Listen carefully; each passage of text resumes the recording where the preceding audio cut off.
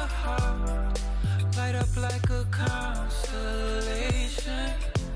Somewhere in the black, I can feel your hand. Hold on to a love worth saving. Shake, shake, shaking me through the core. Break, break, breaking me like waves on the shore. Crash, crash, crashing into the truth. With both eyes closed, I'll be right next to you. To you, I'll be right next to you.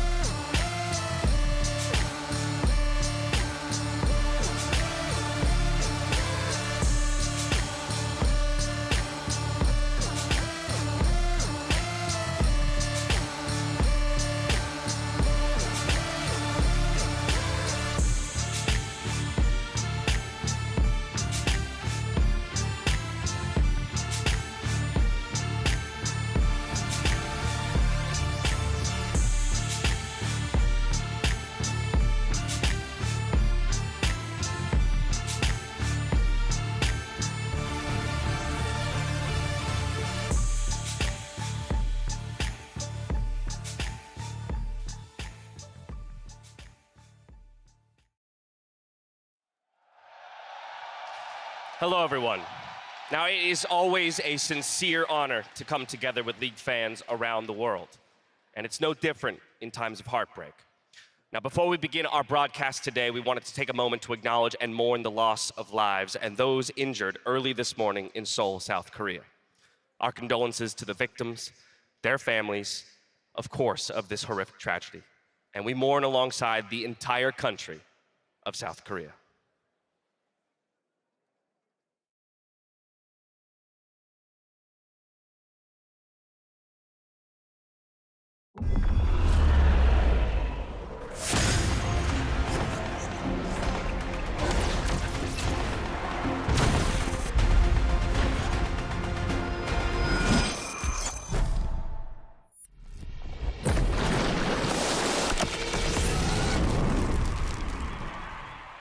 We have the matches coming up, semifinals. Who do you want to see win? I was here in 2016, so T1 has 100% win rate with me, so I hope T1 wins. Why Genji? I like roller. Yeah. I can't wait to see another Faker outplay. That's what I'm hoping for, and I think T1's going to take it 3-2. I say 3-1 T1 because I feel like T1's going to int first game just to get it out of the way. And Man.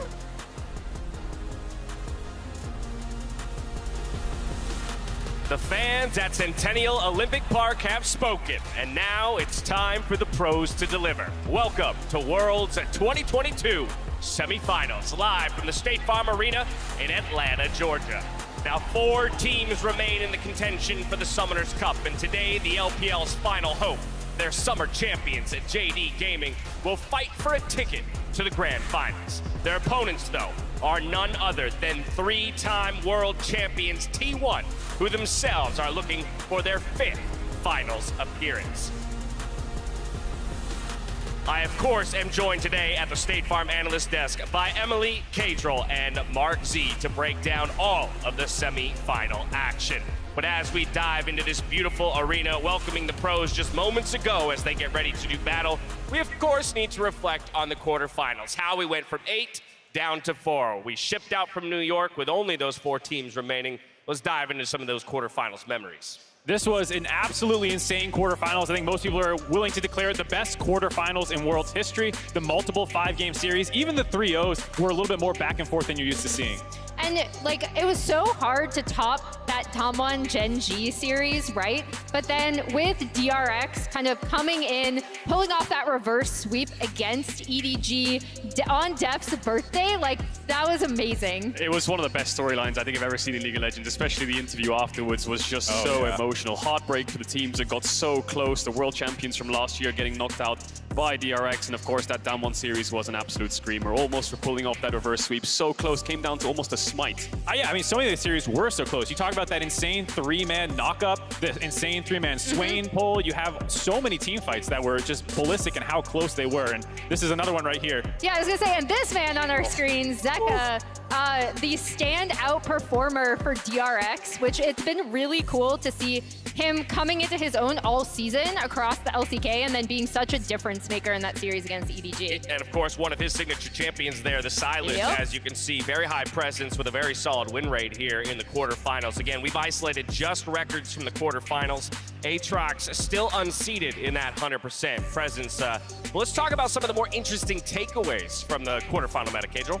Yeah, definitely. I think mid lane to me is the thing that stands out the most. These little stick champion figurines look great, don't they? Akali and Sylas are the 2 champions that I want to talk about because I feel like as the mid meta has evolved, the first part of the group stage, we saw a little bit of Azir, a little bit of LeBlanc. Lissandra was also up in there as a prio, but Akali and Sylas are the 2 most played champions of the remaining 4 mid laners. They either have Akali or Sylas as their current most played at the tournament. So when we go into these drafts, when we go into these semis, those will be the 2 highest prio mid laners, which is so exciting. I love it because everyone's clearly willing to play them, and then you just have Zeka quietly doubling one of these else. things, not like the other. That was because of play-ins, I believe. He had a couple in play-ins, so it's a bit skewed by data in that sense. But in the quarterfinals right now, in the semifinals, right now, Sylas Akali are the name of the game. All right, so those are the 2 big ticket mid laners. Emily, where are you looking? I'm going bot lane. All right. This Heimer Ashe bot lane. Oh my God.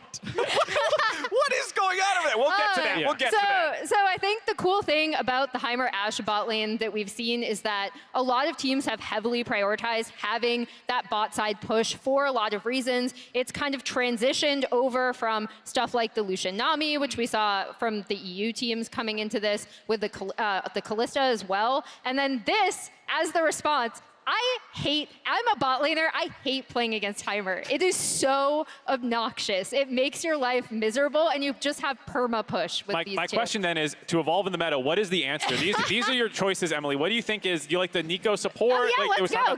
Keria can bust that out, maybe. I think the Soraka was a good answer. I believe EDG played that, the Sivir Soraka, in one of their games. Is Zyra meant to be a response to Heimer or a replacement for Heimer? I'm not sure. Why is there a Zyra and Nico? You gotta give me some Zyra Ashe, please? Maybe these are like maybe hidden combos. combos. yeah, we can marry those 2 together. Remember the days of that combo? Oh, yeah, gotta love it. That's old. I love it. For me, just with the matchup coming up today, though, this is kind of the thing looming over everyone is the Aatrox pick. It's the only 100% presence champion through groups and quarters, and with these 2 top laners, you know this is going to be either permaban or they're going to be taking counters into it. I was going to say, because one of my biggest curiosities is how once we hit the quarterfinals, his win rate, when he was allowed through, kind of dropped off the face of a cliff, and I think it indicates, again, the power of some of the top laners we have remaining in the tournament. So will he still be such a powerful pick today? Only time will tell. Let's take a look at the bracket, as we did go down from 8 to 4. Mark just literally threw all of those up. I'll get him later. All right, it's JDG Intel Esports Club up against T1. Both of them had dominant 3-0 series in quarterfinals, but it was that bottom half that really delivered. 3-2 fashion for both of our series, Gen G and DRX being the ones to emerge victorious. Definitely were, and now you're looking at these 2 teams. You've got 3 LCK, 1 LPL. The remaining hope of the LPL of China representative is JDG. It's also kind of crazy to me that this is the first time T1 at Worlds has faced an LPL team outside of RNG. They've always gone up against RNG as like the LPL team they were facing. So this is the first time they've faced an LPL team outside of that. That's nuts. And they're also just polar opposites in terms of the matchup here today and how their orgs are respected within their communities. In Korea and even worldwide, T1 is just loved almost universally. Like if anything, their fans love them too much sometimes. And they are so passionate in that support. Whereas JDG is the black sheep in a lot of ways of the LPL. They just have done things over the course of recent history that have rubbed fans the wrong way, starting all the way back in 2019, Rift Rivals, where they kind of dropped the ball, and they did not have a great Weibo post as well afterwards, and Yagao, Konavi, and Coach Home were all there during that time, and that's kind of lingered throughout history. And if there's any way to shatter that kind of belief of fans always doubting you and not having that fan base to support you, it's now. It's taking down T1. It's taking down Faker, and that's what pushes you to that next level to get those. There's no better LCK team to have to go through to prove that you are deserving of being in one of those top slots. And of course, leading the charge for Faker, or for T1 is Faker. You can almost say it is Faker's team, let's be real. You can hear the crowd. I know. Just the name itself echoes throughout not just League of Legends, but esports. And he's grown through so many different years and so many different metas and so many different players and teams surrounded by him that he's kind of adapted so many different roles throughout the years. You know, you think of 2013, 2014, 15 Faker, super hyper carry, slowly evolved into a supportive player. Now he's like a leader. Yeah, and it's really interesting to see that happen in a microcosm at this Worlds too, right? We expected him to come out and play some of these more supportive picks that we've seen from him in the LCK, and it's like, nope, I'm playing Akali, and I'm just gonna smash people. And that has also just been very fun to watch. And as you can see there, he's already matched his worst showing at Worlds, which is a semifinals appearance, but he's looking to go that much further, looking to make magic happen here on North American soil once again. But that brings in a bigger conversation around Worlds experience, right? Because you have the most experienced player on the international stage in Faker, but you put him alongside a bunch of players that, at least in relation to him, look like they're essentially first-timers. And look at that, 106 games on the world stage from Faker. Oh my God. He's kind of carrying the majority of T1. More than the rest of his team. Yeah, Gumayushi Carry and Owner there were playing, of course, last year, made it to the semifinals, and this is Zeus's first. And yeah, I was gonna say, that's the big discrepancy for me, right? Is because you see it kind of matching up, then Faker in the middle, and Zeus with only 9 games, but he's been such a standout at Worlds already. I've played more games than the 4 teammates that I have. I've also played more games than all of you on the other side of the stage, man. That is so wild. I mean, it is worth noting, though, that the rest of T1, if you pulled Faker out, still have more experience. Yeah. And so that run that they had last year compared to JDG's run a couple years ago, where they got bopped in quarters by Suning, was a big disappointment for them. Yeah, I think some of the JDG players still very experienced. Of course, Konavi and Yagao, you know, they're staple players. And it's not like having less World Games is going to affect them too much because of their careers, of course. It's just this is as important as it gets. Well, we know a lot about Faker's story. Let's actually take a moment here to learn a little bit more about the youngsters by Faker's side in the new era of T1.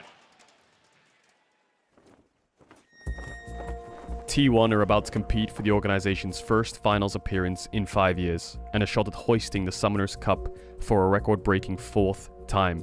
And to make this historic run, veteran Faker is surrounded by players like Gumayushi, Owner, and Zeus, some of the youngest and freshest faces to the T1 lineup, who also happen to be some of the best in the world at their role.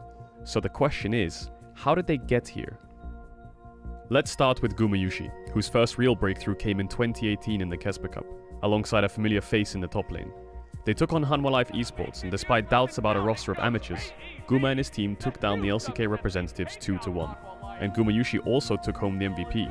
Despite falling short to Damwon in the next round, he'd caught the attention of those at the top, and found himself in the ranks of T1 just before the tournament had started.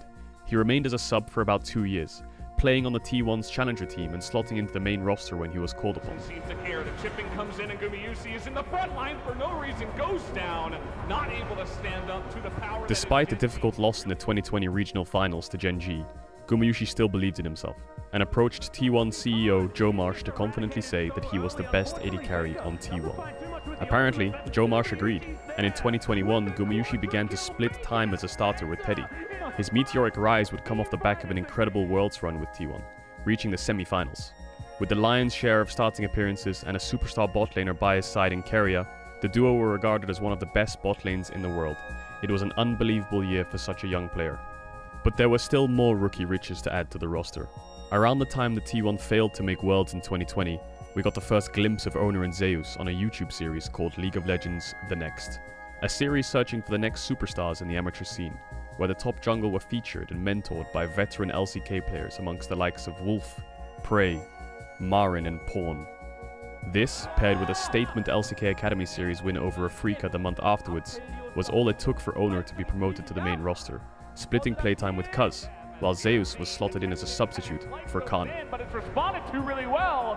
And look at the poke coming in as the kick is on BDD. Owner quickly surpassed his fellow jungler, and in less than one split he became the main starter for T1, making it all the way to the 2021 World Semi-Finals alongside Gumayushi. Zeus, however, was only able to play a few games during the spring season, but did have some standout performances which showed a lot of promise, as he then shadowed Kana for the rest of the year. And they're asleep. It's a double kill for the Lilia to go to the World Finals. And damn old legends and old legends. After the 2021 season, T1 dropped the idea of a 10-man roster, opting to move forward with Gumayushi and Owner as permanent starters.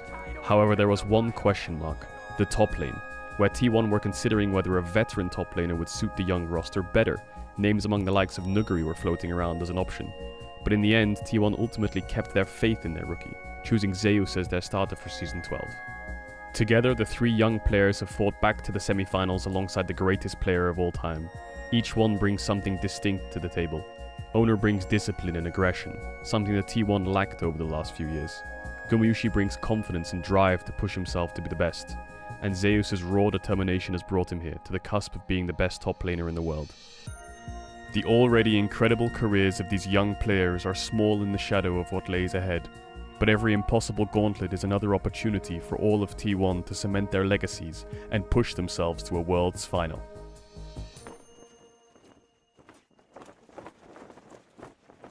So first of all, Gabriel, that was great. But second of all, one thing that is really cool that you can track with this T1 team, especially comparing this Worlds appearance to last year's Worlds appearance, I think is Owner and how well he plays with this team. I think one of the big differences in their quarterfinal was how he was able to play with his lanes really well. And I've really appreciated tracking him from when he joined, his rise and T1's improvement through Worlds last year when people might have been a little shaky about them, and then having a phenomenal year this year. And the X factor is Zeus, and to give the T1 organization credit, they actually scouted him. He was a trainee since 15, I believe, with that organization. So they had invested in him a long time, and he's finally looking like he's paying off on the world stage. A beautiful breakdown of the additions to that T1 roster. But now it's time for yet another Zoomer story in our first ever installment of Draw My LPL Life. Artwork and narration done by our own Emily Rain. Draw My LPL Life, JDG 369. 369 was the top laner of King of Future, Top Esports' LDL team, and started for the Top Esports LPL team in late 2018 in the NEST and Demacia Cup tournaments. He quickly wowed audiences with his performances and his messy headphone hair, apparently. Fans translated his name 369 into dice rolls due to his volatility. A 3 would mean overextending and getting solo killed, while a 9 would point to an outstanding carry performance. He rolls a 3 here, it's very unlucky. After a promising rookie season in 2019, 369 became a staple top laner in the LPL during the 2020 season on a TES lineup that included Karsa, Knight, and Jackie Love that summer. He won his first LPL title. Going into 2020 Worlds, TES were a favorite, and while they didn't win, 369 garnered international acclaim. This team performed the first ever reverse sweep at Worlds, and the only one until the recent DRX EDG series. 369 and Top Esports struggled in 2021 compared to expectations, failing to make the World Championship. 369 and his small champion pool, as well as his volatility, were blamed for a lot of problems on the team. In a now mimetic video, 369 was chewed out by Karsa for not being able to play Gnar or Gragas. However, this year, 369 has found a new home in JDG. He still has his volatile moments, but he's worked on all aspects of his gameplay, including when to group with his team, when to cross-map, and making the most of champions like Fiora in side lanes. And also in picking up champions he was accused of playing poorly, like Gragas, which he has already played at this World Championship. Above all else, 369 is someone who has persevered and additionally has even leaned into the memes and jokes about him, using them to fuel his improvement. That was incredible. I gotta be honest. I imagine laning against 369 is a lot like being teammates with Emily. Better than easy mode. Better She than makes you easy in mode. everything. Yes, it was incredible. What? Emily did all the drawings, all the narrations. That was fantastic. Heck? And such a great story as well. And I mean, what other better way to say it than, you know, we've got two of the best top laners in the world in this tournament. That's really what it is. Both coming from different backgrounds, you know, with struggling things like with 369 and Zeus on the rise in his rookie year still. There's a lot to talk about. So you already said it. We have the two best top laners here about to go head-to-head, but I want to know who everyone thinks is the actual best top laner in the world. So for those of you in chat, please go ahead and start spamming 369 or Zeus, and we'll check back in with those results in a little bit to see where the fans stand. And while you vote, we turn our eyes to our featured matchup presented by Mercedes-Benz, where Zeus and 369 ready up for a battle that will define their regions.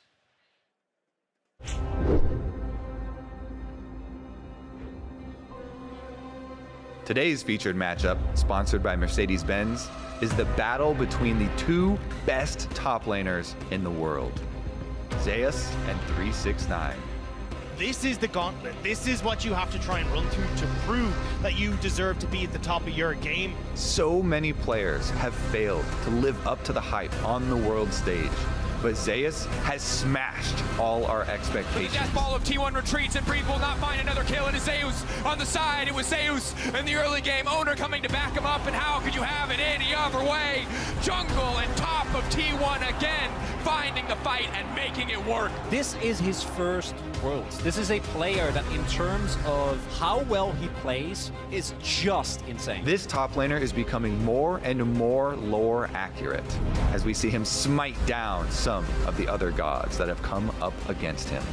Gala on the backside immediately. The stun now coming up. Gala, desperate to survive. He's getting ticked away. He's getting knocked down. The ulti will not be enough. Way trying to have his hero moment, but T1 say not today. But the only way to defeat the King of the Gods is to roll a 9. And the Emperor is now the target. 369 finds the play, and Rogue have lost 2. JDG's superstar 369 is the only top laner close to matching Zeus' stats.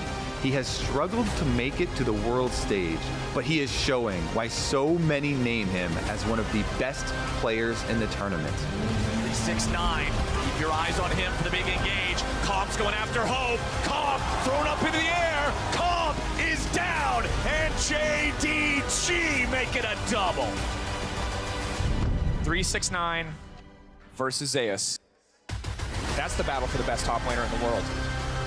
Only one of these superstars can advance to the final, as the last bastion of hope for the LPL goes up against the most decorated team in Worlds history.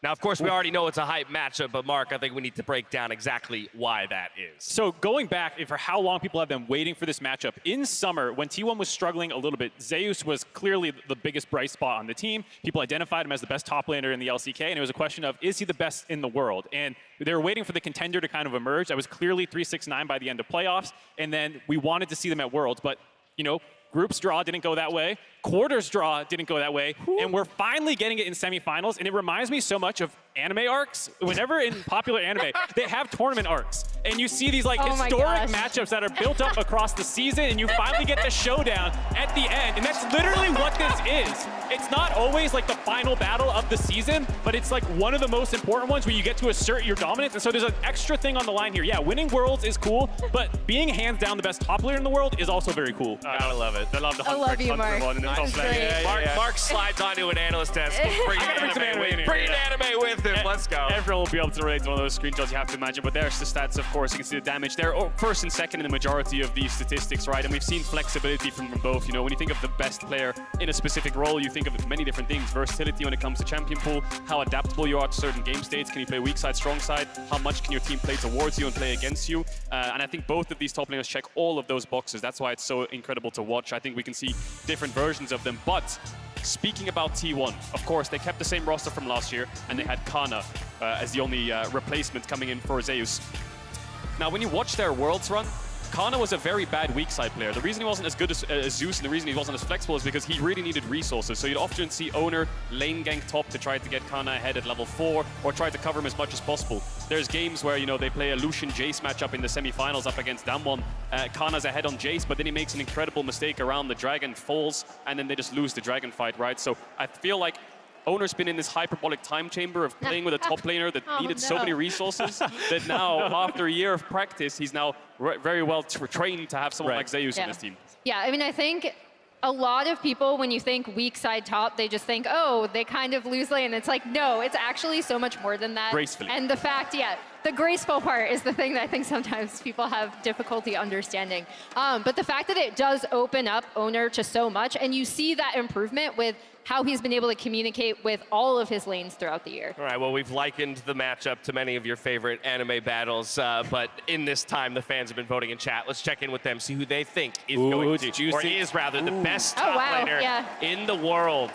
And it's a 75% swing over to Zeus. I think a lot of people would favor him anyways, and then you throw the fandom angle behind it, and it's Zeus every time. Also, again, you isolate to Worlds, right? He's just been popping off, I think, in another way. And so we'll see. We'll see if he can get it done against 369 today. Probably one of his biggest challengers. We've talked about the top laners plenty. I want to talk about some of the X factors behind them by handing it over to Emily for this edition of State Farm Neighborhood Tactics. Yeah, so I'm going to break down a really simple jungle path that Kanavi is going to do. We've seen a lot of these invades for Graves, so basically he's just going to come in here.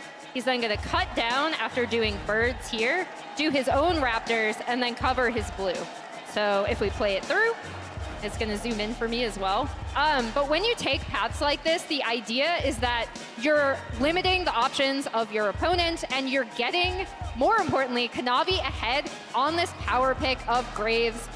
He's also able to pay attention to mid and sometimes reset Yagao's wave here as well. But I think the big thing and the big difference between these two junglers is the power that Kanavi is, how intelligent he can be towards covering this. And actually, what you're going to see here is 369 does end up overextending a little bit. Kanavi comes to protect him a little late. However, they do get first blood and he trades. I think this is the big thing, though, is that Kanavi is just so smart about where he goes. The team knows how to play around him, getting himself ahead. He takes away so many options from his opponents, and he's such a massive carry threat that T1 is going to have to try to mitigate. Yeah, I completely agree. I think if JDG is favored in any part of the lanes or any part of the matchups in this semifinal, I think it has to be jungle, because Kanavi, to many people, that's why I think it was Doinby, lots of Reddit posts going on from pro players just saying, if JDG didn't have Kanavi, God knows where they would be, because he is so damn good. He might be the best jungler at this tournament. Owner did something very similar on the Graves, you know, passing back through mid, but Kanavi is a carry jungler. He is a raw carry jungler, and I don't think you'll ever play tanks. No, I mean, if you look at some of the stats that 4 junglers who made to the quarterfinal stage in terms of DPM and kills, he is just head and shoulders above anyone else. Canyon was kind of the only one in contention in terms of DPM. Trying to keep pace. A full 100 over anyone else, and he has double the kills per game over Owner at number 2. And he is in a league of his own, and like you said, this is kind of the matchup more than any other. Obviously, top lane's really hype, but this is the one that you need JDG to win and funnel resources in and have him actually carry, as well as having a crazy champ pool. Yeah, you have to see what's open. You know, if JDG's on blue side and T1 don't take away something like Graves, you have to fear for them, right? Because Kanavi's going to insta-lock that and try to power farm. The difference between him and Canyon is I think Canyon brings creativity, whereas Kanavi just brings raw firepower in the jungle, right? You pick him a carry, you know he'll get ahead, and it's about getting to those dragon fights with Kanavi ahead. When he has prio lanes, Yagao can sacrifice and support his jungler. Yeah, and I think here you see the disparate parts of their style, right? Like, this is going to be another matchup that could actually end up looking a lot like Canyon and Peanut in the Genji Damwon series, where you have 2 junglers and their teams play around them very, very differently. So it's going to be JDG's job to make sure that Kanavi is on something he's super comfortable on, where he can use his intelligence and his really strong pathing ability to get ahead and contribute later. Whereas Owner, I'm looking for him to be helping out his lanes a lot more. Kadril, you kind of dropped the phrase raw firepower. Is raw firepower enough?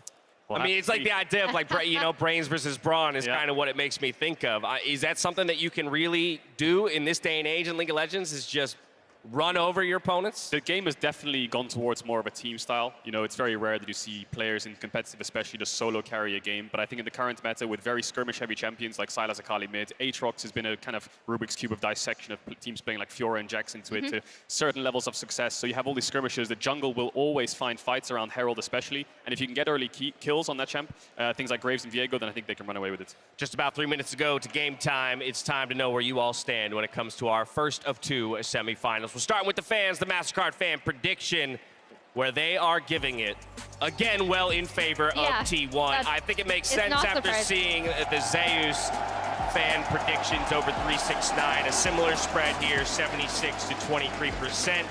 Fan prediction rate so far this tournament, 72%. That's not bad. That's shooting pretty high right there. If I do say so myself, I would love that kind of a headshot percentage. The question is, do you three agree with them?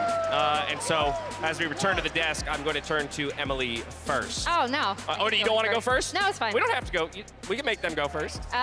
She's already there we go. For it. There it is. So T1 3-1, or to 3-2 rather. I think the big thing for all of the drama, we've talked about Faker and the Zoomers, we've talked about the top lane battle, we've talked about potential jungle mismatch.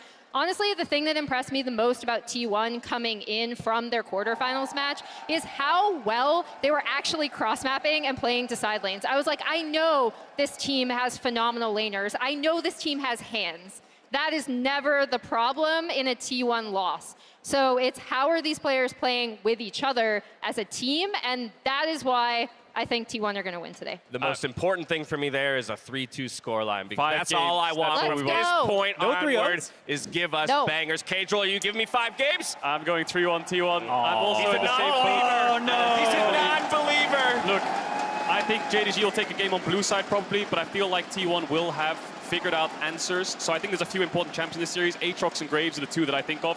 If T1 on red side can shut down JDG's picks and shut down these first picks on blue, then I think they'll run away with the series. I'm not sure if JDG will have similar answers. I like your answer. Mark's just erasing. No. I'm going JDG 3-2. I know it's not the popular opinion. And the thing about JDG, they make it hard for you to believe in them. More than anyone else of the best teams in the world, they fall behind in games. They drop a lot of games. It's, the 10-game series that they played against TES regionally to win that bracket. I understand why people doubt them, but they have this ability, better than anyone else in the world, to never be out of a game. We've watched them win games from 3K down, 5K down, 10K down. And I feel like a lot of great teams win because they win from the moment the minions first meet. JDG can win from any point in the game and they're never out. I love that call out, right? Because if we go all the way back to the group stage, they played a number of teams that are no longer in the tournament anymore, played them close, and yet JDG still came out on top. So there's some kind of magic there. And the one thing we haven't really touched on much is bot lane, right? We've touched on the Ashe Heimerdinger, right? But what will Hope and Missing come out with? Will we see a Aphelios Lulu? Will we see Lucian Nami? And will we see weak side bots? Will we see more of a 4v4 skirmish heavy top side for these early heralds? Bot AD carry can reliably get ahead in isolation to make it so those Dragonflies are a little bit more swayed in their favor. That's another big question I have for the series, and whether T1 will early rotate these crazy pushing bots to make sure they have prio to that first objective. Another great call, and I love the curiosities around bot lane. It was T1, right, that brought out a lot of interesting stuff when it came to the meta. 5 seconds to go. Atlanta, let's kick off day 1 of the World's 2022 semifinals.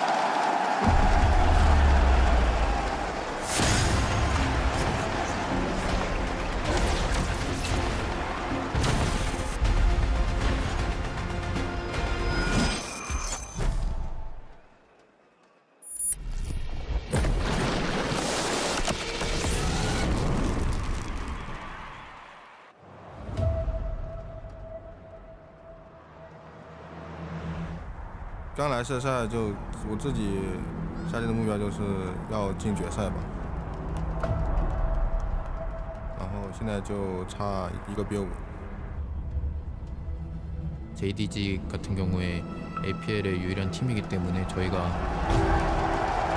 훨씬 더 기대를 하고 있고 LCK와 LPL이 숙명의 라이벌인 건 맞습니다.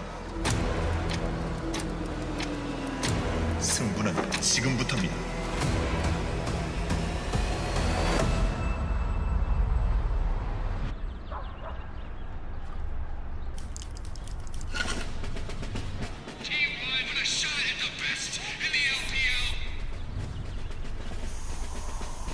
세계 최고의 탑 라이너가 되기 위해 필요한 것은 무엇일까요?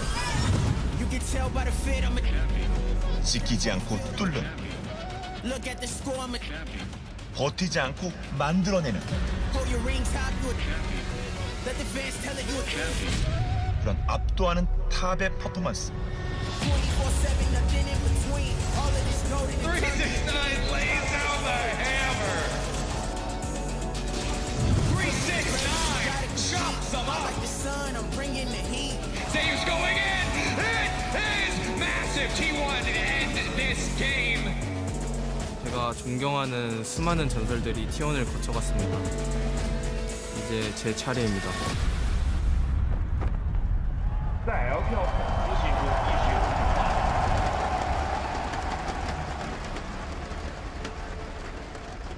大家认为，如果你要想拿到冠军，那你不能去挑选你自己的对手，你要有信心战胜每一个对手。Faker 的话，第一次看比赛就是看他 S3的决赛吧，然后现在9年过去了，没想到会跟他对位吧。想对 T1 说，你们会在世界赛第一次被 LPL 队伍淘汰的。 4년간 포기하지 않고 노력한 저 자신에게 존경하고 싶습니다. 다시 한번 최정상에 설 수 있다는 것. 觉得就是这一场谁赢的话，这就会是世界冠军。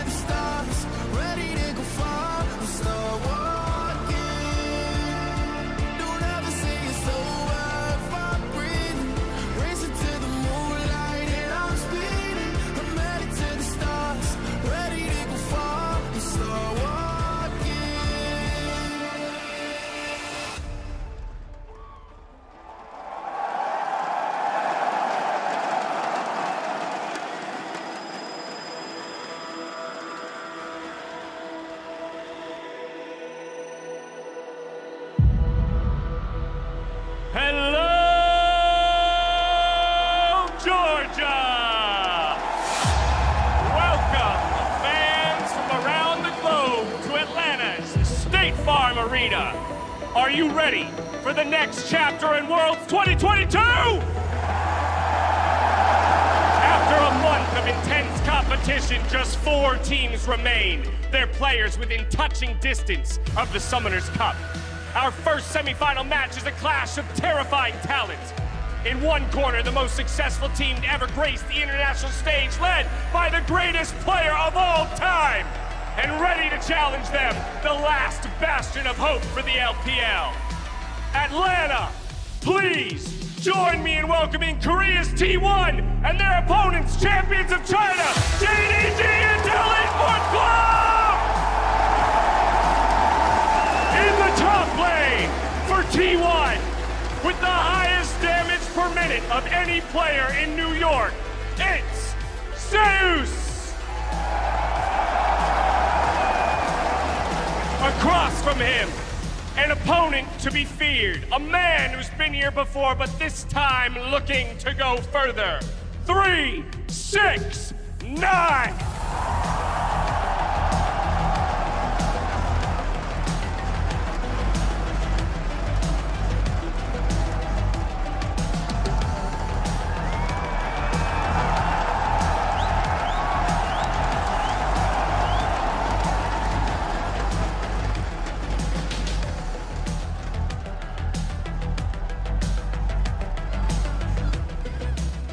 Roaming the jungle, 2 players looking to build their legacies and bring home the Summoners Cup for the orgs that gave them their shot. Filling the shoes of many greats before him, T1's owner!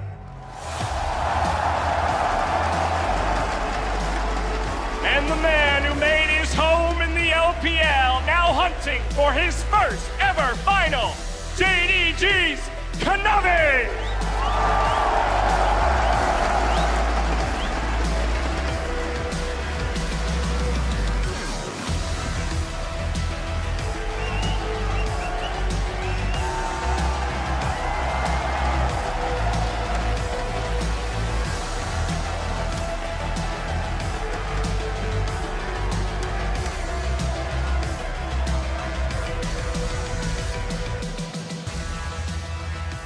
In the mid lane, it's the most decorated player in League of Legends history, the unkillable Demon King himself, T1's Faker!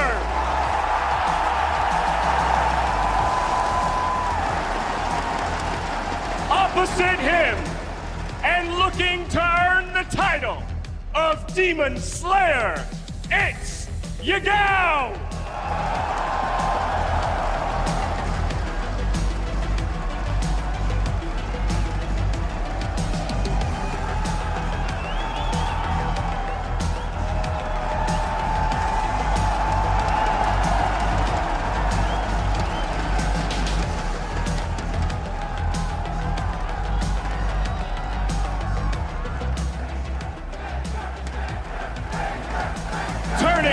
To the bot lane, silencing his critics with the fewest deaths of any player at Worlds 2022, T1's Guma Yushi! And for the LPL champions, making his semi-final debut in his first ever trip to Worlds, it's Hope!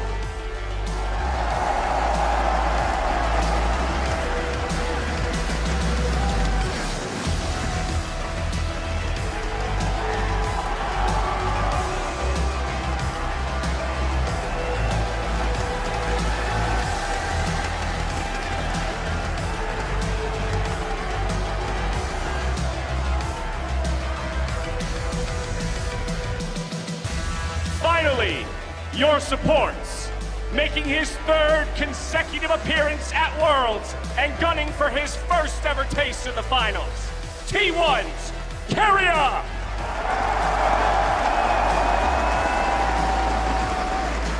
And for JDG, with the most assists of anyone in the group stage, call him the Assist King, it's Missing!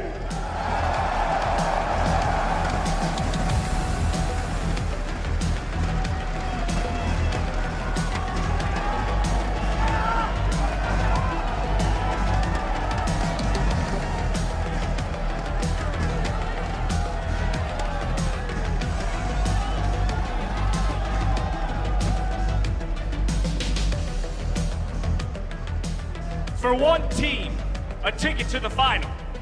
For the other, a ticket home. Atlanta, give it up one more time for your semi-finalists, T1 and JDG Intel Esports Club!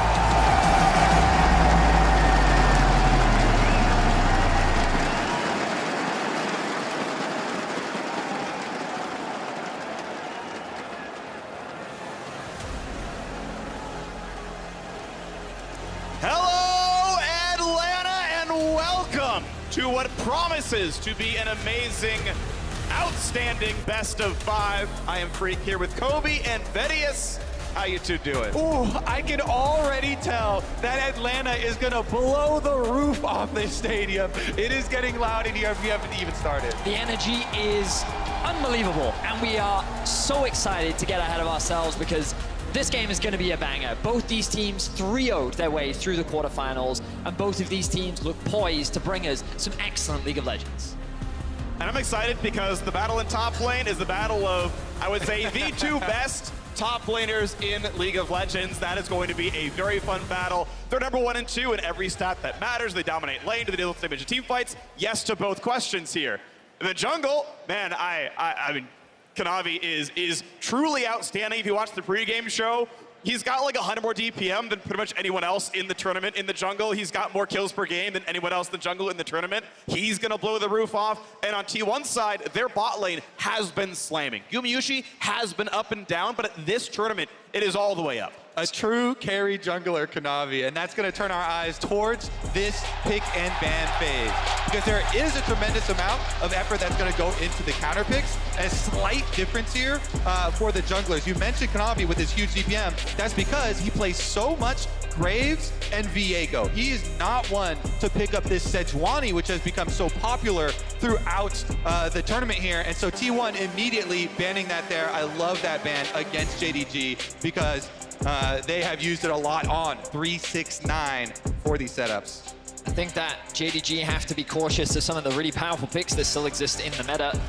And also the answers to them. Remember, Yuumi consistently taken off the board if you're red side. Aatrox, another big ban that you have to remove. But then what do you do about the Graves? With the Caitlyn already removed, you can't get rid of all three, so you have to be willing to give something up. And already attention here paid to the mid lane for Faker. He has had a huge preference for the Akali in the triumvirate of the mid lane champion pool. And so they ban away the Sylas from Yagao.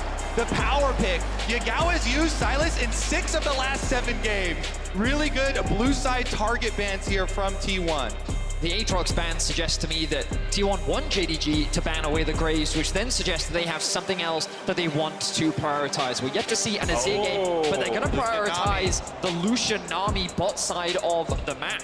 So you have to expect then the question, because these bottom lanes, the flexibility of Gumayusi and Keria has been their greatest strength. Have the LPL teams, have JDG actually been able to practice the other answers here? Aphelios into Lucianami with Lulu by his side has been the preference thus far.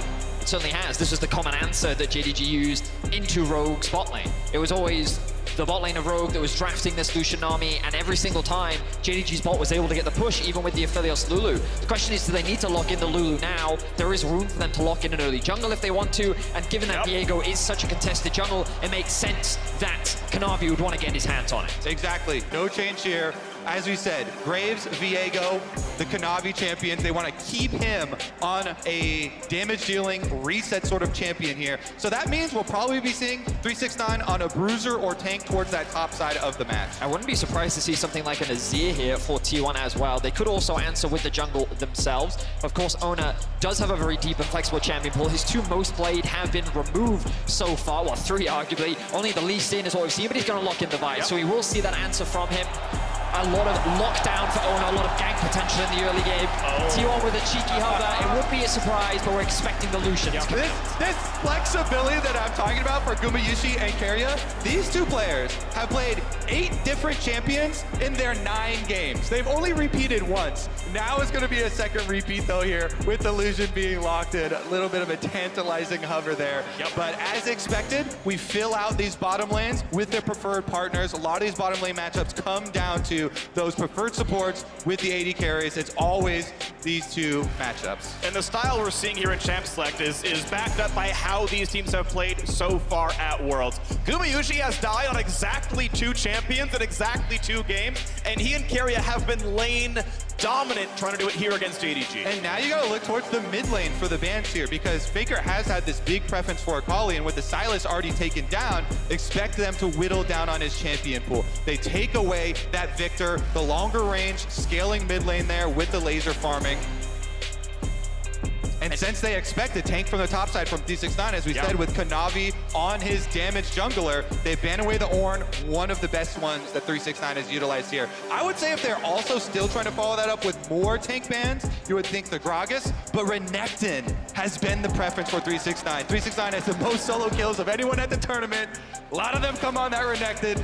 7 solo bolos for himself, and there's the Akali follow-up as we expect, targeting Faker. Yeah, champions I'm expecting here include Gragas for the top lane, and on the mid side, Ahri and Tilly. If you look back at what they played domestically in the LPL to win the trophy. JDG in the playoffs, huge step up from Hope and Missing. They outperformed their KDAs, their KP. They were huge in the team fights that won them the final. And as far as 369, you can see from the Orange Band, they think tanks are going up there. My eyes go to Gragas, but as you called it, Kobe, Renekton is the ban. Okay, so it looks like nothing too crazy coming out. Both sides kind of taking away some of the strengths. The cheeky hover there of the Heimerdinger from JDG.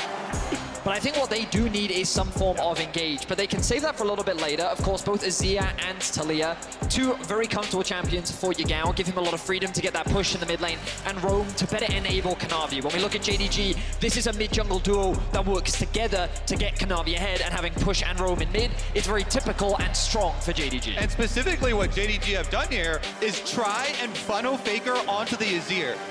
The Talia here has been Yagao's consistent counter pick into the Azir pickups. With the bans on Victor and Akali, JDG are trying to force Faker into this pick here for the Azir, pull it out, because Faker has not played it here at Worlds yet and has focused so much more, towards those kill threats. This is what he was playing domestically. Azir was his most played, but Lissandra and Galio were what he went for next. We get a carry in the top side.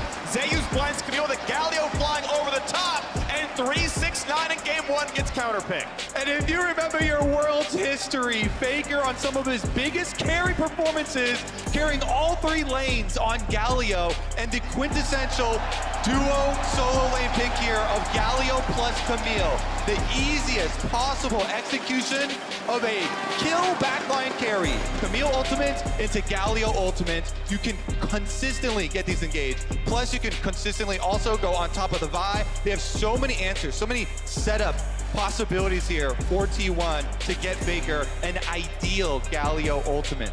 So when we go back to the quarterfinals, T1, they played a lot through their top side of the map. They have options to play through top, bot, largely with Faker looking to get those roams off around level 6, looking to set up for those top lane dives, those bot lane dives with the stacked waves.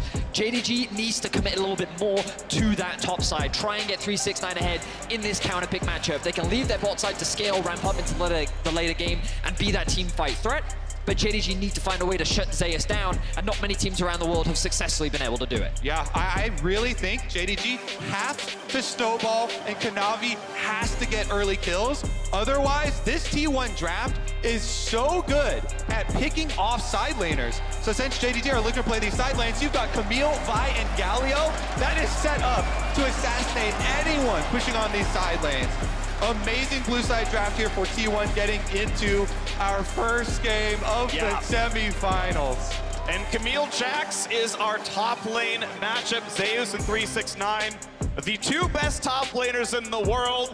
And they gave the man from JDG counterpick. He brings out the Jax, and we'll see if he can outperform Zeus. An absolute stellar performer. T1, 4 of these 5 players were found, scouted by T1 themselves. The only transfer is Keria, picked up after his own rookie year. T1 with a self-found lineup, ready to see if they can make the World Finals again. Yeah. Sweep it. There's been a lot of talk of building up younger rookie talent, and T1 are setting an example for the entire world with how successful they have been. Zeus, Owner, Gumayushi, all being brought up through their youth program, trained themselves internally. So a minor point I want to bring up there, you saw them dance around and wait to kill the ward.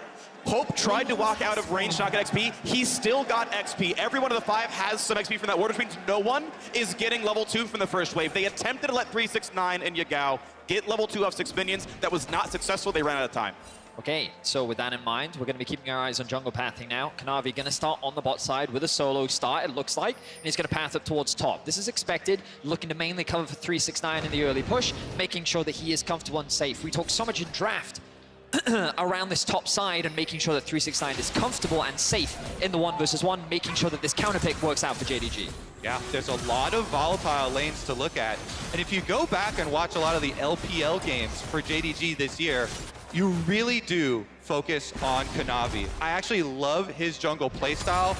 It's one of these ones that is kind of a pay-it-forward jungle playstyle. My personal favorite, actually, where you go and oftentimes he'll visit Yagao's lane, push out the wave for him, ward for him, so that he can then pay it forward, have Yagao then come support him in jungle invades or in going and ganking on the side lanes. It's one of the reasons that Kanavi has been one of the best quintessential carry jungle players with the highest gold per minute of any jungler here at World and the highest Level 2 each, Gumayushi. Not going to be whimsied here. Looks like shield was learned by missing as decent damage comes across, trading back and forth. And right now, JDG have the health lead. Good sidestep in the Calibrum snipe. And look at this jungle path here from Kanavi immediately looking to play off some of these volatile lanes. Going mid, just as we expect with Yagao. Here we go. Faker has Ghost, has Cleanse, or has Flash, I should say, finds the taunt. Will they find the stun? Sidesteps it. Faker walking away, has burned his Ghost, though. Down one summoner in mid. So, a bit of trade of summoner spells all across the map. The heal being burnt down in bot, the Ghost being spent there by Faker. The fact that he was able to get that early push against the Taliyah, you would expect that Yagao kind of let him get that early push himself for that play, and Kanavi is quick to take advantage of it. As Kobe was setting up, this is a very common trend that we'll see from Kanavi, playing through mids to try and burn those summoners to make it easier for Yagao to get that push so that he can then look to roam. And again, we'll keep our eyes on the top side of the map and these level 6s for both these mid laners. Exactly, it's such an effective style as a jungler because there's no better feeling than having a mid laner be able to come gank with you or gank for you even, and be able to soak up those extra minions. Meanwhile, Owner over towards the bottom side. They're really trying to play off their first pick Lucian Nami duo lane here. Heal is down. They don't have obvious easy escapes. Then if CC lands, it'll stick through, but not going to find the dive here. Scryer's lose spots underneath. The bottom side wave is gone. The camps are out, and it's going to be both junglers getting a pretty easy scuttle. And the cost of that for jungling and revealing yourself and blowing that Scryer's Bloom is always the counter jungling possibilities. Look at already this CS lead that Kanavi has jumped out to here on the Viego. And Vedius, you were talking about this top lane matchup. Whenever your jungler is able to invade enemy blue quadrant like that versus blue team. Oh yeah, the ward just in time. It's very, very beneficial for just your lane because of this ward that you get to leave behind. It gives you so much information to play off of, and 369 can be as aggressive as he wants. And Ozeas, with his wave in a bit of an awkward spot right now, has to be a little bit more cautious. But I think what we saw was a great contrast of the jungle styles. Oner, very much more about trying to enable his very talented laners. Not to say that he's like constantly, repeatedly ganking every single lane, but he really does try to set up his laners for success. Really good trade here for Zeus. Out of mana though, can't chase for any more than that one. 369 safe at 200 HP. Will of course reach in a bit back up with that door and shield, but Zeus now back in control of the lane. 369 though, with the wave pushing into him, he can look to go back to base. He doesn't have to expend the TP if he doesn't want to. Missing in a bit of trouble. A lot of damage, but he does get the whimsy up on Gumayushi. Stops some of the damage. Flash forward, cleanses the root. Damage out of hope, and it's going to be flash for cleanse. Cool that advantage to T1. Interesting. That's going to attract a lot of attention with no flash available on hope. The immediate response from both mid laners as well as both junglers here. There is blood in the water already. Ooh. Of course knows where Owner is. No Snaker's down there, but not yet level 6. JDG, everyone's a wave away from 6 here. Both the Galio and Taliyah can make their way down. Similar ranges on the ultimates. This wave crashing right now is the one, or the one speeding in a second, is the one that gets level 6. We'll see him come down pretty soon, possibly. Look for someone in the brush. No one's down there. T1's safe to kill the control ward. The thing about Lucian Nami is it is inherently a very volatile lane. You want to be finding advantages in the straight up 2v2 because of your additional sustain and because of the amount of damage that you have, which means that T1 are investing a lot into making sure that Keria and Gumayushi can build up these leads. Faker is hovering to the bot side of the map. Owner is consistently looking for opportunities, and while he is falling behind in the isolated jungle 1v1 matchup, he's making sure that this bot lane is building a lead. Yeah, you can see the first battle that will be fought over the war that is bottom lane is this area here. This river is going to be the highway of ganks between mid and bottom that is going to be constantly under attention here from both sides. I want to take a minute to talk about the T1 bottom lane, as they should be able to escape here, because the T1 bottom lane, their performance at World has been magnificent. And one of the biggest improvements from T1's summer split for themselves, Gumayushi and Keria have the top 2 KDAs of all players, not just bottom layer players at Worlds thus far. 18.5 KDA for Gumayushi. It gives them the confidence to early pick that duo. Meanwhile though, JDG will be able to use Kanavi, start up this dragon. I mean, Gumayushi has only died in 2 of their 9 games. It's crazy. And that was the total time so far. That was the 3rd game against RNG, and then that was the game that they lost against Fnatic. Aside from that, he has been deathless. The man has had an incredible tournament. And right now he's being set up for success. But JDG, as you rightly said, are able to find that small advantage. Kanavi is playing the map very well. He hasn't been able to find any successful ganks yet, but this is his style. He leverages the pressure that his waves are able to generate, information on where the enemy jungler is, to build up leads for himself and steal away these objectives. So JDG, while very even in the gold, ahead now on Dragon. And he's scaling away here on this Viego. They're going to move towards that Divine Thunder he's so want to build down there, as the bot lane also is holding up. The fact that Aphelios is within 5 CS of Lucian, definitely pretty solid, especially when Guma got such a very good first recall. Managed to force a 1,000 gold recall for both. Got serrated Dirk into just like components very, very good, and yet not pushing the lead much more beyond that. And now I want to refocus back on Kanavi, kind of the heart of JDG here, this carry jungle player, because with this CS lead, Viego, once you get level 6, is a huge force in Rift Herald fights. We're about to tick towards that 8-minute mark once the Rift Herald does spawn. Because you have that reset playability here for them, I want to see if JDG can get themselves an advantage. Owner, meanwhile, is bottom lane, still level 5 on the Vi. The control ward on the river, he's going to be spotted right about now. Missing, has to flash, maybe. It's going to be the first one missing. Heal for move speed. Flashed it himself. Double, not an ulti, but enough damage is going to be there. The polymorph, first blood for Gumayushi. He won the second, but drops down. Missing finds the kill. Loosed his life. Wow, incredible play there from T1 as they're able to commit and get some kills in the bot side of the map. Hope with some beautiful sidestepping was not enough. So much was committed from the T1 side to secure those kills, and while they will draw first blood, JDG walk away with the Herald. It's honestly such a smart read from T1. They expect the same play I was just talking about on that Rift Herald for Kanavi, and so Owner takes that opportunity to make the bottom side play. Ward there for T1 on the top side, with Kanavi successfully being able to get that Rift Herald and now turn his eyes towards the top side. Galio has the ult. Pretty good damage. They're going to put the ulti on indeed. Which way can he go as Galio arrives? But it is a 3 versus 2. The taunt is short. The damage good towards Kanavi. Barely stays alive. Finds the damage, but no! The re-engage is in. T1 find their third kill, and Owner wants a little bit more. Faker dives in. Snipes the last kill. Owner will just about fall. Zeus cannot block the shots in time. Again, JDG get a single kill back. Meanwhile, 2v1 dive possibility. No way. He's going to Whimsy. He's going to find the slow. The root will be there. Whimsy. He's going to drop aggro. The shot lands. And Gumayushi makes him pay for the road. And it's blow for blow across the map. We're almost tied in gold here with the extra dragon going over to JDG and now being able to push out on bottom side. Keria finally getting back, but we first see that Galio ultimate used to try and cross-map defend towards Zeus for T1. They overstep a little bit with the extra tower damage there and giving over the extra kill. Well, look at the minimap. T1 read the play very well. They're already making their way up towards the top side well before this play is even happening, which means the Faker is in range to land the ultimate. The damage from the Galio is incredible as he's able to force Kanavi out of the fight. And then the second that 369 overextends, he's not expecting both the Vi and the Nami to be here, which means that they overextend and T1 are able to find 2 kills. It's just so smart there. Owner, knowing again that JDG are going to play a top side after the bottom side showing, is able to get up there and use his Vi ultimate. Meanwhile, Gumayushi left on the bottom side, 2v1. There is no outplaying this. Good job from Missing to tank the tower aggro, moves in, gets a knockup with his ultimate before then getting out of tower range, and Hope able to snipe him with the ultimate. Just really good awareness from the JDG bot lane, ultimately making that trade a 2-for-2. It was the best thing they could have done, and I'm glad that they were able to commit to it because they keep this game still very even. Both these teams are bloody teams, and we're already seeing it here in Game 1 of this semi-final. And we're seeing JDG just edge out a little bit in the objective control with the Dragon as well as the Rift Herald still in pocket for Kanavi to be able to use. But Gumayushi and Faker both getting rich off those plays. The only lane with any turret plates killed so far is top lane there. 369, I feel like, would probably want the extra gold ahead of his opponent.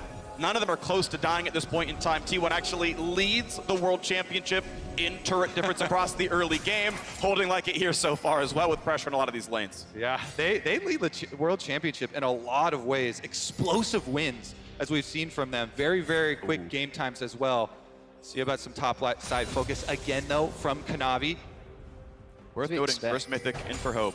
The wave state is in a very awkward position for Zeus, and he knows exactly where his team is, which means that there's a real risk of Kanavi being here in the top lane. Zeus doesn't have the flash, does still have the E at his disposal though, so he's playing as cautiously and as carefully as he can. Keep your eye on Yagao on the minimap as well, as he is hovering around the top side of the map. JDG is threatening this. Ooh, actually interrupts the E back, will not find the stun, nor the damage from Kanavi. He's gonna summon the Herald and go for a couple of plates taken. They may auto-attack one down, but turret likely won't die, but with Lee on the way over, they can probably just force this whole thing down. Yeah, it's a known trade here. JDG trying to force on top side with Rip Trail activation, giving up that dragon. Look at Faker coming over for the Galio ult. Double combo, it's gonna catch Kanavi and make so much damage. Ults out to safety, finds a stun, juke it away from Faker, and because Mid is here, it's a 3v2 and JDG find the kill. JDG with the outplay, it felt to me like Faker read the play once more. He was prepared to cover Zeus, but JDG were confident in making the play happen. 3 versus 2, they're able to get the outplay, and they walk away with the kill and the plates. Yeah, it's T1 trying to make the same counterplay this time around,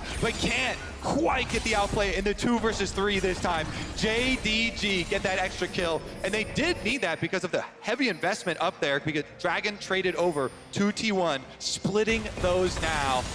Gold lead still not that significant.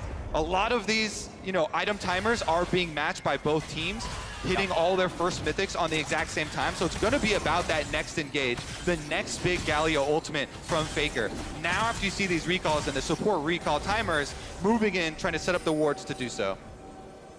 700 gold lead, as you mentioned, item timings there is it's still 4 mythics apiece, right? You got the mandate for carry, you've got the crown here for Yagao. Looking for their second Drake, not quite the sidestep there, but support combat not gonna be that lethal just yet. But you've got a jungler coming across, forcing the flash away from missing without tidal wave. We'll see if the team fight looks good. Chad Nami here, Carrier forces support flash all by himself, has the backup of the rest of the T1 team, so Missing knows he's got to get out of there. I was a little surprised that Missing chose not to invest his ultimate, but the second he saw Ona on that control ward, he was like, I could get ulted here. This is not worth it, so he chooses to flash out. Big wave here that JDG want to make sure they can grab, so Kanavi is just here to cover. Something that we consistently see from him, making sure that his laners are as safe as possible as JDG enter the mid game in an even state. You can see that JDG have been able to accrue a large number of plates across the map, and they've been able to successfully gain advantages in both top and even in mid, just because of how Yagao in recent plays was able to get the better of Faker. And some very important wards, actually. Just see Faker there attempting a hover towards the top side of the map for JDG. Meanwhile, JDG clearing out all of these wards through that mid-bottom highway of the river to make a power play for themselves on the other side of the map. Not going to find the ward kill themselves. The T1 kills out the aggressive control ward. Bot lane will be pushed in, but not much else to play for. No neutral objectives are up.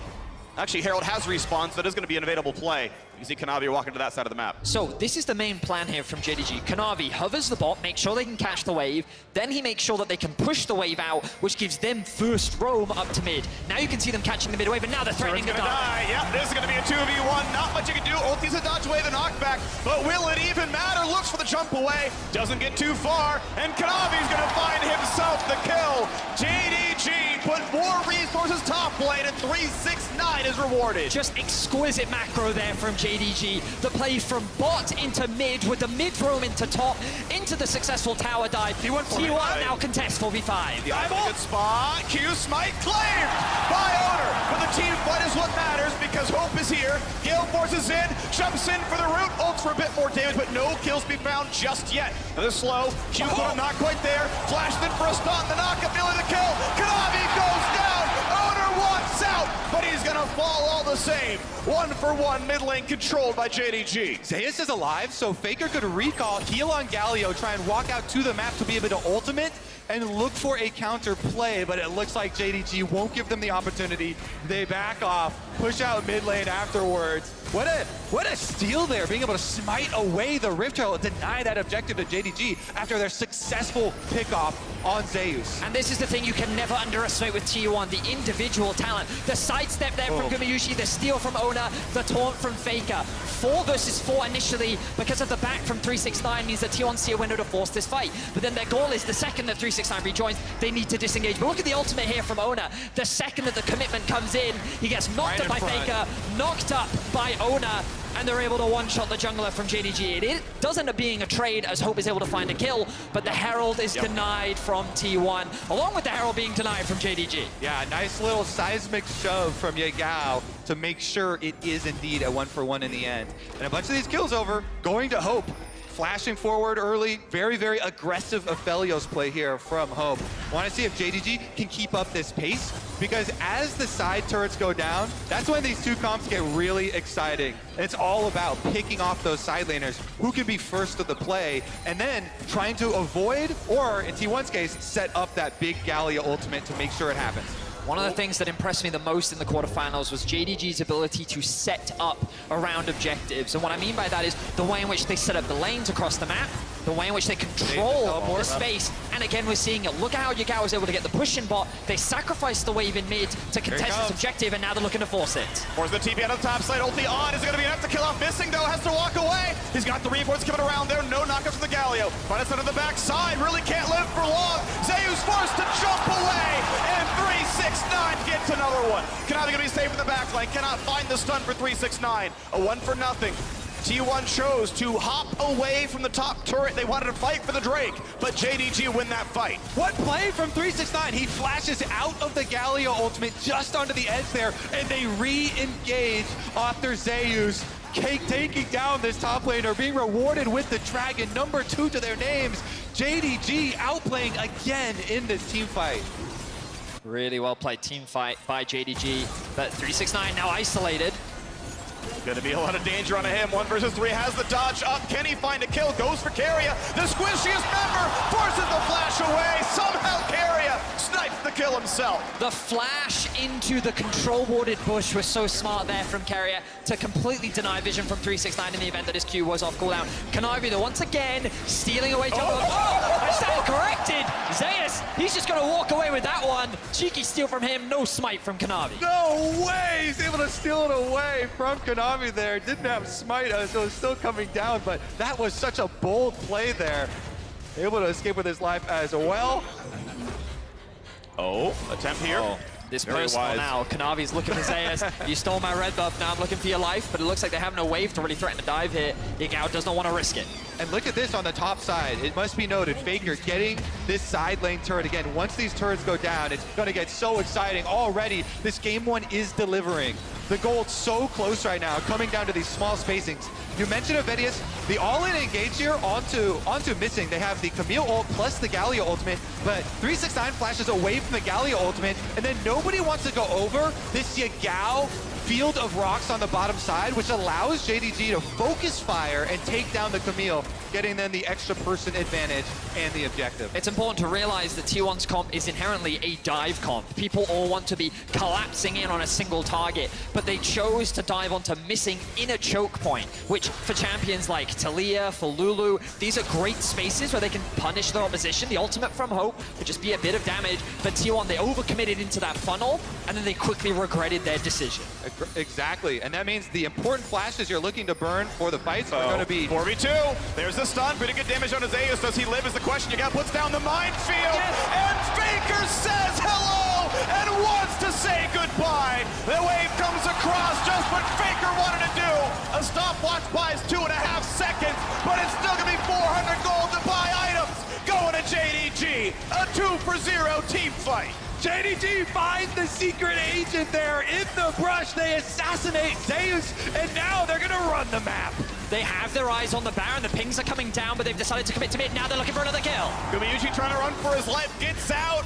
I don't see a 3, I see 6-9 on the scoreboard right now. JDG winning with a lot of murders in the top lane. Kanavi got a bunch of kills and solidly ahead now in game 1. JDG are just playing the map and they're playing the fight so well. T1 are looking for these picks, but they're inherently over-grouping at this point in the game, and JDG are just outplaying them in the straight-up 5v5. Yeah, really good spacing from these JDG members. Getting outside of these skill shots, re-engaging and taking down immediately Zeus in back-to-back scenarios here. Huge pickup for them.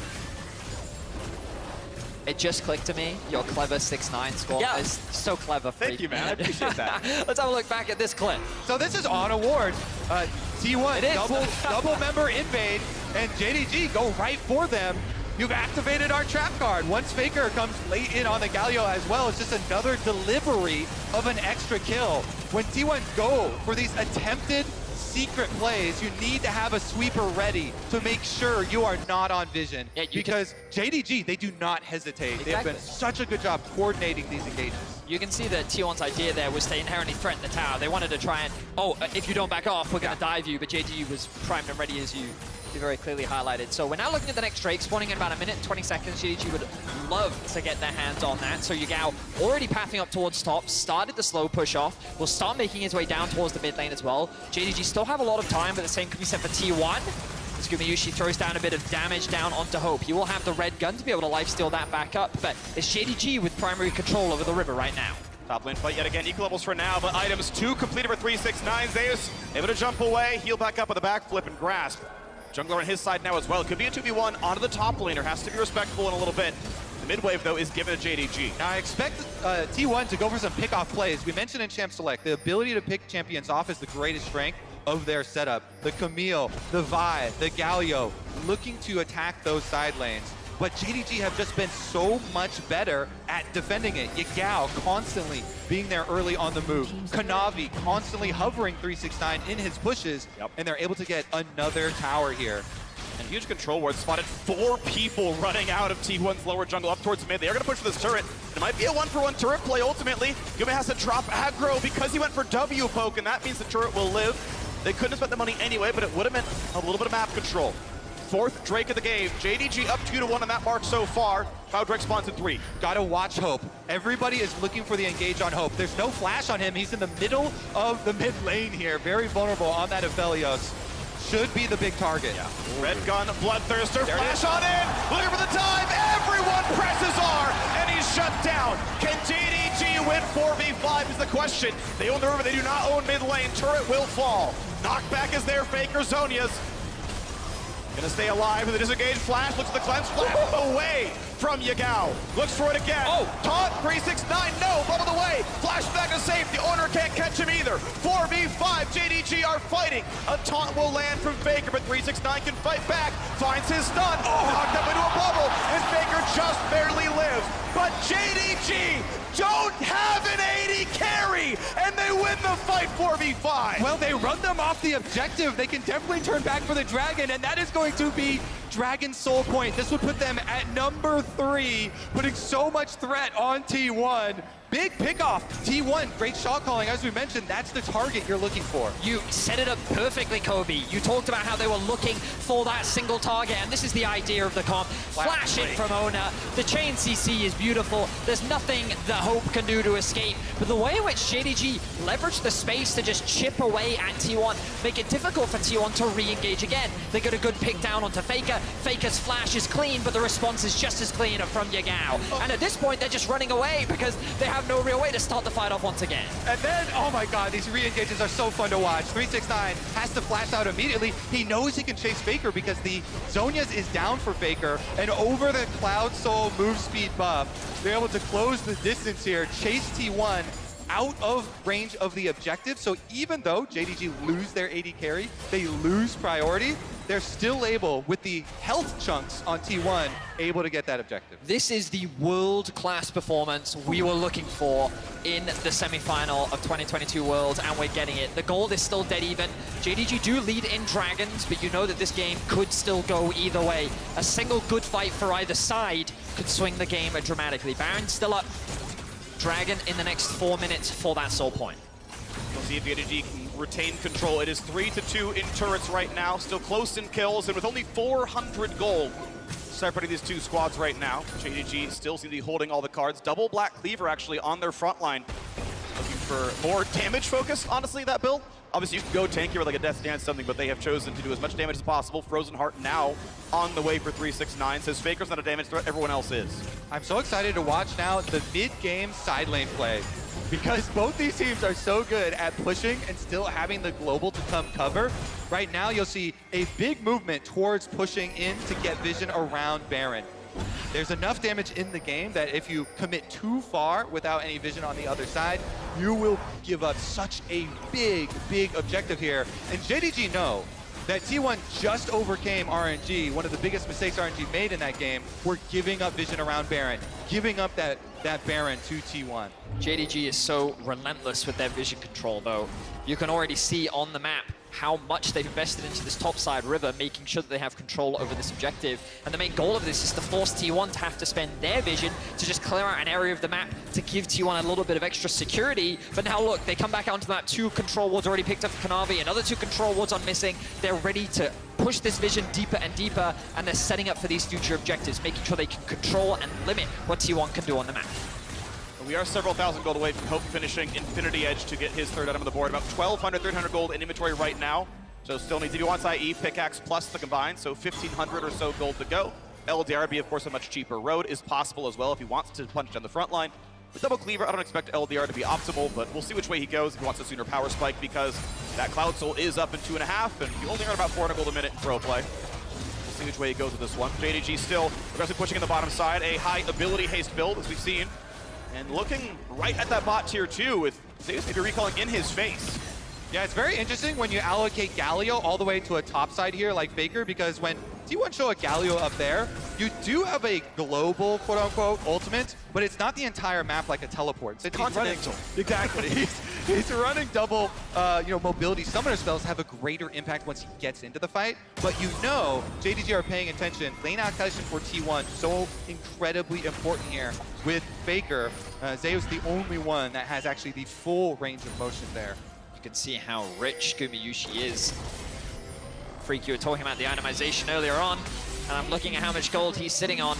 He is a very strong AD carry. He's looking for missing. Missing jump. Okama comes across. How much time can they buy? 369 forced out. Tidal wave ulti, and it's a 2 for nothing. Zeus finds a double. And just like that, T1 pounce. A very quick pick turns into 2 kills, and T1 are ruthless in finding and shutting JDG down. There's no way JDG are going to be able to win a 3v5, right? No way they could make a hero play on Baron. Let's see if they try. 3 members of JDG versus the full might of T1. 4 whole wards on the support, but he's dead right now. Can't help the ward into the pin. Health bar's at about half HP. Smite is up on both sides. Faker dives in, and the rest of the squad comes by. Kanavi splashes away, burning down with the red. Wants the kill. He can't get it as Hope fires over the wall. JDG don't need a 4v5. They barely even need 3. They did it! JDG 3v5. T1 don't want to flip the Baron, guys, so they go over the back of the wall trying to kill Kanavi, but JDG kite them through their red buff and get the counter kill onto Owner. What a stand. JDG hold fast here against the odds. So, oh wow, so T1C missing, walking into the fog of war off the minion wave, and they're quick to find the pick. 369 very quickly follows as T1 ruthlessly run down JDG and catch them unawares. But the second that T1 head towards the Baron, you think, as you said, Kobe, surely there's no way.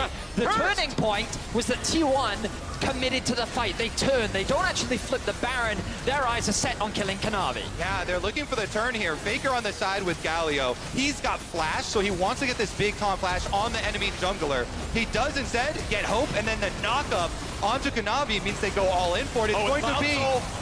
They got a 4v5 somehow stop this Baron, but Cloud Soul's going over. This Baron could be claimed. The rest of the squad's got to get there. Yagawa's around. Hope finds the damage. Owner will fight to live. It is a Baron versus a Dragon Soul. Where have we seen this before? Oh, right. Just in quarterfinals, T1 versus RNG.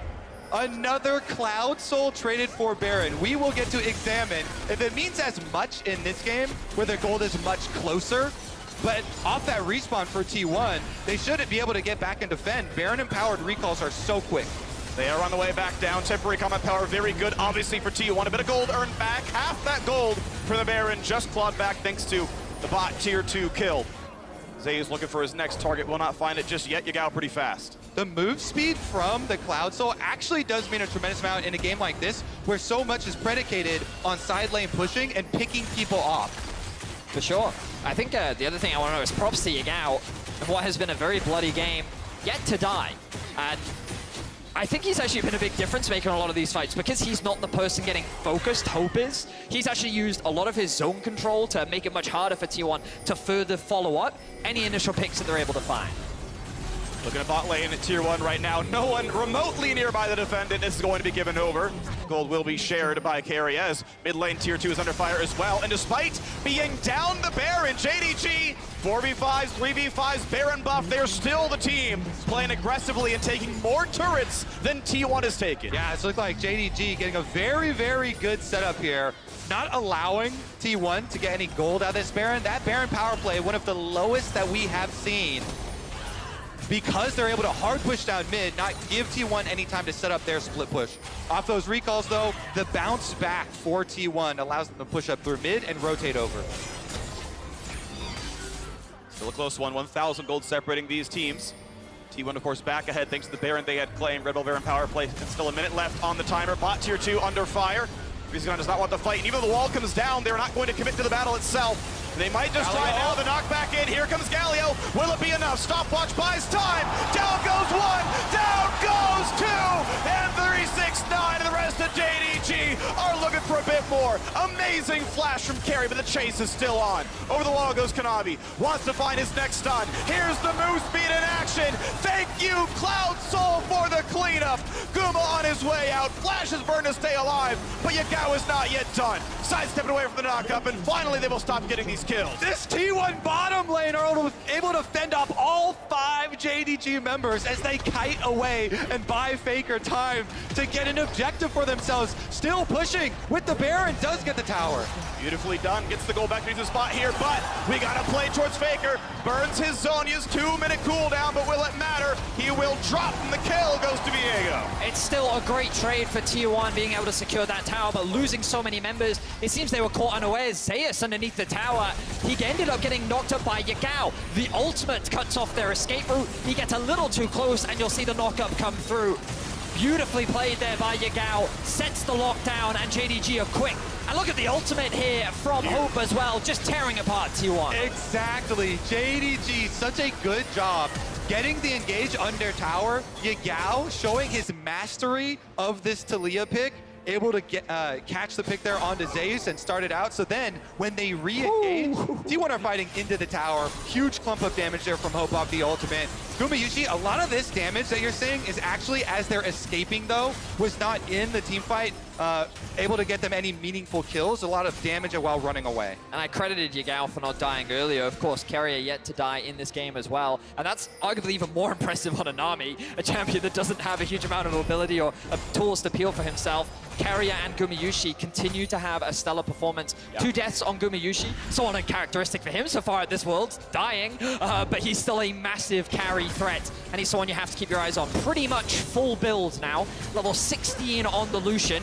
He will be the biggest damage dealer on the side of T1 that JDG will have to be very wary of as we move forward into the upcoming fights. So fun watching these Titans go back and forth in these fights, in these picking moments. Only one of these outer towers still remains on the map left for them to take. So a lot of it is trying to get this deeper vision and then get just an extra second of alone time in an engage. Could mean the difference between life and death between one of these side laners. Look at all the GAs that are now coming through. Kanavi, 369, and Hope all have that on the side of JDG.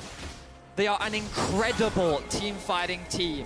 It is their team fighting that has helped them come back so many times in multiple domestic and international games. And now they will have many times to bounce back in these fights. Let's see how T1 handle it, because it's going to make their pick comp inherently harder to execute in the upcoming fight. Taunts everybody, and it's GA already down. How does Hope have a chance of surviving this one? It's going to land, and Gumayushi finds the cleanup kill. 45 seconds until Elder and Baron spawn. He who strikes first gets the rewards. T1, led by Faker, the GOAT, get another pick for themselves. They take down the most important member and his GA, Venius. What a great flash from Faker, completely catching Hope off guard. He wasn't even able to respond with the flash of his own. JDG was forced to abandon him, and now 20 seconds on the Baron, 15 seconds on the Elder. T1 are primed and poised to secure these objectives that will likely decide the game. As we've seen, JDG winning team fights from a numbers disadvantage. 13 seconds on Hope. He will have to walk all the way from the fountain to be able to get there in time. Elder Dragon started Faker, up. not just yet though, 12k health. Hope still in the fountain. Look at it play on in now towards Zeus. Can't find the kill just yet. Health bar's pretty high. Here comes the first dive. 369 out, missing. Drops down to Guiyushi. Getting attacked himself, but he has GA. And they'll pop it off of the Jacks now as well. 3v5 continues on. Out of the pick goes Zeus. Kanavi at 1 health. Shut down. 369 goes for everything he can. And he can't find it. It's up to Hope. He lands the ulti. The snipe is not enough. It's not a crit. And Yagao now stuck in place. Hope kills off Baker. Gumayushi kicked out now as well. Hope has to get it all. Gets 1. Shoots for Zeus. Looks for 2.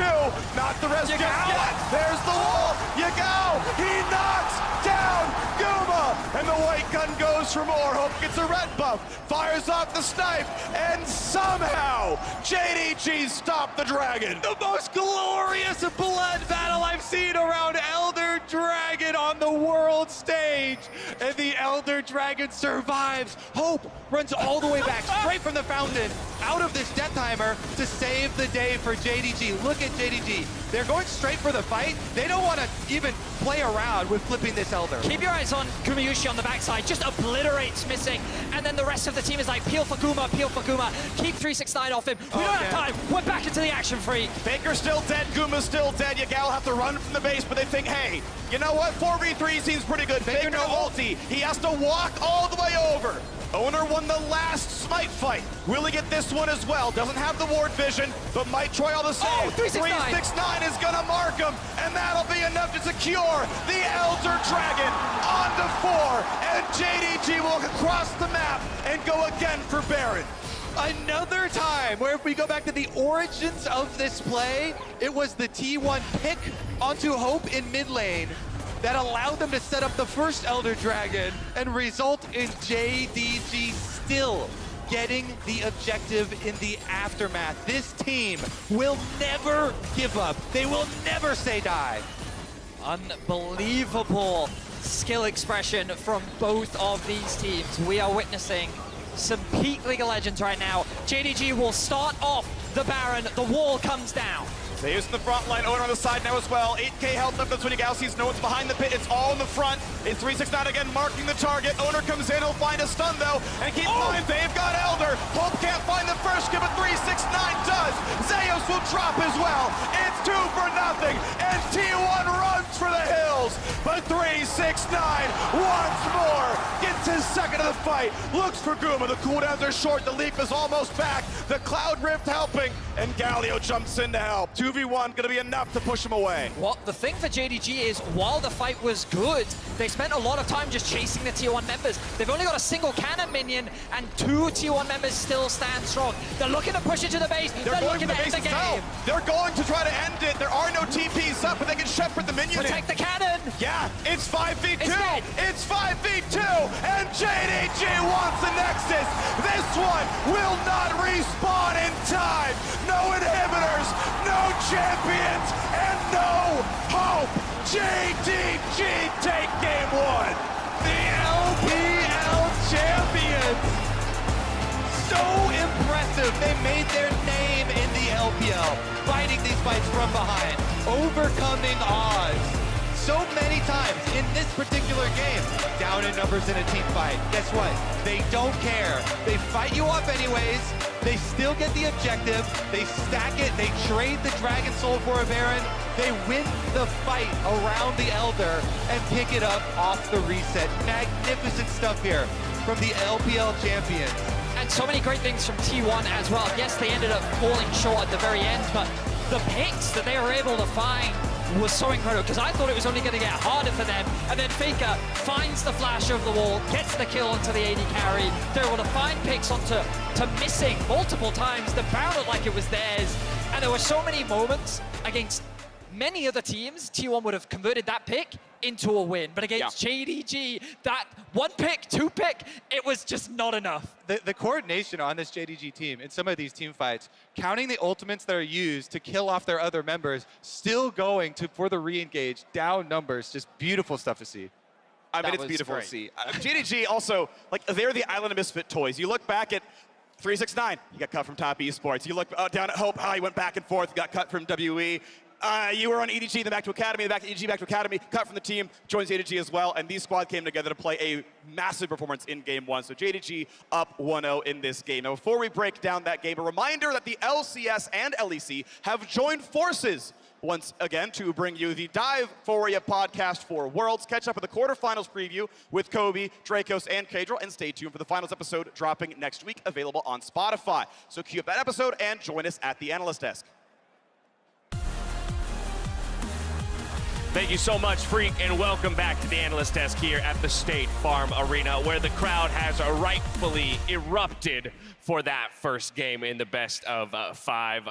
I'm so glad it's not my job to analyze, and that's for you three to do, because I just want to watch 4 more of those. That's all I want is 4 more of those, but JDG getting it done in game number 1. All I'm saying is, oh, yeah, it's for those that don't know, Yagao's name means toothpaste, and we didn't talk about him much in the opening, right? We did talk about how it was Faker and the Zoomers. We talked about Kanavi. We didn't really talk about Yagao, and I think this Talia pick for JDG was a key factor in their win. Not only the way he played it, but the way it went into what T1 wanted to do.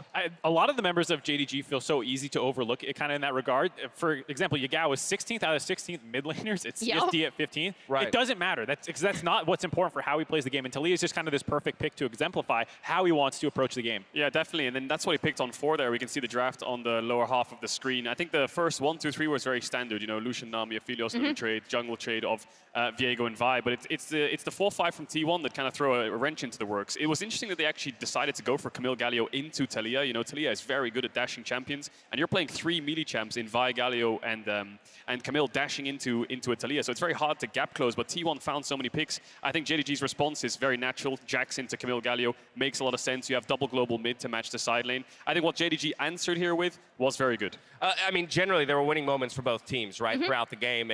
But I'm curious, Kadril, your thoughts on essentially T1 saying, yes, we'll take that Talia play style, you know, to go to the side lanes and we'll match it with the Galio, as opposed to going to some of those more prevalent picks that we've seen in the mid lane, you know, earlier on in the tournament. I think it makes a lot of sense to go to the Galio Camille, because what you're running is a Nami. So this was pre-planned by T1, regardless of what JDG threw at them, I think, because the whole idea, and we'll see it later on in the fights, is you Camille Galio ult onto a target, immobile AD carry of Aphelios. Great, that's your main target. Lulu can work as well. But the Nami ult is what seals the deal on top of that, right? You can never really assist your AD carry or try to gap close towards him to try to peel, because there's a Nami ult over the top of the Camille Galio, right? So it was an incredible game. And of course, look at Faker, greatest, you know, Galio 2017 semis against RNG.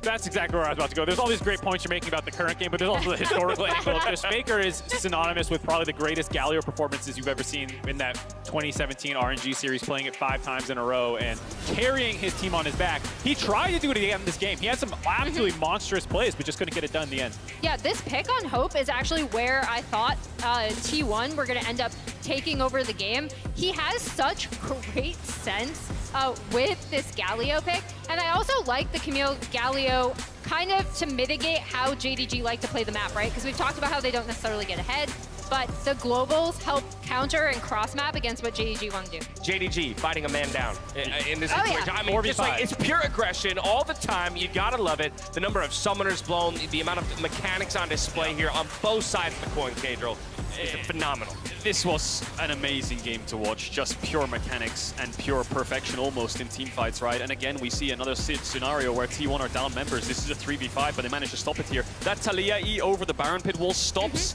Gumayushi from being able to dash over. It stops Zeus there with the Baron. I think that was a knock, or it was the Talia E, whatever it was. So it's actually a 3v3 into an Aphelios. So they inevitably lost this, but we had so many scenarios where T1 would win the fight by getting a pick with Camille Galio, Nami ult on mid-wave. JDG overstepping mid so many. This is like the 2nd or 3rd time that Hope's overstepping, but then they seem to be able to pull it back every single time. Yeah, it's absolutely insane that they get this pick off. They're like, great, now we get to go Elder Dragon, and JDG are able to fight so well that they stall out and wait for him to come back and then win that fight on the tail end of it. And then once they won that and they got the Elder from there, it was a little bit easier to close out. Yeah, and this is kind of the game-winning fight here. That's where I do want to bring it back to that Talia pick and Yagao, right? Because we talk about him, he's not this like standout carry player of JDG. He's often overlooked. against other LPL mids. He's lived in the shadows of his friend Knight for almost his entire career when they used to play on a Net Cafe team. And the way he's set up for a lot of these plays, like not allowing T1 to jump on them is really important. Also, you can see the...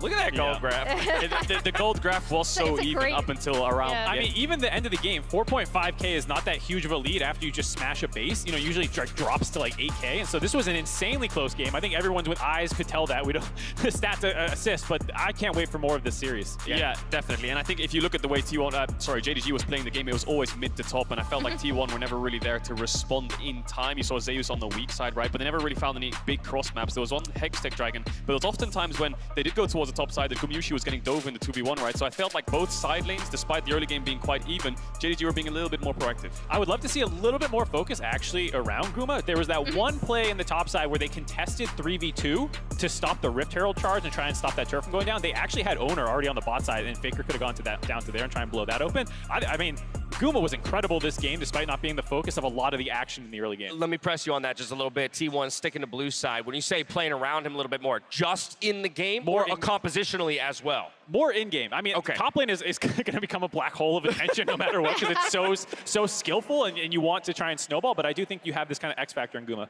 Especially with a volatile lane like the Lucian Nami, right? Like when you want to get that lane ahead, you can take over, start Drake stacking, and in this case, it was actually JDG that were able to get their own Drake stacking started early. So T1 didn't always have that bot side control that they might have wanted. The last thing I will say, it's very interesting that T1's banning Aatrox on blue side, right? They just want this champion removed. So I wonder if they'll do that again, or if they will, play a game of bluff, a game of chicken up against JDG and say, if you don't ban Graves, we'll first pick it. If both are open, could cause some mayhem. Aatrox has been sucked into that black hole of the top lane, as Mark put it. We'll see if he can find his way out of it. Check out T1's very own song, Runner, as the pick that represents their play style on the official LoL playlist on Spotify. Take a listen. We'll see you right back here for game number 2, right after this.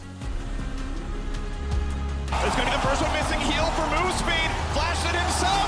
Double, not an ulti, but enough damage is going to be there. The polymorph. First blood for Gumyushi. He won the second. Pin health price at about half HP. Smite is up on both sides. Faker dives in, and the rest of the squad comes by. Economy's barraged away. Burning down with the red. Wants the kill. He can get it as Hope fires over the wall. It's 369 again, marking the target. Owner comes in, he'll find a stun though. And keep in mind, they've got Elder. Hope can't find the first kill, but 369 does. Zeus will drop as well. It's 2-0, and T1 runs for the hills. Behind 21 epic days of epicness. Behind 1 billion hours of drop jaws. Behind every match, every broadcast, every moment at League of Legends World Championship 2022 is the network capable of making it all happen. The Cisco Network, aka The Realm. Cisco, powering the future of esports.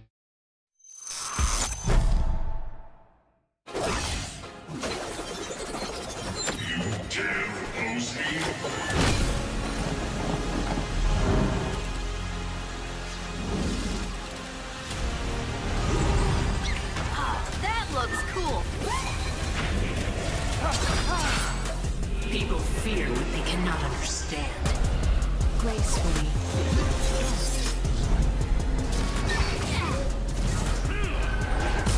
It's already over.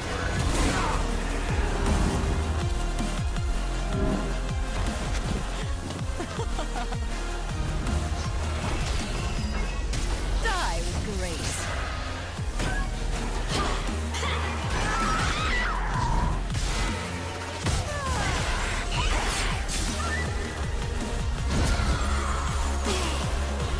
Don't care much for your kind of wisdom, Yi.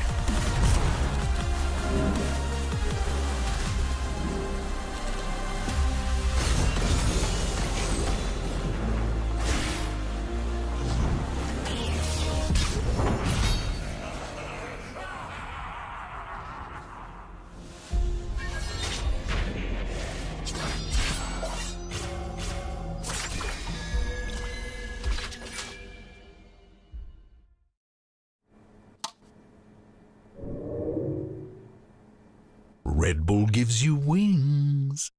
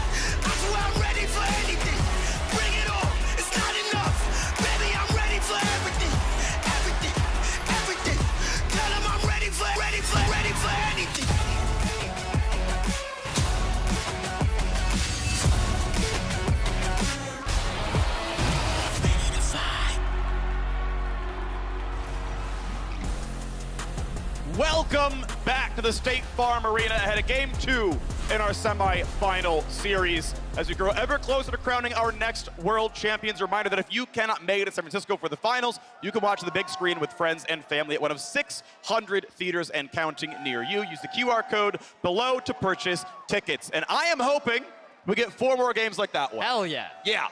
That was one of the most exciting games that I've seen. I mean, this world has delivered so many great series, but that single game, and JDG never giving up on these team fights.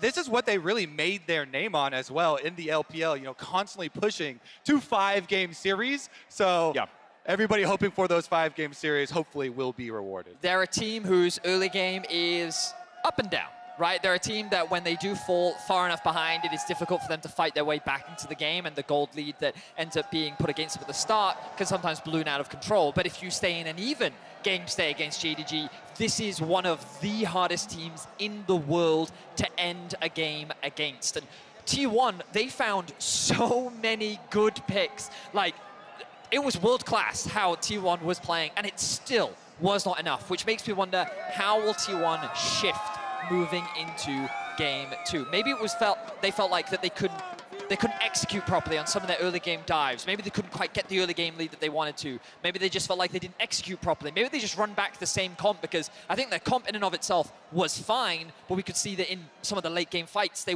didn't quite have the initiation tools of the late game damage to compete against JDG. Yeah, for me, it comes down to one main thing, and is that coordination around these objective fights that they actually pulled out.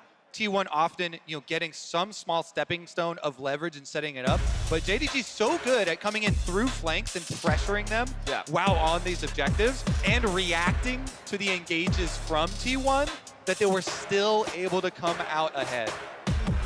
And you can see T1 still sticking with blue side with the loss. Of course, they won the coin flip, I believe, to take side selection in game 1. And they're like, guess what, Kanavi, we don't want you to have Viego again, so it's going to be dropped off. Caitlyn, Yumi, still banned.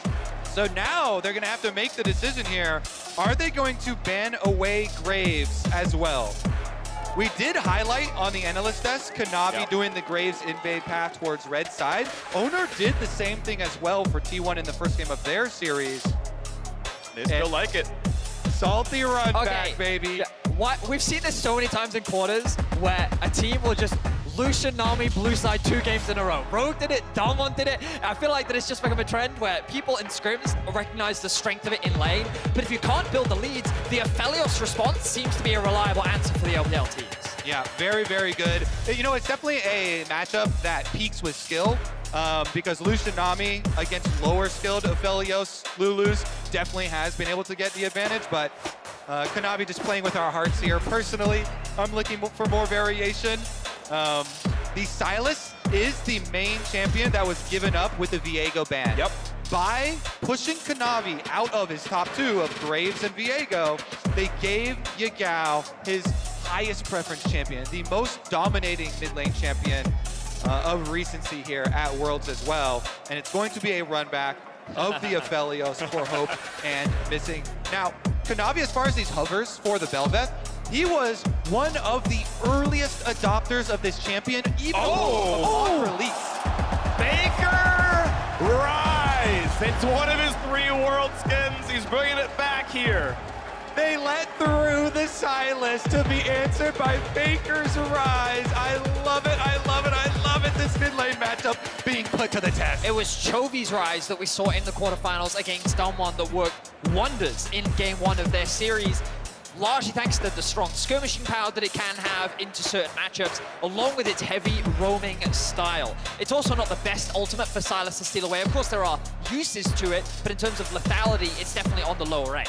And they're really just T1 completely committing to this roam, to your pushing side lane style here with the Rise. By giving over the Sylas, you're thinking that there will be a gap there. Of course, Sylas can still steal the Realm Warp and make his moves to the side lane as well. And we'll keep track of Yagao and how he does that. He's one of the best. And this does fit Faker's trajectory as a player. The greatest of all time, he won 3 world championships in 4 years. And in those 4 years, it was like, well, it's because I'm dominating everyone else in the mid lane. He's hitting historic highs in damage and laning prowess and solo kills and crushing And over the next 5 years of his career, still excellent, still winning trophies, still heading to the World semifinals and finals, has been more as a leader, more as a roamer, helping out the new young guns. It's a bunch of 19 and 20-year-olds on his team, and again, it's Faker saying, I'm gonna help you guys carry. Now we're getting so far down in the jungle pool here with the extra bans coming through with the Vi and Lee Sin.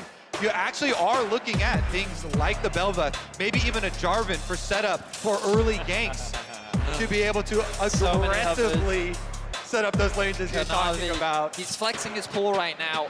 So far at the World Championship, he has brought out one Nidalee game. I'd be surprised if we saw it. The Bel'Veth is being hovered right now, but we'll hold our breath. Will it be one thing? Yes, it will. Bel'Veth, our World semifinal. He is quite possibly the jungler I am most confident in the whole world in pulling out this champion. As I said, one of the earliest adopters, played it in LPL Summer, played it in the playoffs. Oh, yes. He often Yes! Yone for Zeus, baby! It was his most played coming into the series, and it's time for Yone Game 3. You were talking about the Bel'Veth in terms of the consistency and reliability for Kanavi. Zeus, this was his answer to Aatrox. This was something that he's brought out as a counter. Now he's bringing it out blind, and he's saying, show me what you got, 369. Yeah, it's one of his iconic champions, one of the preferred champions, the carry top for T1. The 18-year-old brought up through the T1 Academy system. So much faith, so much confidence put in this man. I love it. I think it's a great call. It's a physical heavy team. Malphite needs to be played more. I love this pick. We knew 369 would enter with so many tank top laners here because Kanavi is the focus, the carry player for JDG. And we finally get a Malphite with the recent Malphite buffs. Long time he has not been pulled out, but such a good answer for those team fights that make JDG what they are. That ultimate slamming into T1 will always give you a way back into the team fights. I've never been this excited for a Malphite before, but not only is it great into this comp, but it's 369's Malphite. Like, he is touted as one of, if not the best top laner in the world. He had a great game one, and now JDG are rounding out what is another fantastic team fight composition. The engage is good, the front line is good, and the back line carries and skill expression for JDG looks everything to give them a repeat of game one. And T1 are solo AP and a Rise AP at that, so a very good spot to pull out this champion for JDG. Well, on to the rip to go in a second. Is it going to be enough? Now this time, it's a different matchup on the top side. It was such a big deal for 369 to get into team fights on Jax. Solo zone 3 people to guarantee. The Elder Dragon, once they've got it, get everyone low for the team to clean up. He was huge in a fighter-fighter counter pick. This time around, Malphite Yone. Not going to be killable in lane, but it's not going to be him solo carrying team fights. It's going to be him starting team fights and making sure his teammates are there to carry the actual damage sources. And I'm very curious, too, about the build for the actual damage sources because Kanavi, when he first brought out Bel'Veth, was always going with this semi-tank build. The Blade of the Ruin King into then tank items later. But in Champions Queue, I saw him multiple times do the full DPS Bel'Veth, Kraken Slayer, Blade of the Ruin King, full DPS. So I want to see if Kanavi will commit to that, or if it feels like Yagao and Hope will carry the weight. Now, a common thing that we've seen across the world throughout this split has been this early red ward, that the delayed invade, and have a look at the junglers right now. JDG is ready for it, and they're able to get the flash out from Ona. So this is really good awareness from JDG because, again, it's something common that you'll see from many junglers, the delay on trying to drop that ward over the wall to get information. We'll now see T1 invest it on the bot side of the map instead to just figure out where Kanavi is starting, but getting the flash out from Ona is already a great start for JDG. Yeah, and pretty common runes here from the setups from everybody. And of course, Poppy going the Hex Flash, it won't hurt Poppy as much as a lot of other champions that do not take this rune. Owner starting towards the top side here. Meanwhile, for Kanavi on that Bel'Veth, you almost always want to get your full clear off. So Kanavi starting off the bottom side, clearing up towards that top side. No easy poke through the minions, a little damage there. The Owner indeed on the ward, getting his own blue as an early cleanse coming across there, healing a chase on down. Guma forced to flash away, and they're going for more. He's slowed, 100 health left, and JDG decides they're already winning the bot lane. Carrier trades one back, but first first blood went to the AD carry. Oh my goodness, Hope and Missing, no hesitation there. You saw that level 1. Once they get the angle of the triangle here towards the brush, and Vedius, you talked about the wards into your side lanes early on here. So you see Hope and Missing move up, you'll get an early ignite as well. Guma very far forward. He allowed auto attack range of both Missing and Hope at the same time, while Kerio was positioned behind him. And Hope and Missing, they don't hesitate. They slap him back down, they immediately punish him. So even though, yeah, Kerio gets that counter kill, it is first blood money, and it is a better site for that money to go to into the hands of the AD carry. I will say though that this was an issue for Gumayushi during the regular season. One of the biggest criticisms that T1 had was that their bot lane wasn't as consistent, wasn't as reliable. And coming into Worlds, everyone was like, but Guma is shaking all that rust off. He does not have any of those problems. Yeah, but this type of aggression was some of the issues that we saw during the regular season. And I feel like that he didn't need to be that aggressive at level 1. You can see the idea, but a big mechanical blunder from him on the individual level. Yeah, just the positioning here, Kanavi. Stun's gonna land on a Faker. You got Oner coming around pretty soon, but no flash means it can't help for much. Able to actually stop with the steadfast, and now tackling to a minion, getting away as well. Beautifully done to live. Faker down his flash. He's not out yet though, Faker. In enemy territory, might have to execute to a tower. Yeah, it spots him, and he's gonna say, you know what, the XP isn't worth it. The mid lane wave means more. Faker will execute. Nothing changed to the scoreboard, but it means he's gonna be sitting there not getting farmed. Yeah, good little bodyguard moment for Oner coming through to peel for Faker and get him out of there, because you do not want Kanavi's Bel'Veth getting an early kill. They still burn the flashes though, so mid jungle 4T1, no flashes at all for them, and Kanavi feels like he can go for the grab. Does have smite available. Oh, played by Kanavi. An early smite from Oner is nowhere close to enough damage. 77 health left after the smite itself. So double crab for the JDG jungler. So one of the things I was going to talk about was the biggest difference between Game 1 and Game 2 is that Faker, it's easier for him to get push on the rise compared to on the Galio with the Talia. But again, we saw Yagao concede those early waves to set up for that level 3 gank. We didn't get to talk about it because of the early action bot line, but you've been highlighting it throughout the series, Kobe, and how Kanavi will consistently play through mid to unlock Yagao to burn those flashes so that he can then move around on the map. So now Faker's investment towards the bot side, ideally they look to stack up the wave, look to try and set up some sort of dive onto the bot, especially without any flashes, now becomes a lot harder. Well, as we watch ourselves go back into the jungle, make sure to grab your exclusive Very Nasa's Much Wow emote from Prime Gaming by connecting your League account with your Prime account as well. Mid lane being attacked, pretty good damage out of Faker in the mid lane, Yagao being pushed around. Woo! It's a lot of damage. Lance. Of course, he does have the teleport, so he can likely just reset here. He hasn't actually spent any of his gold just yet. Faker, I wouldn't be surprised if he actually holds this wave. Yeah, so he's going to set up a nice freeze. Shouldn't be too much of a problem because he has the TP. So he's just going to clear the wave instead. Meanwhile, I kind of want to point out the kind of dream scenario here for Kanavi on the Bel'Veth. Being able to win that Scuttle smite fight and then set yourself up for a reverse clear of your second clear. He goes over here, 2 Raptors, picks it up, recall on 40 CS. He's going to have a bunch of gold for his first recall here for the Bel'Veth. Trying to stay ahead of the curve is really, really big with this champion. A true jungle carry champion that wants to snowball and is going to have higher priority on getting that Rift Herald. As you know, being able to get the Remora for the pushing, huge snowball opportunity for this champion has been quite a signature pick for JDG. It certainly has. We'll see how much he can do on the champion. The pickaxe coming back onto the map. Of course, talking about jungle, we also have to talk about top. Often JDG are a very good topside focused team. They do invest a lot early in terms of 369, but we haven't talked about this matchup at all. In terms of the early game, it often is Yone favored. He can get a lot of favorable trades. Malphite doesn't offer that much, but there's a certain break point around like level 7, level 8, level 9, where he can really start winning out on the 1v1. Starting off with the Warden's Mail already will make this matchup inherently harder for Zeus to bully and push 369 around. He got rid of all the wards, so Kanavi was not seen clearing his bottom jungle, was not seen coming down the river. Oner, though, nearby as well. There's no fight to be had. The wave is pushing towards JDG, and Oner himself now spotted by this control ward. I think he knows from his own sweeper as they roam over. They can't quite find that kill, but with a knockup, looks like it is going to be Scuttle Crab claimed for Kanavi. Level 6 as he knocks it down. Well done to him. Bubble nearly lands in a missing. That's a jump on forward, and Whimsy into a root, into a lot of damage. Heal is forced. Hope lives at the end with a heal, but now Guma pretty low, has his own flash if needed. Kanavi cannot reach him. Yeah, it's actually so dangerous when Bel'Veth has both dashes that are in the direction of your lane to be able to chase down. Oh yeah, Gao's in the way. Both mid laners here. Okay, it's a 4v4 down here. Is it going to be a fight though? Looks like it's going to be a wave clear. Everyone's going to make sure it's safe. And now I think Yagao got spotted. Oner sees him. Going to find some poke, but nothing more. Yagao was spotted, which meant that T1 were hesitant to commit to that fight. The problem that Faker now faces is Yagao is on his pathway towards getting back to mid lane, which means he's going to be forced to go back to base and go the long way around.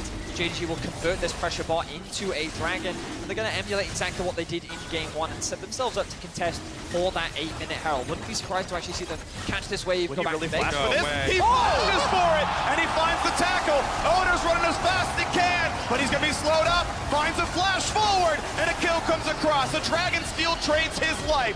Flash down, Gumayushi lives. That ward inside the Dragon Pit. Owner, Hex Flash over the top. He is not giving away the objectives to JDG. And just sacrificing 1 kill for the Dragon is for sure worth it for Owner.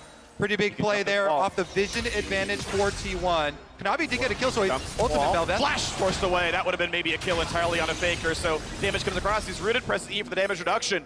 The Owner did actually burn the full 5-minute flash cooldown, just got it back. And so it's back to Hex Flash now. Missing just really gets away. Although I agree with your point, Kobe. A kill and a flash, you give those away for a Drake steal. And he's thinking here, maybe I can even get out with a phase rush proc here. Poppy oftentimes, being able to get there, but Kanavi hits a really good W around the edge, even with the phase rush speed, that's allowing JDG to set up for that counter kill. So still good objective steal for T1. And props to Owner. The downside of this means that Kanavi will have the advantage to immediately path back up. I don't think he's actually reset yet after that Drake. Yagao though, and the bot lane, as we discussed. My expectation was that JDG would take Drake, clear bot, reset, and then come back out onto that for this objective. They didn't get the Drake, but they should be able to secure the Herald. And JDG once again demonstrating their very clean early game objective control. Transforms again, now has the Void Remore, which means you can start knocking down some turret plates as they look towards Zeus's shade. Can't quite get that one, but now Hope set to the top side to start going for turret plates. Yeah, they made the full commitment, recalling bottom lane, reassigning them up towards that Rift Herald to ensure you can get it for this Velvet. Recharging that timer on your ultimate form is so big, as well as giving you the extra pushing power. It does mean, though, look at Gumayushi. This Lucian has been able to stack up some CS there, push it all the way in on bottom side, and it has allowed him to get the early reset and head up towards top side to answer and collect this rest of the wave that is being pushed to his tower. What I think is really important to recognize in this early game is T1's game plan was to, as they tried to do in game 1, get a lead in the bot side of the map and leverage this bot lane 2v2 strength to secure early objectives, in particular this first Herald. But the fact that Gumayushi died at level 1 in the 2v2 and the skirmishes that we saw on the bot side of the map made it much harder to be able to rotate around and contest these neutrals. And now you can see that JDG's bot lane is in a much better position to receive these resources. Earlier I thought Kanavi would drop the Herald up towards the bot side of the map, but I expect him to funnel that gold into this bot lane to try and keep Hope on pace or even ahead of Gumayushi.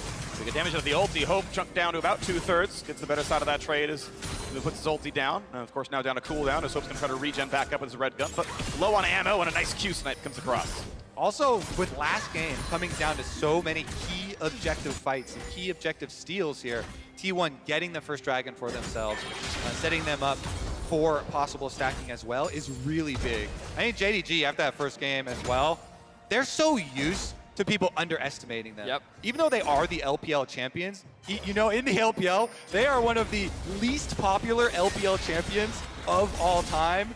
Does not have the huge fan base, has a lot of doubters, and still, yet, they are the LPL's last and only hope, and 369 is tanking them. Sidestep Zeus' first Q, gotta find the knockup now on Owner as well. He'll stay alive, they go back in for the combo. Huge damage coming across, and he's gonna find the kill to 369. Triumphs back up the health, a knockup onto the tower. Kanavi cannot finish the kill. Yagao's now on the way, walking through a ward. Will it be enough? Knows he can steal one of the ultis, but with the wave cleared away, I don't know if Kanavi can play for it anymore. Find an ult combo now onto Lulu as well. Guma getting chunked low to not keep fighting this one that was missing. Walks up, summoning heal forced out. Treated now back onto Hope. Ignite is still up for missing.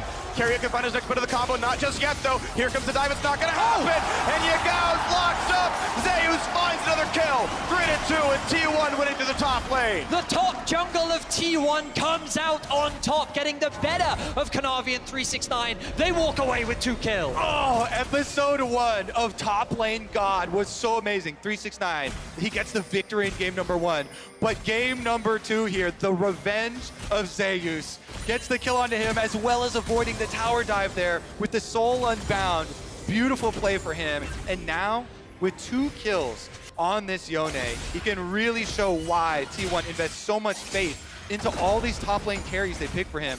Huge, huge, huge skill peak for this champ. Take a look at this and the setup. You can see the investment of the ultimate from 369 was just too early. Kanavi wasn't close enough to be able to turn anything around, and ZSC didn't commit any of his abilities, which meant that the second Owner was close by and 369 oversteps, they're able to get that initial kill. At this point, though, JDG saying we can make the play. God. Great side step from ZS, great flash away from the ultimate, the knock in the wall from Owner. Oh my god, and the knock-up again. Exquisite mechanics from the top jungle of T1. Float like a butterfly, sting like a god for Zeus. My god, you can't hit him with anything down there. Dodging 2 skill shots by movement and then flashing as well. Gentlemen, I think we're in for another close game. The gold is pretty much dead even. The Herald will be dropped, which means the bot lane of JDG will find further advantages. Oh, Hope, though, takes a lot of damage. Of course, Zibba can't find the kill, goes to the wrong target, nearly dead. Gets the shield flashed to safety. 369 would love to tower dive, but he doesn't have the target anymore. Keria, healthy enough at 400 HP, and the first Drake was stolen by Owner. JDG committed the resource. This one, they will actually get. Look at this ward. He's not letting it happen again. That just gave me flashbacks to the last one. They've got a ward over the back this time. They don't want to let anything go through. They brought 369 down to the bot lane. Meanwhile, Zeus is actually in mid. Kanavi may find a bit of a skirmish here, but looks like Zeus is just going to walk that one out as Kanavi picks up that wave. The most important thing about that bot side skirmish was the fact that while Gumayushi and Keria were struggling in the bot lane 2v2 and Hope was being funneled all this additional gold, now T1 have a very clear win condition. And sure, Yone's not going to be easy to play in the late game with the Malphite, but being accelerated is nothing but good for the T1 top side. For the top side itself now, Yagao and Kanavi want to group up this one. Down a level, but will it matter? Faker running for his life. Going to do pretty well in this one. Next knockup could be found, and it'll stop the ulti. That is a long cooldown missing, and Kanavi back to his old ways with a kill. Kanavi eating up in the side lanes here. We were wondering, that was one of our big questions, who was going to be able to get priority. Jungle, quick attack, easy kill. And if you notice the placement of the other T1 members, nowhere else under pressure, nowhere else gained here, no momentum or answer from T1. Zeus can just shove in bottom lane, but it's fine for 369, easily able to soak it up and tank. Clearing the ways back and forth. A 10 CS lead for Zeus as we are on the way towards the Mythic on 369's side. Blue buff taken away by Owner. Faker TV's back into the top side to clear his own wave. Up farm here as well. Obviously, Jungle has a big lead on the JDG side. See how that plays for, but a very close game. Tied in gold, tied in Drakes, and once again, we have the Cloud Rift on the way to a Cloud Soul. So in terms of where the gold is distributed, a lot of the gold advantage for JDG is actually in the jungle. You can see that Kanavi sitting at 112 CS, just slightly ahead of his own mid laner. This is pretty common for him. But as 369 secures that bot tower, and a lot of the gold is actually sitting in the hands of Gumayushi, who's not that far behind Hope, and of course in the top lane. As now Zeus looking for a bit of a skirmish. Nice sidestep there from 369. Just wants the wave at this point. Rise coming down as well. Feels maybe a little unsafe. 2v1. It was actually the Gao diving the tower, and he's just not tanky enough. 369 holds the aggro. Shut down goes over to Kanavi, and the counter pick pays dividends in the mid game. It's interesting because the counter from T1 is Rift Herald support push on top side, while Gumayushi he finishes the kill this time with the Gale Force. That is Hope dead. Mystic could not give him enough support to keep him alive. Ulti actually held on. Wave comes around. 2v3 could be enough. Owner knows he can stop. Goes for the flash stun. Will it be enough? Needs to press E for damage reduction. That means he will live. This is now 3 times in a row. Owner goes for a flash. Might find himself dead. Just barely Kanavi gets out. Wow, huge respect to Gumayushi. Even though he blundered a little bit in the early laning phase, you can see he's coming back with a vengeance. Once again, looking to be the main carry of T1 as Faker corner side lane. No ulti for 369, which means Faker's going to feel safe. Spellbook's another ghost over and able to walk out. Once again, T1 reclaim control of the gold lead. It's a constant back and forth between these two teams as they find picks across the board. JDG with their pick on the Zeus on the bot side of the map. Meanwhile, Gumayushi finding a massive kill onto Hope in the mid lane. They couldn't quite convert it into the mid tier 1, but now already both teams are looking for the next dragon spawning in about a minute and a half. I think we're about to see the moment that JDG have been waiting for, when they have the teleport ready for 369 and be able to get him into one of these team fights off a teleport ward, and boom, Malphite ultimate. He's been soaking up pressure this whole game, waiting for the big moment where he gets to win the team fight for his team. And T1, can they stop it? They must sweep through and clear out this vision so that they don't get surprised. Faker coming to join the rest of the team here on the rise. He's got Realm Warp available, so he could go top lane and soak it up and still be within range. 369 shouldn't have been seen, could look for an ult. He has his own flash as well, but not gonna go for a tower dive. T1 still feeling safe in this one as the bot wave is pushed in. Zeus does not stay for any longer. As Malphite was on his way down, could have been roamed upon. Yagao could TP. Honestly, it looks like he's going to commit to it. He got both towers with that Rift Herald push that we talked about last time. So there's a long open lane here, but no wards set up to support it. And really, they're just thinking about trading this bottom side dragon that is going to pull JDG's attention. And T1 have set up for this Drake very nicely. Faker getting that deep push, as you highlighted, Kobe, along with the mid flash in. Over the wall, Hex flash into a stun, but can I be able to jump back away? Has helped his Lulu in the end, and they're going to kill off that ward he was on. These two wards, control wards behind the dragon, possible angles for Yagao or 369 to force the fight on T1, and this deep TP flank. Here They're both coming. All right, is it going to be enough? It's a bit of a 5-on-5, but right now, Zeus far enough away. They don't pull the trigger. Double TP is in, though, for Drake control. These might be where he wants to be on the side, but actually goes to rejoin his team. Kanavi going to set up on this Drake. Has been building towards tank, has the Aegis to keep him a bit tankier, and they're going to try to burn down this Drake with his Ruin Kick for healing. So keep your eyes on Yagao in this fight. His ultimate's going to be crucial. Tidal Wave catches just one. It's not going to be crucial, not going to be relevant there. Going to get the reset there on Owner's ulti now as well. Level 10 on the Poppy. Smite up on both. Can they zone out the Smite steal? It's only Hex Flash. They can spot him on the way in. Oh, the double knockup. They're going to find a team fight. Gumayushi nearly dead. Yagao on the chase, but he can't kill it. Just the Drake. T180 carry lives.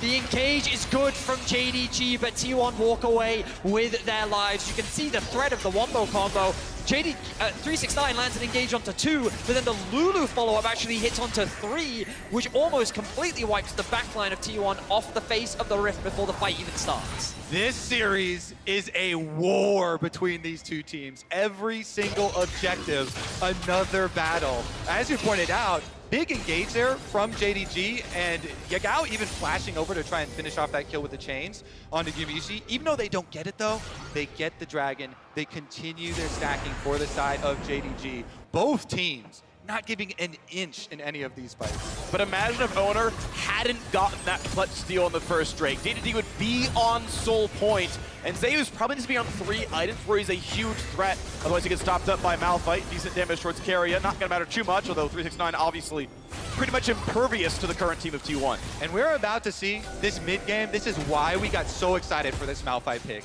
It's not for the lane phase. Correct, yeah. It is for these mid-game fights here. And 369 is a monster now with both Frostfire and the attack speed AoE reduction of that Frozen Heart done. A massive immovable object. The big thing as well is 369 committed his flash earlier, but he traded it for Gumayushi's. Oh no, once again with a really good stun into the wall. Uh-oh, Zeus coming, which means it's Shrillis run away as fast as they can. 369 might need to ult to stay alive. How long he's going to wait for it? Finds his first knockup, but is it going to be enough? He'll fall to Gumayushi. Tidal Wave stolen means almost nothing, and JDG this time do not find their team fight win. We just cursed the rock right there. He's caught all alone in T1. They're not done. They find a route. They find the follow-up. Yagao sets it up. Faker disengages the fight. A 1-for-1 though. Gumayushi's aggression is punished. He tries to commit onto the kill for Yagao, but he oversteps one step too much, and JDG are there to punish him. A quick kill means that it ends up being a 1-for-1 exchange. Many times are we going to see this Lucian, the furthest one forward on the T1 team, Bedias. My goodness, these teams going blow for blow. It's a short-range champ. Gumayushi has to be very careful with his positioning, and often his aggression can pay off. A champion like Lucian gives him so much individual agency in a team fight. But in a situation like that, where he's tunneling onto a single target, he ends up getting punished. Let's look back. And let's look. It is all about this flank from Zeus. Zeus comes up the river, and 369 sectioned away from the rest of his team. He does not go back to JDG early enough. He waits for an ultimate to get the knock up here onto T1, but there's no DPS around, so he goes down. The front line no longer available for JDG. Guma wants to finish off this kill, and it's in the fog of war as well. That was beautiful. Really nice. staying close in range, knowing he's not spotted. That was so nice. What a great setup by Yagao. That is something that you have to keep in mind as these AD carries. They're always thinking about what CC can my opponents use on me? What do they still have up? Yeah. Yagao hits him with a beautiful, beautiful snare there. Coaching staff of JDG celebrating that pick because it neutralizes the game once more. The game continues to be dead even. The gold distributed pretty evenly across both sides.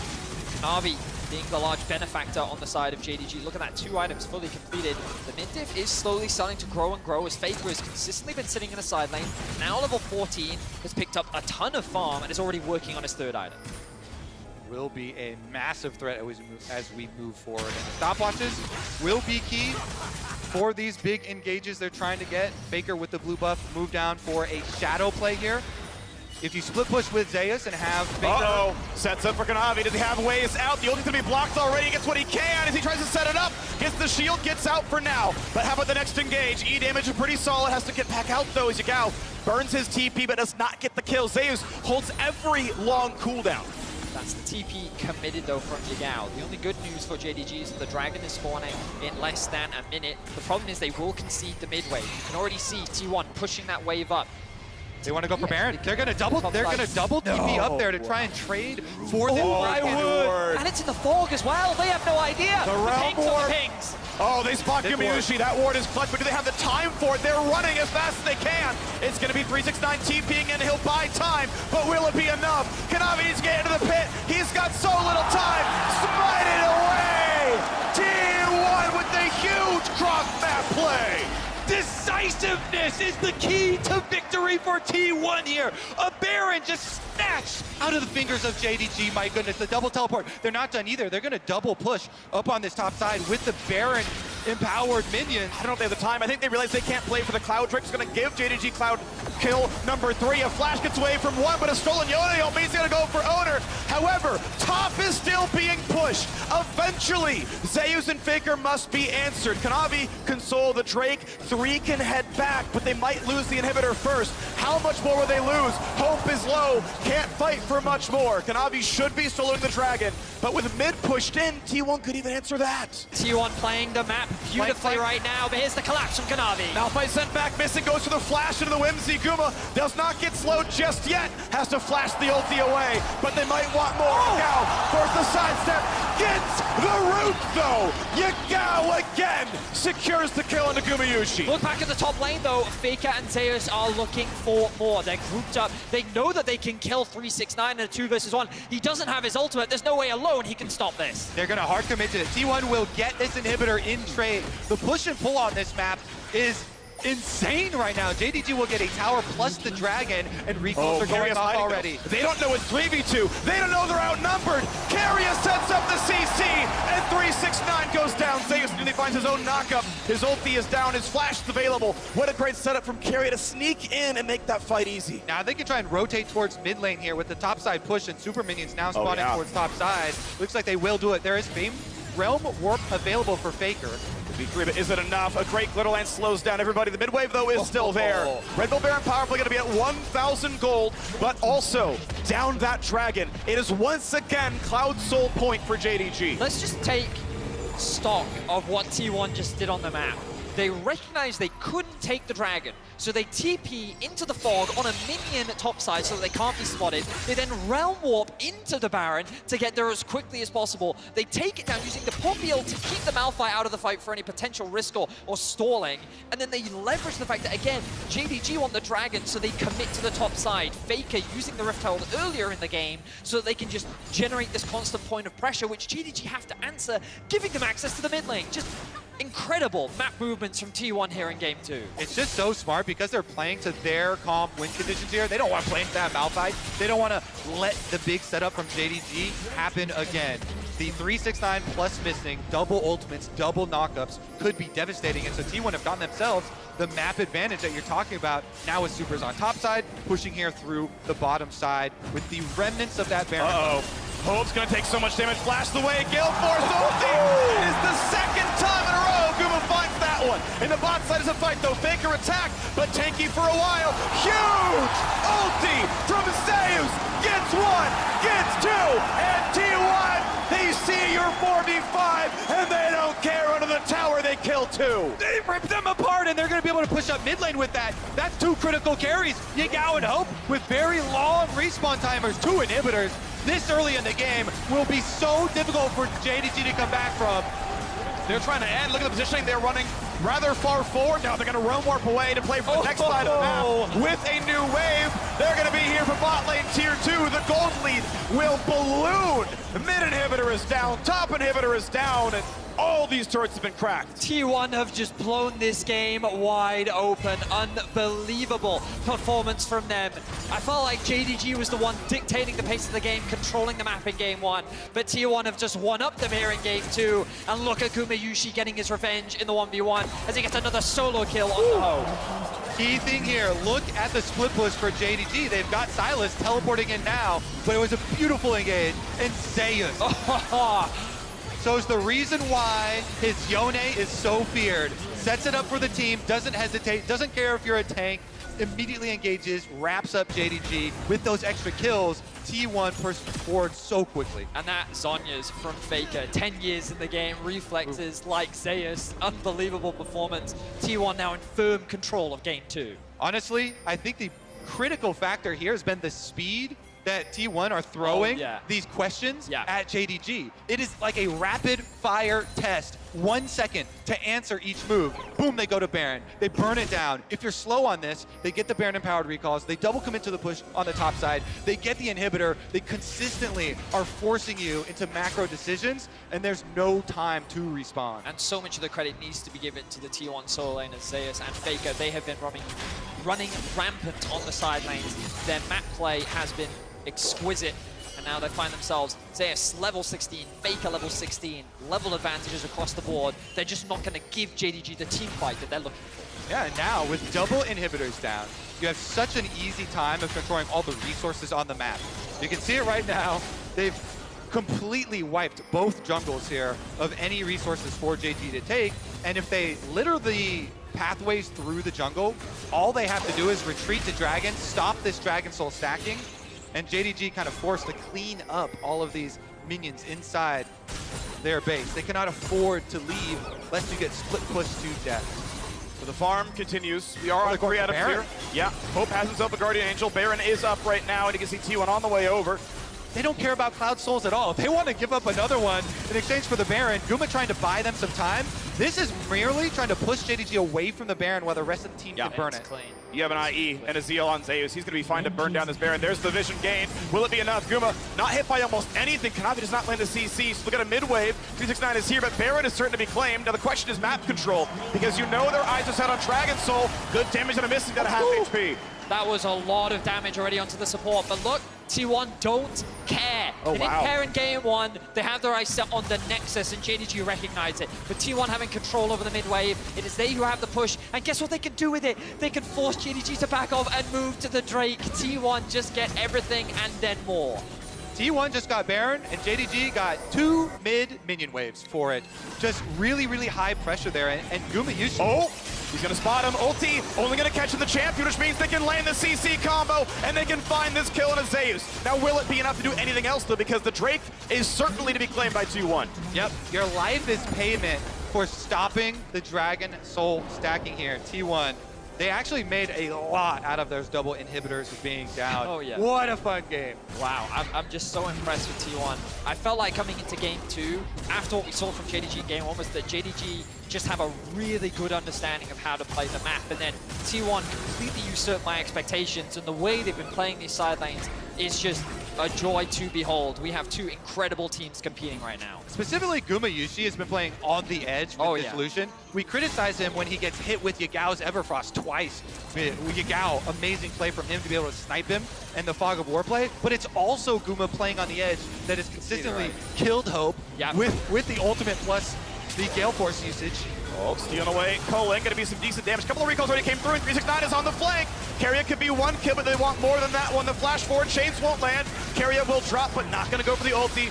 on Takuma. It's Zeus who matters. They find the first one, they find the slow. The base is being attacked. Kanavi is there to defend it, and Faker's gonna get away, but that means he can reinforce the team fight. Looking for the kill onto Zeus, missing, running for his life. Owner gonna set up for another as Guma has already gotten a double kill. And Owner's gonna set up the third. That will be a kill onto missing. And now it's T1 against just 2. 4v2 in the base, minions and a Baron flooding it as well. 20 there in a gold bonus on the power play, and now going for the Nexus turrets. T1 looking to tie up this series, and Kanavi tries to bait the CC, burns the stopwatch, flashes in, finds what damage he can, and buys a bit of time, because guess what? The LCK here at Worlds are stopped by inhibitors, and T1 will not find the game just yet. Wow, T1 can't actually end because the inhibitor will in fact come back out onto the map. But what a crazy fight we just saw. JDG was setting up for the flank. They were looking to try and catch T1 in their recalls. But T1 again play it so well. They create 2 points of pressure. They force JDG to split apart. And the second that they are, Faker's Realm Warp collapses onto the team and creates a numbers advantage. This is how you play a split push comp. This is how you play against a team fight. Great execution once again from T1. Exactly, and look how quick they answer. Teleport from 369 comes in. They want the team fight, but T1 say, we don't want the team fight. We want to pressure your Nexus. So with the teleport into the base from Faker, he forces the answer from JDG. They have to teleport out Yagao, meanwhile allowing the interrupt here, Zeus. Oh my word. Zeus. He interrupts the teleport. He basically kills 2, sets up the double for Gumayushi. T1 just pulling JDG across the map, making use of their big advantage. Now Faker, though, on the run. Jumping in by himself. Hope's going to be moving pretty fast. He'll be rooted in place, though, but the damage might not be enough. Whimsy does not find the slow afterwards. Kanavi is going back to base. Hope is looking to get that kill on the Faker, but he's just buying time for his team as much as possible. The ultimate from Ona. Yep, Kanavi's going to find that first kill. He's going to transform, but actually the shutdown goes through. 369 finds his engage, but cannot kill Keria. However, not going to be in threat much himself. Yagao doesn't find the root, burns Azonius. In comes Zeus, knocks down missing, and there's the rest from Owner. Gets the second. Hope going to lose the Guardian Angel, but how about the rest? As everyone's starting to fall, Kanavi is left alone, but you can't do it by yourself. You need a team, and T1 will tie up the scoreline 1-1 in the semifinals. Gumayushi gets hit with 2 Everfrost early in the game, dies both times, but dodges the game-winning 3rd Everfrost. They force these Zonias, they kill Yagao. Him and Zeus destroy that last fight. What magnificent stuff from those 2 players on T1. Back-to-back, huge carry performances. I think you summed it up really well, Kobe, in that Gumayushi, that level of aggression has lows, but the highs are incredible. The way in which he navigated those team fights, the way he consistently shut down Hope 1v1 in the mid lane twice throughout this game was a joy to see, along with Faker and Zeus just dancing around the JDG team. When you play on a knife's edge, sometimes you get cut. But Gumayushi made it so worth. I'm having so much fun watching these games with you right now. Amazing series, and we even it up. Couldn't ask for anything more. Yeah, huge out of T1 so far. A ton of homegrown talent. 4 of those players scouted by T1 themselves. Gumayushi just incredible in that game. I believe we're going to be breaking down that game at the Analyst Desk, so stay tuned for that. Thank you so much, Freak, and welcome back to the Analyst Desk here at the State Farm Arena. We're all tied up at 1-1. T1 strike back in game number 2 to bring us to even marks. We're going to start in the draft, as we always do, because we had yet another unique champion pick here at Worlds, Mark. The mouth fight coming in for 369. Yeah, I didn't want to talk about that. We're going to talk about actually the But Silas. I want to talk about We'll it. get to it. It was later. It was after the Silas priority, which I think was really important in this matchup. It was banned in game 1, went to game 2, and they were able to take that one away for JDG, but I don't think it was able to be piloted to the most of its ability. There weren't a ton of chains landing or Everfrost or anything like that, and I think that was something that gave them the advantage in a very heavy 1-3-1 game that broke out if you're not individually able to keep pace with the other team. Yeah, the big picks here for me from on the T1 side that they focused on was Rise and Yone. And it's not just like, oh, it's Faker's Rise. It's the global pressure it gives. And actually it is, oh, it's Yone. It's Zeus' Yone, because he is absolutely phenomenal on this pick. And when I talk about how much T1 has improved as a team, this game demonstrates that perfectly. How they were able to execute, how they constantly had side lane pressure. Yeah, definitely. And I think the Ryze was a good pick into the Sylas. I think it's not so much a counter, but it's a good lane matchup because you can contest the push. You are a little bit vulnerable. I didn't like the Malphite that much, but I can see the logic. Why?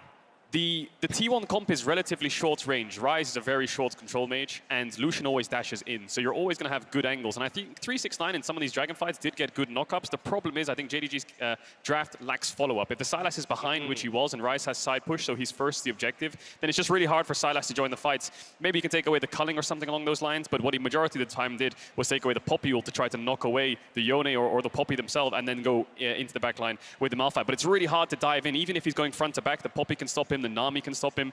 So the follow-up was just a little bit lacking. Yeah, fair enough. Because again, I think when most people look at this draft, right, they see a blind Yone pick and they go, that's bold. That's a bold move there, Cotton, right? You know, and it's against 369 of all people. So it is a little interesting that he jumps to the Malphite of all things in order to counter it. And obviously it wasn't to the greatest of effects.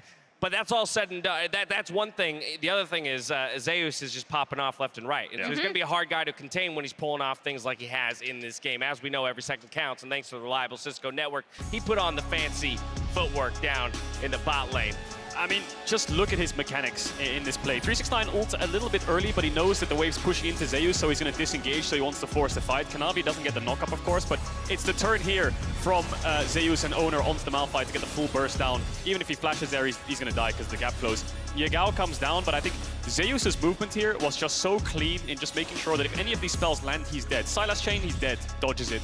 This knockup from Velvet, he's dead, dodges it. Flashes the Yone ult, and then they just pull onto Yagao, who actually gets Tower Aggro, I think, or Kanavi's tanking, but regardless, he's in range for Zeus to follow up. Snapback! The snapback from the Q2 as well, and then Q3ing back through to make sure he can't gap close out. It was just, you cannot play it better than that. I didn't know that was coming. Yeah, I didn't either. That got me. And it was the entire game, too. It was moment after moment like that. That was obviously the highlight one of it, but he was so mechanically good. Every single fight, every single gank attempt that came his way, he felt like two champions. Like, if you tried to 2v1 him, it was still actually a close fight. And if you just look at the meta, it just allows for these things to happen. There's no Azir, there's no Sion Ornn, there's no front-to-back scaling Jinx, Tahm Kench, Aphelios, right? You're playing champs with dashes that either go in aggressively or they're dashing out because the other person's coming in aggressively, right? So that's the beauty of the game right now with the current meta. It's just so fun to watch because it's high tempo, high action, skirmish heavy, so it allows for these kind of moments. Well, that's the only reason I wanted to bring up the Malphite so desperately is because that is JDG's choice into the Yone. And when you get beat with your own counter pick, it's going to start to make you think and start to warp that draft even more. We'll get into what we want to see in Game 3. First, we got to talk a little bit more about how this game broke down. I hand things over to Emily here as we work through some of the big team fights here in Neighborhood Tactics presented by State Farm. Oh yeah, I didn't even realize I'd be able to draw on this. So basically, there's going to be a bot lane play. Mark is going to be the hands. I'll try and assist. We didn't plan this one out. Yeah, let's go. So they're gonna. You can play the clip. All right, here we go. So they're going to try to dive on Zeus in the bot lane. And the most important thing here, and the thing that's more impressive to me about T1 in this particular moment, is as soon as they recognize this TP ends up going through from Yagao into bot lane, Zeus escapes, they actually are immediately going to start pinging the Baron soon. It happens, I promise. Yeah, because they recognize, there we go, ping goes down. They recognize this is exactly what they can go after because Zeus and Faker can TP up topside and they already know that JDG can't match. They rise all in. It's just so smart. And I love this from T1. I love how much this team has grown and how they see the map now. You ever seen two people pull off a triple TP? Because that's what just happened. That is just what happened. And I think the nuance and the beauty of this is, first of all, there's one TP invested bot, so you know you can force a numbers advantage. Right. The second one is they don't TP on wards around Baron, they TP on the wave. Yep. It's really hard to spot that. If you TP on a pink ward, you can see that on the minimap, even if it's out of vision. If you TP on a creep, they can't see it no matter what, as long as they don't have vision there. So they TP on their own creep wave between towers and then rise all together. So it gives you more space and more time to pull it off. And the more time you can buy on a Baron rush, the better. It's next level. This is what makes T1 such a formidable opponent. It's not just that they have the hands to do that Yone outplay, but they also have the brains to run you around the map when they do a 1-3-1 comp like this. And it's why people had them kind of as the favorites coming in is they bring both parts of the game, the macro and the micro. Yeah, they definitely do. And one quick shout out I want to give to is to the T1 bot lane. I think that Gumiyushi made a couple of mistakes here and there, but the Lucian Nami prio is working. We saw in the I think it was the Gen G series that the Lucian Nami was just getting countered. It just didn't really work. They go back to Aphelios Lulu.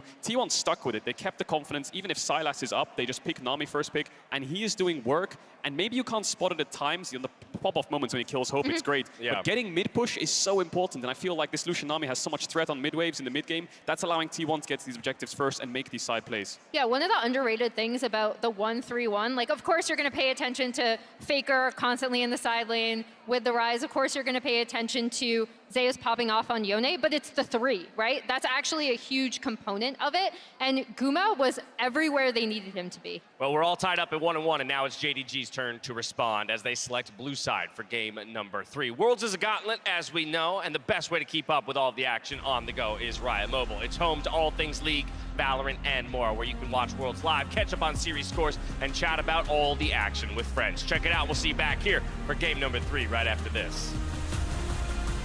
Sidestep Zeus' first Q. Gonna find the knockup now on Owner as well. He'll stay alive. They go back in for the combo. Huge damage coming across, and he's gonna find the kill at a 3-6-9. In the bot side is a fight though. Faker attack, but tanky for a while. Huge ulti from Zeus.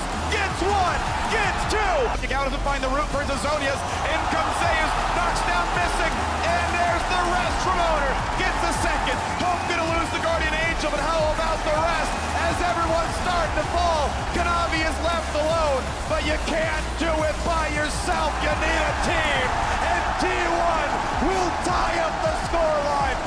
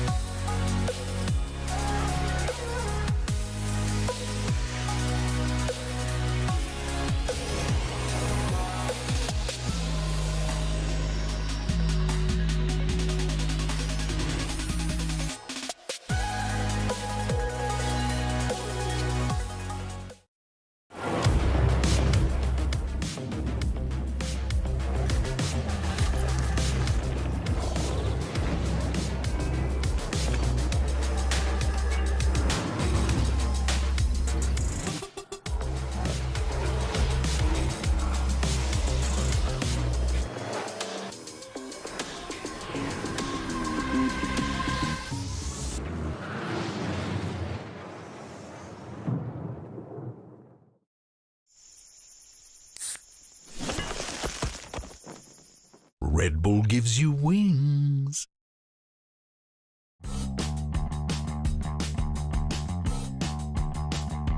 Bring me the next shiny new thing. Bring me the next shiny new thing. Bring me the next shiny new thing. Bring me the next shiny new thing. I strike gold. Yeah, I strike lightning. Oh, bring me the next. Oh, bring me the next.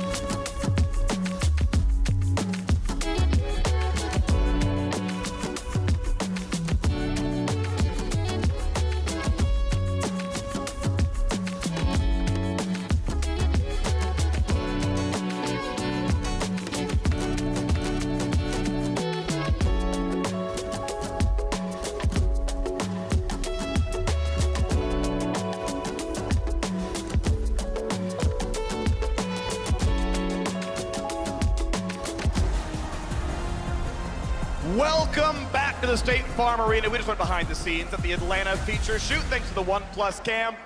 And hey, we've got at least 2 more games that's coming on. Game 1 and 2, both very exciting so far. Tied 1-1, anyone's match. It's so cool because both games were so unique, right? Yeah. And especially in this one, I feel like that last one really does mean a lot. One of our biggest questions coming in were the mid lane triumvirate of champions, and Faker has just cracked it. There's like, Yagao, you know what? You want Sylas more than anything. Played it 6 out of the last 7 games. Fine, have it. We pick Ryze, we double solo lane split push, and actually split push you to victory. People were saying, myself included, that you can't win through split push anymore. Dragons had got buffed, Dragon Soul's too powerful, you always have to team fight, and T1 in the semifinals just annihilated them by outplaying them and picking them across the map. I think there are 2 things that contributed to T1's success. Number 1, brain, very big. Very, very big. Big brain. Yeah, Got big it. brain. Step number 1. Number 2, I think that the Cloud Soul in 2 games in a row also made it easier for T1 to say, we're fine giving you this soul. Like, it's one of those trades where we saw in both games they were willing to trade Baron for the soul, and I wonder if their priorities would have shifted if it was something like an Infernal, where perhaps that damage threat could have been the difference maker in JDG being able to turn the game around. And I actually love to see that because dynamically updating your value of objectives on the map is what is intended with that change, with the introduction of these dragons and this different power level, them giving different buffs. It is not just a blanket, oh, you're stronger now. It's really cool, actually, to see that strategy taken into account.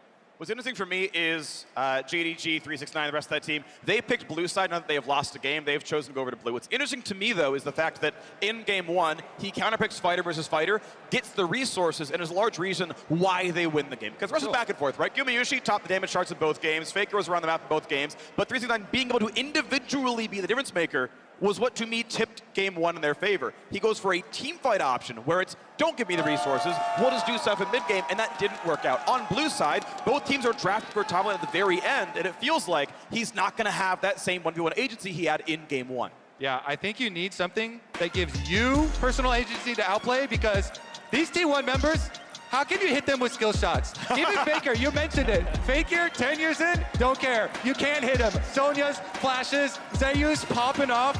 The 18-year-old top lane prodigy. They banned Yone, Kobe. They banned it on blue side. Like, you're damn right they did. I mean, Zeus, we know that he's a god, both in the mythological sense and the literal sense, right? The man is mechanically incredibly gifted, but to see a blind Yone ban is crazy. What does that mean? Is up and available? No, there's no shot they're going to lock in an Ornn blind as the first rotation. They could look to grab the Lucian themselves. No, they're going to get the Viego, make sure that Kanavi is on something that they had a huge amount of success with in game 1. I like refocusing here for JDG. Kanavi is the heart of this team, you know, and really doubling down on that. Agree with the first pick for Viego. He's been so versatile at this, tournament with the pick. But as Kajal said on the desk, the Lucian Nami priority has been working, and my goodness, Guma is on fire. Those mechanics on display in the last one. You get hit with a couple Everfrost, it's fine. Shrug it off, get right back in their faces, and do it again. You would expect then the Aphelios Lulu to then come out immediately from JDG, right? I think there's another thing in the wheelhouse they can run a bit down the line, but yeah, it gives T1 the chance at something interesting, unanswerable there on pick 3. Auto on a mid without counters, bam, 2 bans. One on top lane, like the Yone that obviously is banned away in this case, without counters, bam, 2 bans away. So, yes, expecting the Aphelios Lulu, you trade the 2 for the 2, but they're taking as much time as they can as it all ticks down. They let the timer lock in the Aphelios, they decide, yeah, is it Lulu? Yes, it is, okay. So all the draft bucks go over to the Viego. It is the same 3 champions they picked in game 1. We'll see now what T1 want for themselves in the 3rd pick. Lucian, of course, expected. What will T1 go for? Expectations are jungle right now, but Onar has already demonstrated that he has a very deep champion pool, and he's quite happy to pick whatever they want. I think there's room for something like a Trundle to be good here, especially if they want a little bit more early game agency, but he does very well into the Viego matchup, depending on... Nope, they're instead just going to pick Faker's Ryze. They want to make sure that he has that comfort and the ability to roam and attack these side lanes. I love it. When we get these lore picks in esports, Faker with literal movies made about him on the champion. Blind picks it, says Yagao, what is your move, my friend? And let me remind you, this meta right now, the majority of mid laners are saying there's like two matchups you can pick Ryze into anymore. This is not a widespread thing. This is Faker specific. This is GOAT specific. And then you can double protection ban it against Yagao with the map mobility champions. The two preferential ones, the Taliyah and the Gallia. So a few things I've spotted. The first is that T1 have decided to mitigate any roaming matching that Yagao typically goes for. This does make me question if he's thinking about a Twisted Fate. This was something that he often fell back on if he wants to make sure that he can attack these side lanes.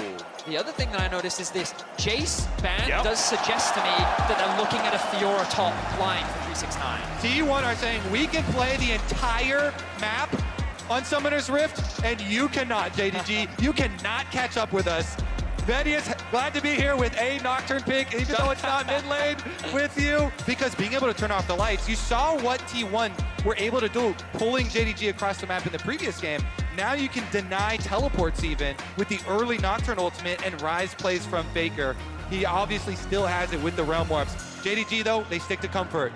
They got the Viego already for 369, throw the Renekton for 369 there, as well as the Viego for Kanavi. So the Renekton does make a lot of sense in terms of being a safe blind. There aren't many things that Zeus could pick that would give him a winning matchup, but he doesn't need a winning matchup. We know how versatile of a player he is, and Carrier's just flexing through all the different champions that he could pick as an option.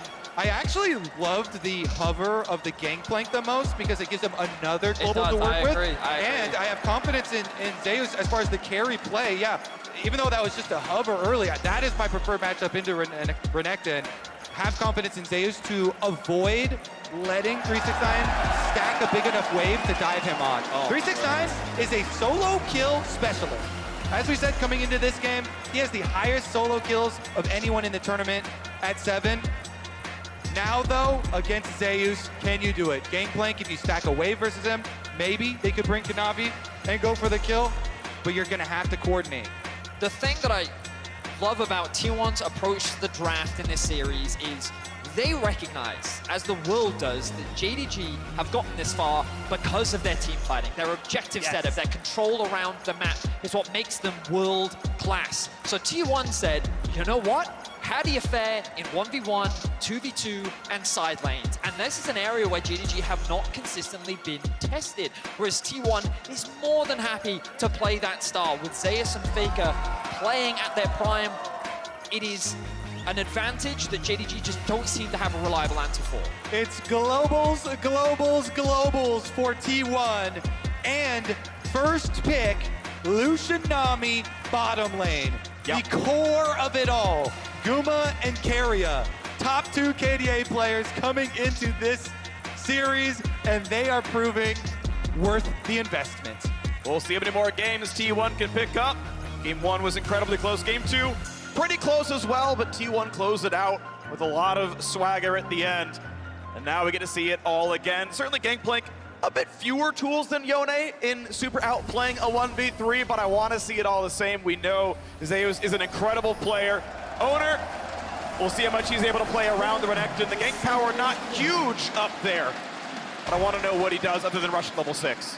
And Zeus has started with Corrupting Potion here for himself on the Gangplank, so you can be very, very aggressive in early lane phase, spamming out your Qs with your Corrupting Potion ticking to get a lot of strong trades. But the real crux will be, can he get enough money for his Sheen back with that investment?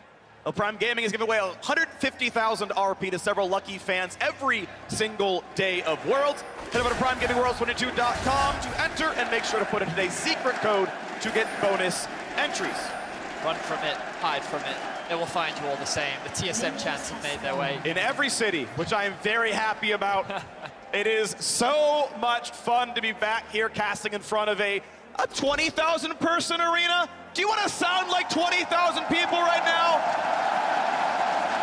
The Thank you. energy is electric here in Atlanta, Georgia. Let's see if we can keep that energy up as we move into game 3. So we're looking at the early game, the early pathing. Ona going to start on the Raptors. Nocturne's early clear through these multiple mob camps is very fast, very efficient. and he's likely going to convert that into the red, and then perhaps do a full clear topside or path towards his bot. Yeah, definitely expect a full clear from him. Should be noted that during 369, base tanking the barrel tri-brush play here from Zeus, he was able to get his ward there down onto the Krugs, so they'll have that timer on the Nocturne full clear. And it is also worth noting, you don't just go from Raptors to red for your full clear for Nocturne. He's trying to get all these smaller camps down and respawning quicker by going to Krugs first, then picking up red buff. It's a hyper-efficient path, right? Because as you rightly said, it gets this respawn timers going much quicker, but also what's crucial is he's doing a full clear from topside into the bot lane. The person we also have to keep our eyes on is Kanavi. Often what he's done is full clear on one side of the map into a mid lane gank. We've seen that 2 times in a row, and we've seen Faker burn some type of summoner, whether it be Ghost or Flash, or basically pressure being put onto Faker in mid lane. This ward, though, that you just highlighted for me, Kobe, covers for that. T1 have adapted, and they've recognized that this is a consistent play that Kanavi looks to make, so they're mitigating any early pressure to give Faker a little bit more safety in the 1v1. One more poke in the bottom side, temporary 3 CS lead here for Guma as he's shoving that one down. Obviously, Nocturne has rushed down to his bottom side now, gets his own blue buff at level 3, and then can kind of path back up. We'll see which way he goes long term. Yagao makes like he's putting a ward down. Looks like he actually doesn't go for it, but makes the move to say, I've warded the invade, you know. Actually finally does put it down, so we'll see if Nocturne comes through or if he goes for a gank through. Obviously, he wants to go behind. It's hard to gank Azir from the front, and it's far enough back that the controller doesn't see it. Actually pretty important to get the positioning right away from a control ward. Kanavi has skipped one camp and is up topside. This is what I was talking about for playing against Gangplank. Stack a wave and go for the dive early. That's your opening. Here we go. Wants to find the stun at the right time. Lets the W go down, puts all the attacks down at one time. Zeus just going to let him drop the aggro, but the health bar's down to 100. He can't clear his wave very fast. The turret's been reset. Second stun comes across. First blood claim. Kanavi will have the flash to drop aggro. They did it. They execute on the stack, wave, and dive versus Gangplank. The classic for Renekton matchup here into it. I will say as well, for that early W, Kanavi was trying to predict the flash. Even though it looks kind of weird there, Zeus holds onto his flash. He saves the summoner spell, still goes down, and is able to teleport right back, so at least he doesn't lose that many minions. And crucially, he got 11 CS and Futures Market, meaning he could afford Sheen on the recall. Yeah. That is so important as the Gangplank, and he has the item he needs to play his lane out. That was our exact question for him. Yeah. So big stuff there, even though going down. So JDG with that first blood money, repeat from Kanavi as the wave has bounced back. And Nocturne's here. Now Renekton, I mean, it's pickaxe versus Sheen. They're actually both relatively powerful here. Gets away from the barrels, gets the passive back, and the bait, the trap has been set. Zeus gonna be hit, eats the oranges, stays up for now. Oder wants a bit more, but he's waiting out. Belgian, it's nothing. The flash in, Zeus, the flash follow. It's a 1-for-1, but can Renekton win against Nocturne? The big stun, and 369 is good for a 3-1 scoreline. And there's no teleport on Zeus. Look at this minion wave. 369, he's so satisfied. Can keep the minion wave there. Zeus is gonna have to walk all the way back. Here it is, Kanavi. Such a big brain counter gank here. And then when Owner and Zeus try and flash forward to finish off the kill on him, they get the answer, and 369 can finish off the second kill as well with all the rage he had stacked up on the Renekton. The initial problem with that play for 369 was that his abilities were on cooldown. Just before that play happened, he invested everything onto getting a short trade against Zeus, which made it awkward. So Kanavi getting that initial exchange onto Zeus was really smart because it just bought 369 that extra bit of time. But it also gave the JDG top jungle an opportunity to get revenge after they got hard outplayed last game. Yeah, 369 has an ulti. What's the stun gonna look like is the question. Nocturne's nearby. Conqueror is stacked up. Oh no, Owner's here. Just kidding. We got our own jungler. The fear lands. Kanavi's gonna get one, and it's time to be afraid. In the bot side, it's Hope extinguishing it from T1. Gets the root. The flash from Faker. Missing. Hit with the bubble. Carrier doesn't. And Faker gonna try to find the rest. Missing. Auto gets a single. It's 2 for 2 as Faker cleans it up.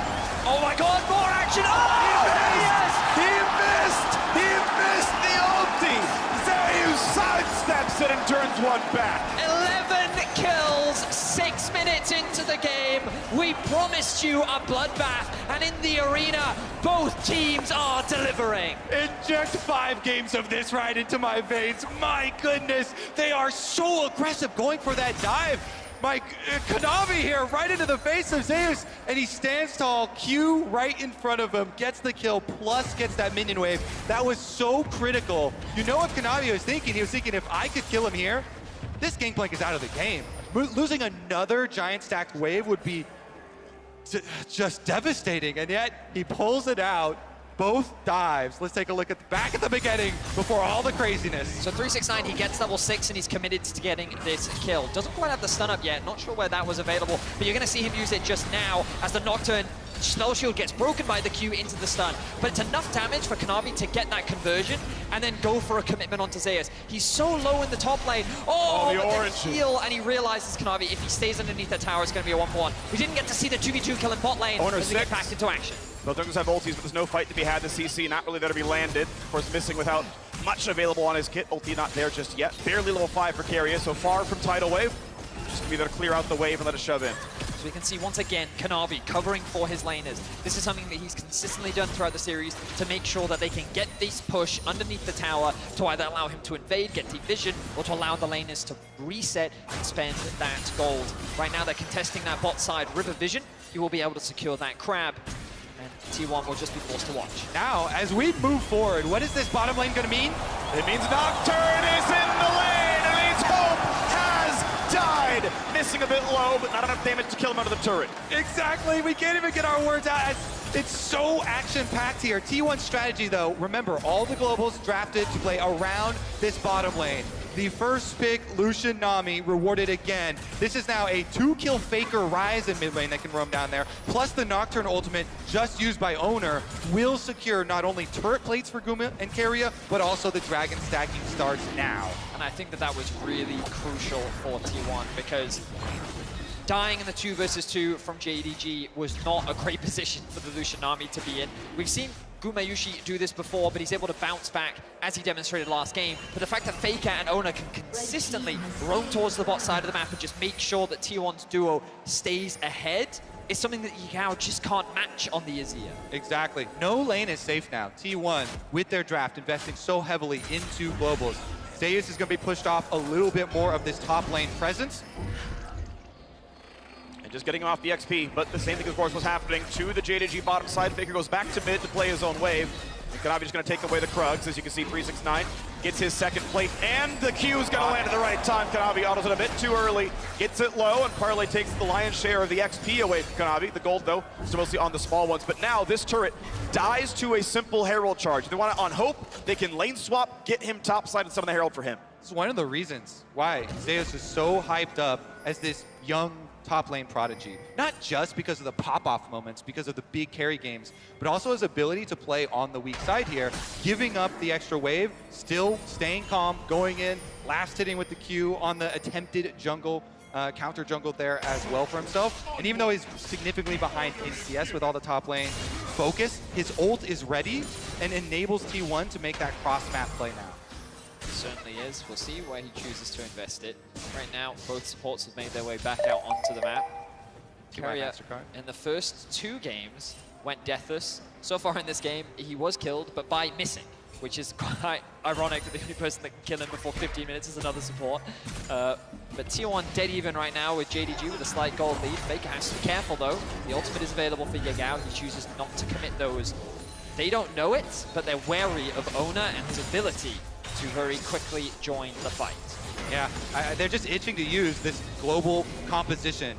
Gangplank ultimate ready, Nocturne ultimate ready, Faker as well afterwards with the Realm Warp. If they first get the kill, then he can Realm Warp the minions forward to help push on towers, and they're going now. Big damage down to the turret, down to 2 plates itself, as Hope will be able to clear the wave out, but it forces that TP from Yagao, and it means T1 gets to push down mid lane first. Maybe Faker can come out of plate down to this mid lane. Much like last game, T1 with all the advantages in the questions that they can pose to JDG. Hey, what will you do if we force on bottom lane? Well, you have to teleport. Now you've got this giant long cooldown. You can't get right back to mid. They just push the mid lane in. They will take the teleport cooldown advantage and not force the dive there. Just use the cooldowns elsewhere. I like the way that you described that. It's T1, oh, hang on, ult. Nocturne is here, waits for the double dash, flashes on both of them. Is it gonna be up for the Gangplank ulti? 369 runs away, flash for flash, 2 for 1 on ultimates. 369 barely lives, has zone TP to get back to lane. The play was great from Mona. You flash commit to make sure that the tether stays in range of the champion you're looking to fear. Unfortunately, Zeus just couldn't quite get in range to deal that extra bit of damage to get the kill. Big heal, actually 140 back on that one. Kanavi getting a bit low, but he's not in range of hard CC, and helps the wave get cleared. Gets his own fast recall because of the Herald and inventory, but timer down below 1 minute, has to make his way to a lane soon. I want to point out how far forward all these lanes are for T1. Look at this, the tenacious fighting. Bottom lane shoving up in the 2v2. Top lane constantly being matched by Owner in the 2v2. Faker as well. Mid lane. They are not letting JDG move onto this map. T1, they know how to play the early game with high aggression. This is a team that throughout the year has been known that they're incredibly dominant early game. And I think that they've demonstrated at this World Championship that they know how to transition that lead into quick wins. Most of their games, sub 30 minutes. This is a team that dominates with the early lead, but JDG, they're used to aggression, okay? They're from the LPL, the homeland of aggressive tendencies in the early game, and they are accustomed to weathering that storm. The question is, can they get the fights that they're looking for? And especially in that aggressive homeland, they're the kings of coming back. So it keeps it exciting here. We'll see if they're able to fight their way out of it this time. Now the money of the turret does go to 369. Gorge Drinker now done. As he, of course, tries to stack his armor against Triple AD, holding the front line with his Gorge Drinker. Has a gold lead, but obviously the scaling so much better on the Gangplank area. Looking for any wards that could be put down or swept away. The red buff will be claimed. I think possibly the biggest difference too in this game is that this is a game where T1 are going to be the early Dragon stacking team. So Dragon arriving very shortly here. No teleport on Zeus or ultimate from the Gangplank. This is the one that gets a little bit dicey on the timing windows. Of course, your Gangplank ultimate cooldown comes up really quickly. So as long as it doesn't happen right now. Yeah, ult for ult, 369 takes the fight. The barrel's gonna get hit though, which means the slow is there. The passive reset, and Zeus wants to be the king of top lane. Barrels it down for a bit though, gets his passive back, flashes in, but it means the stun! Zeus flashes to deliver 300 gold. And we got more though, the fight isn't done. Tidewave coming across the bottom side. The knockup's gonna land. Lulu buys him some time, just barely does JD live. This is the battle of top laners we wanted to see. 369 struck first, Zeus bounced back in game 2, and we saw the isolated 1v1 matchup. It was close, but Zeus oversteps, and 369 comes out on top. They have them both right now. They can both show up for this one. Can he ult over the wall? Kanavi is gonna burn that one. Flashes first, Nami's there, and the kill comes across. Faker's on a killing spree, missing flashes for his life. They got the early roam so they can fully commit. Even with Yagao coming to try and close the gap here, T1 getting the early kill onto Kanavi means they will get priority on Dragon. They will get the objective despite Zeus. Good trade there from Faker. But wow, I mean, every time we see one advantage gained somewhere, the other team gains an advantage elsewhere on the map. And it was just really good awareness from T1 to commit to that bot side of the map play. They're able to collapse much faster compared to JDG, largely because of this Z in the mid lane, and Faker on the rise once again is first to the play. But let's look back at this 1v1. So Zeus feeling pretty confident with his Trinity Force, but I want on live, I was looking at the cooldown for his ultimate. It was only a few more seconds afterwards. And you can see here he has the option with extra distance, but he flashes in instead without waiting for the ultimate, and 369 just rips him a new one. This is 369 Renekton, okay? Known for it. And he gets the last lap. Rift Herald coming up very quickly though. I popped Smiteable, who's gonna claim it. It was owner before. This time around it does go to JDG.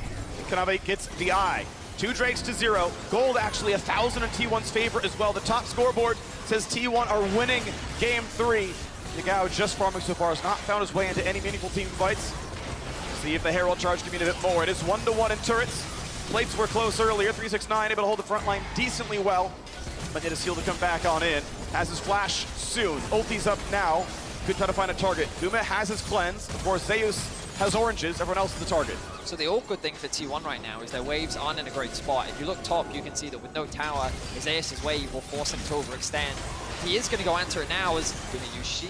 will be forced to dash out. But the bot lane in the same vein, Faker can't really be sent into that bot lane, which means that JDG could just force this skirmish in the mid lane. There was room there for JDG to actually commit onto that tower, and maybe even force a fight. But they decide, you know what, now that Zeus has pushed out that top wave, we'll go and catch it, and we'll look to reset. Yeah, T1 looked to get some breathing room. They sent Faker down to bottom side, which is the only lane where they had already taken the outer tower. So Faker trying to push on bottom, get the minions up to the secondary tower, while the rest of the 4 squad here puts pressure on mid. The waves have cleared away. JDG obviously pretty good scaling on the Aphelios down here, but Guma has always put out so much damage in these fights, moving towards his own rapid fire cannon later on. Missing gets his Shurelia's done. JDG ever confident in the movement speed. We get 3 games in a row of Cloud Rift. Let's hear it for Cloud Dragon, baby. Yeah, it's the best one. My pick'ems are thankful, I will say. Oh, it actually has been 3 in a row. Yeah, that's crazy. I've been very keen on that one because Cloud Drake was the least killed Drake coming into this series. Oh, that's a big combo coming off, but Guma's not going to die to it. Bit of damage will, at the very least, delay Guma's back. The Herald will be now dropped mid, opening this up, gives JDG a lot more control and makes it easier to push into the enemy jungle. They've got a ward on him. 369 is seen. Here comes Tidal Wave. Here's the rest of it. Flashing on enemies. Nocturne is left alone in the back line. Gotta stay alive. The scoop coming across. It hits 2. A flash away from Keria. Somehow Owner is still not dead. Kanavi dives in. And the dive out of the tower. 369 gets 1. But it's a one-way trip. Faker takes him out. Yeah, that's a dive under tower, all right. 369 wanted another solo bolo onto Zeus, and he does get it, but at the cost of his own life. And it means JDG can't then finish out the tower after that little scrap. Nice little opening from Yagao, though, as he saw the angle, sweeps in, gets the knockback for the extra kill. Faker holds the line, though. 4-0-0 now on the rise. He's just been picking up kill after kill, and he was the benefactor of 369's aggression. I believe he also picked up a shutdown as well. So this mid laner will only continue to get stronger, but let's have a look here. The Herald gets dropped down. Guma gets stunned up. The ultimate to disengage from JDG diving underneath the tower, but then there's no follow-up onto Owner's engage. Then the ultimate from Yagao is good, lands onto 2 members of T1. They're forced to flash out. Meanwhile, on the back line, 369 is able to get the kill onto Zeus. But look at Faker, locking up Zeus underneath the towers means that those stacking tower shots will hand the kill over to him. Oh, shut down. Seems that I was incorrect in that statement, but regardless, it ends up being 1 for 2 overall, but the tower still stays strong, and T1 hold on to the gold lead. Once again, into Black Cleaver 369, he gets the build path there. Cold nearly done, so again, building for aggressive, as much damage as possible here. As we get, looks like Blade of the Ruin King on the way for Kanavi, so 2 damage items here on the Viego. The advanced plate can often be pretty common. Yeah, the double recurve a bit much. Double clicking that one, but not gonna be a problem here. Red gonna be claimed for an invade. Gumayushi and the rest of T1 ensuring the bottom jungle belongs to them. And they want to keep up this dragon stacking. Zeus right now, no ultimate again, as it's ticking down with him pushing on top side. Moments before the Drake, if you can get a teleport from Gangplank early on and set up your barrels through some of these brush in the fog of war, that can lead to some big explosions. But they're actually valuing just walking Zeus down now. Walking down the river, 12 seconds till it spawns. JDG are the ones who own the path down. Kanavi aggressively looks for any wards, doesn't see any. One gets put down, put out as well. Guma forcing a Shurelia's out. 369 cannot find his target. Locked in place, needs to ult to stay alive, but he's feared and he's fallen. Nocturne goes for number 2. Hope dropped, a flash away from missing, but Faker won't, and he's unstoppable. 11-9. You can't touch Gumayushi. His confidence is insane right in front of 369. Baits him in. Faker's not done. He dodges the stun. Really beautiful stuff right now. Gonna try to stack the Conqueror, try to find the kill. With help from his mid laner, Azonius buys some time, but they should kill him. The ult's too early. He needs some soldiers back. He finds the army, and 1,000 gold goes to Kanavi. However, Baron is dying. T1 with an incredible team fight in the mid lane are able to usurp the team fighting powers of JDG. 369, the benefactor of all that early game gold, the big beefy frontline is shut down as T1 dance around him, dance around JDG, and secure themselves the first Baron of game 3. I love this play from Gumayushi. He is so confident right now, playing in the face of these melee champions, baiting them in, daring them to try and touch him. Stays just out of arm's length there, and he won. Well, can he get away from this, though? Yeah, still has cleanse and flash, was not even remotely close to dying. Then when turret falls, T1, 1350 on the Red Bull Baron power play. Yes, they dropped the Cloud Drake, just means more can be killed. I know, it's a positive, honestly, as we crest into 2 and 3 items. Chainsword on the way now for the top laner. Look at this. He dashes in with the ultimate to get some damage here, and then allowing 369 dash forward. He just kites him into the Nami. Keria gets the double knockup. Yeah. Ulti into bubble, right into T1's hands. Keria playing these fights beautifully throughout this series. The chain CC, there was nothing that Renekton could do, and like this is just one of the problems with Renekton. He doesn't have easy access onto the backline unless he's finding a good flank. See the smiles on the T1 faces and the frustrations on the side of JDG. After losing that Baron, this game now becomes harder to win as Gumayusi once again goes in. Chunks hope to have tidal wave, builds a lot of time. Getting away from the fear, but Nocturne dives for more. Owner's gonna get one and stay alive. Gumayusi is at 1 hit. Yagao kills him. Owner could go for a bit more. Big damage out of Zeus, finds one. Owner may go too far. He will jump 2 up, and he drops. In the top side, though, a solo kill, 369. Once again rolls the dice and takes down Faker, not even burning a flash. Into the mid lane, he's looking for the collapse, 369. Flash up in 5 seconds, could find a good target. Keria has nowhere to go, doesn't have his own flash, doesn't have a good way out. Shirelli has to get his target into range. I don't know if he can get the blast plant in time. Nicely done by missing. 369 finds the kill. JDG lose 2, but they kill 4. That's right, 4 dead on the side of T1. I was not expecting the fight to turn that way. T1 felt like they had such firm control over the game. And then just like that, after a bit of aggression from Guma, JDG turned it around. 999, baby. He gets another solo bolo. Off screen, count it. Teleports in, gets another kill, trapping Keria here. And more money for JDG to mount their comeback. Remember that after the last team fight, JDG still got the dragon. They got that objective, so they also stalled T1's objective stacking here. Another bait attempt here from Gumayusi as they get the counter onto Kanavi, and is the ultimate commitment there from Nocturne. Meanwhile, here's our solo we're looking for. Faker just trying to kite away from the Renekton, has the ultimate to try and escape, but the stun then comes through from 369 to mitigate that. Faker doesn't have flash available to get away, realizes he can't do anything in the 1v1, and then the TP from 369 catches T1 completely unawares. Zeus and Keria split apart because they realize that they can't come out ahead in this fight. The Shirelli from Missing to help close the gap, and you'll see Missing landing an auto attack on the blast pan to deliver the fish to the hungry crocodile. And you can tell the bloodlust is getting to these players with the high pace of this action. Earlier, Owner with the tower dive on that Nocturne, with the rest of his team just a little bit too far away by the mid tower, goes down and sets up for that play. Across the map, though, 369 and Kanavi, great. Scryer's bloom there by Faker, spots going on. His rest of the team already took down the bottom jungle. They're taking down the bottom tier 2 turret as well. 4 men strong. They shove this one out. Mid lane outer turret drops though as well. And as Gangplank ult was required to clear out top lane, they're still going for more. Keep in mind, this is 4 pushing the bottom side. 2 turrets taken, JDG sent most of the team back to defend, but the inhibitor is already gone. Really good response once again from T1. We complimented their ability to play through the side lanes in game 2. They're demonstrating it here in game 3. Beautiful. Kanavi, I'm not going to say that he baited out the ultimate, but that's what ended up happening. Doesn't get caught off guard. Yeah. T1 though in the brush. Kanavi They're gonna makes it. find him. He doesn't get the ulti off. He just dies. He could have ulted. He just gets killed. And that is the jungler down. T1 with 40 seconds till this Drake comes up. About the same time they find the rest. 369 gonna take his fight against Faker. Will it be enough? Does he win round 2? He's ignited. He's ever frosted. And Faker with 5 held left wins the one-on-one. The GOAT! Now he's got more enemies coming after him, though. He's going for the sneaky recall. Out of vision. They know he's on the left-hand side. Missing. Will not spot him go into the brush. They see. You can see it. You can see it. It was in vision. They don't walk over to the roam ward. Faker with the okie-doke, complete jukes right here. You can't see me. That ward's just outside the bush above the 2 players. It actually didn't go in the bush, so they didn't see Faker, so the polymorph couldn't actually come down. Faker gets away on the skin of his teeth, and he walks away the victor. This is why Faker is still on the lineup. With all of these young prodigies being built up by T1, he's still the GOAT.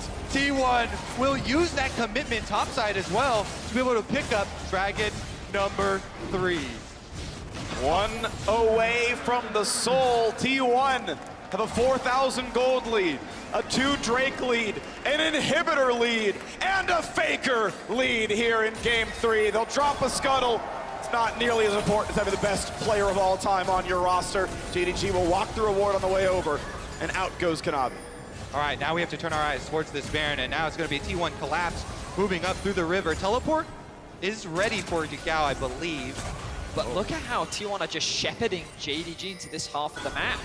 369 and Kanavi are looking for a pick onto Faker, but he's going to respect it. They have the push in mid. Yagao's forced to go back and answer it. Now they're looking for Faker, though. Gonna find the ulti on him. This time he's got no escape tools. Azonius buys time. A huge barrel finds more. 1 for nothing, and it's time to possess the Rise, but he's gonna drop too quickly.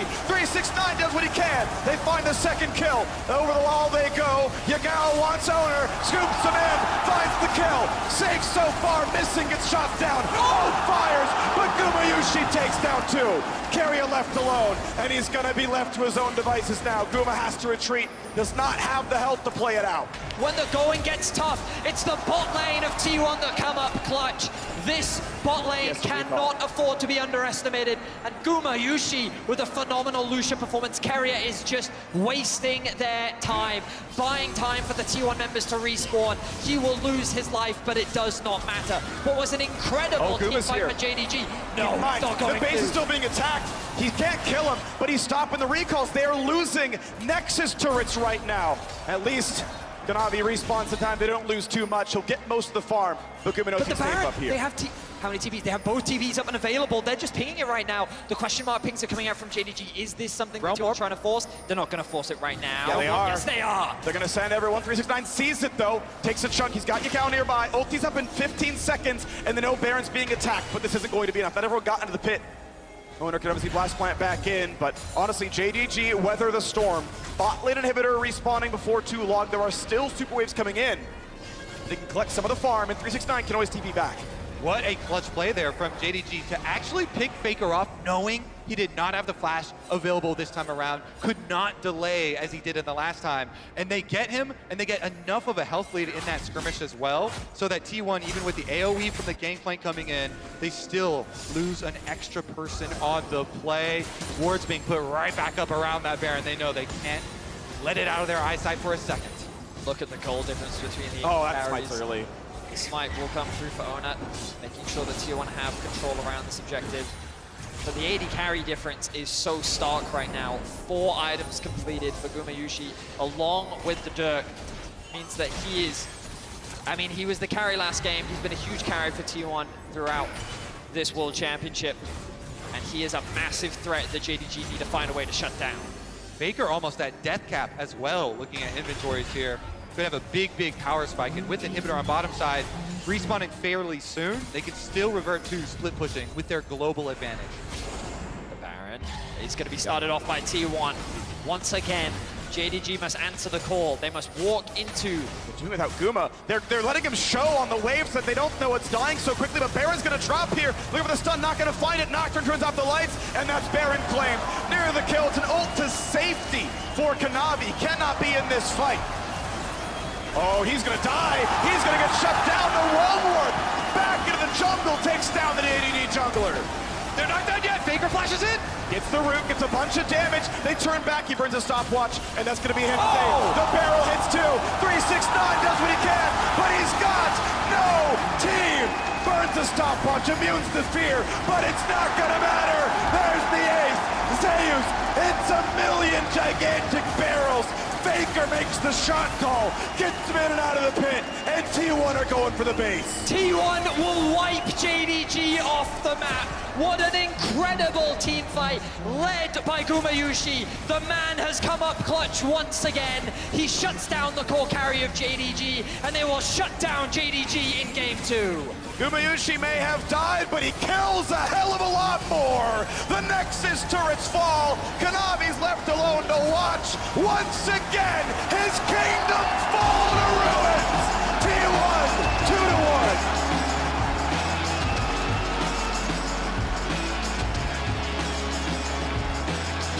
This is a beautiful League of Legends. Watching this T1 team operate Guma Yushi, while the rest of the team does Baron, shows himself for just a second to give JDG a false sense of security, knowing that T1 don't have the AD carry DPS on Baron, allowing the rest of the team to burn it down under cover of Nocturne ultimate. Guma also chunks down Kanavi so low that he goes into the jungle to heal off of Raptors, and then he still wraps around and finds him later. It is insane how much work each member of this T1 squad are putting in right now. And I'm just thinking of the T1 video that they put out yesterday where all the members are talking about it. And Zeus says his goal, you know, in his first year here, 18-year-old, is to put the T1 dynasty back where it belongs and Faker back on the throne. I watched an interview that Ashley did with Zeus, and he says that when I was playing bad, Guma said, look at me, you can trust me, you can rely on me, I will carry you, don't worry about it. And even though Zeus was shut down in this game, he only had to look bot lane at the superstar to know that when the chips were down, he could come up clutch. And still huge in the team fight. So beautifully done. T1 are on match point to head back to the World Championship Finals. We ready up for that match point. We're breaking down this game at the State Farm Analyst Desk. Thank you very much, Freak, and welcome back to the Analyst Desk here at the State Farm Arena. Emily, she loves cross-map plays, so do we. We love beautiful League of Legends. You don't understand. T1 have improved so much. Well, we're gonna talk about that. We're gonna talk about that a little bit as T1 puts the series on series point, now up 2-1. We dive back into the draft because the teams had swap sides scheduled. We had a lot of questions about what would be the changing factors. Bot lanes stay the same, even on opposite sides of the map, so we're looking only in those top triangles for the changes. Yeah, I think what we expected to come through did, and that was T1 have 4 champions to ban away, right? And they just drew the short throw and said, we'll just give over Viego, right? It was a really struggle point in game 1, but they feel confident enough to match it. And I think the way they matched it was mid-push, because they early rotate the Ryze again on 3 before it can get banned away. This Ryze is a huge pick right now in this series. It's getting the push into the Azir. It's winning side lanes. It lost to the Reddington this time around, but when he mismatched, it looked really good. And then you saw him pull off all these plays where he was just disappearing. Yeah. As Emily pointed out, the map plays by the Ryze. For JDG, they went more kind of standard team fight with just like the Renekton blind as on blue side here. And it worked out pretty well, I would say. 369 looked absolutely incredible this game. And when you look at the early game that happened here, it was almost all for JDG about him in the top lane. The big thing for me also is since they have just kind of handshake on these bot lanes, you do have Guma Yushi popping off later. Right now, we're just going to see a top lane reel because, let's be real, this is what everyone came to see, right? Was the 369 Zeus, and Zeus got put down very far behind, which is why it is actually important that bot lane popped off so much. Mark, I'm just glad the teams have proven us right in making this the Mercedes-Benz feature matchup of the day. This top lane, I mean, it was nonstop action. Yeah, we talked about being a battle for the best top laner in the world. I think 369 is making a very good case, though his team is currently down in the series. He was able to find solo kills on Zeus, found solo kills on Faker, later was dominating in this top side and the 1 point of pressure for them on the map. Yeah, you can't really fault JDG or 369 for this game. They play heavy through top side. Owners forced to cover on a champion like Nocturne, which struggles pre-6, but they have to cover it and fight back because the waves will always be in states that are either bouncing or diveable stacking into Zeus. So they try to fight back. They lose as expected in the early stages, but if they weren't doing this and Owner was power farming, Zeus would be 0-4, 0-5, right? So he has to cover him somehow. This was huge. If Zeus died here, lost this wave, I think top was over. But the fact that he gets this kill onto Kanavi, gets a shutdown, and gets the wave, that's what brings him back into it. But 369 kept his lead and kept shutting us down. But it was T1's mid and bot that really carried the weight of this game. Yeah, and I think the big thing, again, for me is there was a bot side gank for Nocturne at like 8:14 in the game, and that is really what just ended up deciding that bot lane, right? So from that point on, I think this Lucian Nami were just so powerful, and then we continued to see those super important moments from Guma Yushi, baiting out fights, just soaking up just as much pressure kind of as what they were doing topside. And that ended up making such a massive difference, in addition to the Ryze you pointed out, because we talked about Owner and Nocturne, and you know, somewhat if you're looking at this draft, you're like, okay, who is Nocturne's like dive buddy, right? Yeah. But the global pressure they were able to have with these two picks, the fact that Faker was always feinting whenever Nocturne did have to go top, Faker was feinting top, made sure that they covered it, and it was just absolutely huge in this game. And you can see the top laners there on your screen in the Mercedes-Benz featured matchup as 369 was getting the better hand of Zeus. But I love that point you just brought up, Emily, about the globals. And T1 are focusing so heavily on these globals through mid, right? The Galio in the first game didn't work out, but the Ryze ult can be used in so many ways to get tempo on lanes. When you Ryze ult from mid to bot, when you have Nash, Ryze ult from mid to bot if you want to kind of counter gank or set up the gank, which is what Faker did to turn that bot fight around to get the double kill in the early stages. And I think the beauty of the Nocturne was you finish Nash when you Ryze ult there first, and then you Nocturne ult to make sure they can't get into the steal. So you always have these quick, snappy barons that JDG always have to be conscious about. So while the draft has rightfully been warping kind of around the top side of the map, Mark, I think this is now where we finally talk about that handshake bot lane, because Gumayushi has been putting up insane numbers. That's a bad handshake. That's when you go for a handshake and the other team crushes it with their handshake. The Lucian Nami has been dumpstering this side of the matchup. You see in the mid to late game as well. Guma plays this so aggressive. He puts so much pressure on the enemy team that he actually does die often in a number of these team fights, but it's after he's pumped out so much damage because the enemy team has to react to him. You saw there, the fact that they just couldn't get on top of him gets them Baron in basically this game. And if I had to think about why JDG are continuing to go for this matchup, right, it's like, okay, well, in these late game 5v5 situations, we're going to still have a pretty strong Aphelios in fights. But the big thing is that, for the most part, T1 have not been giving them that because they've been using their globals to split the map. And that's the beauty. Not only is it the Ryze Nocturne we touch upon, but it's also the GP ult. And I think that's so pivotal with the immobile carries, where it comes to these team fights that you're talking about. But T1 can always pull the trigger first because Lucian Nami can dash in. Double global on top of you with Nocturne and GP. Ryze ulting around the side. It's so hard to contest mid waves. It's so hard to set up objectives. And that man on your screen right now with the Lucian Nami is having a fantastic series. Yeah, I mean, across the series, averaging up 20 CS at 15 is pretty amazing. So we'll see if JDG has an answer to that in game number 4. I just want to call out, there have been 104 minutes played in this series so far across 3 games. Any idea how many kills there have been? 103. 4. You saw the stat earlier. Really? I just read one below on your stat. Really? Yeah, no, I just guessed it. Oh my God, that's correct. I just read one lower than It was in the prompter. I was thinking otherwise. I'll out you to everyone That's in here. incredible. I'll just let you know, I didn't answer because I did see it in the prompter. Thank you very much for being respectful. Just say it in the 103 kills across 104 minutes. That is an astronomical combined. Minutes. Yeah, when it comes to combined kills per minute, it is very rare to even get close to 1 per minute, and we are just about there. We'll see if we can get there in game number 4. Backs against the wall now for JDG. They got to get it done here in game number 4 to push us all the way to 5. The fate of the LPL rests squarely on the shoulders of JDG. We'll see if they can tie the series up and stay alive in game 4 right after this. But he's waiting out, Belgian with nothing. The flash in, Zeus the flash follow. It's a 1-for-1, but can Renekton win against Nocturne? The big stun, and 369. Forcing a Shirelia's out, 369 cannot find his target. Locked in place, needs to ult to stay alive, but he's feared, and he's fallen. Nocturne goes for number 2. Hope dropped, a flash away from missing, but Faker won't, and he's unstoppable. About the same time they find the rest. 369 gonna take his fight against Faker. Will it be enough? Does he win round 2? He's ignited, he's ever frosted, and Faker with 5 health left wins the one-on-one. Don't ever say it's over if I'm breathing. Racing to the moonlight and I'm speeding. I'm headed to the stars, ready to go far and start walking.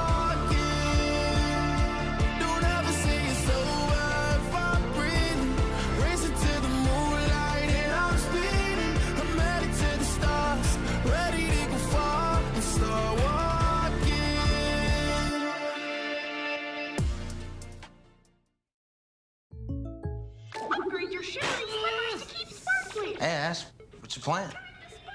A new and very serious game, Jake from State Farm, but these in-game purchases are wrecking my wallet. I can't keep sparkling, Jake. I need a sparkle. State Farm has options like combining home and auto, so you get a rate that fits your budget. Very nice. The gameplay is really strategic, I swear. For surprisingly great rates that fit any budget, like a good neighbor, State Farm is there. Call or click to get a quote today.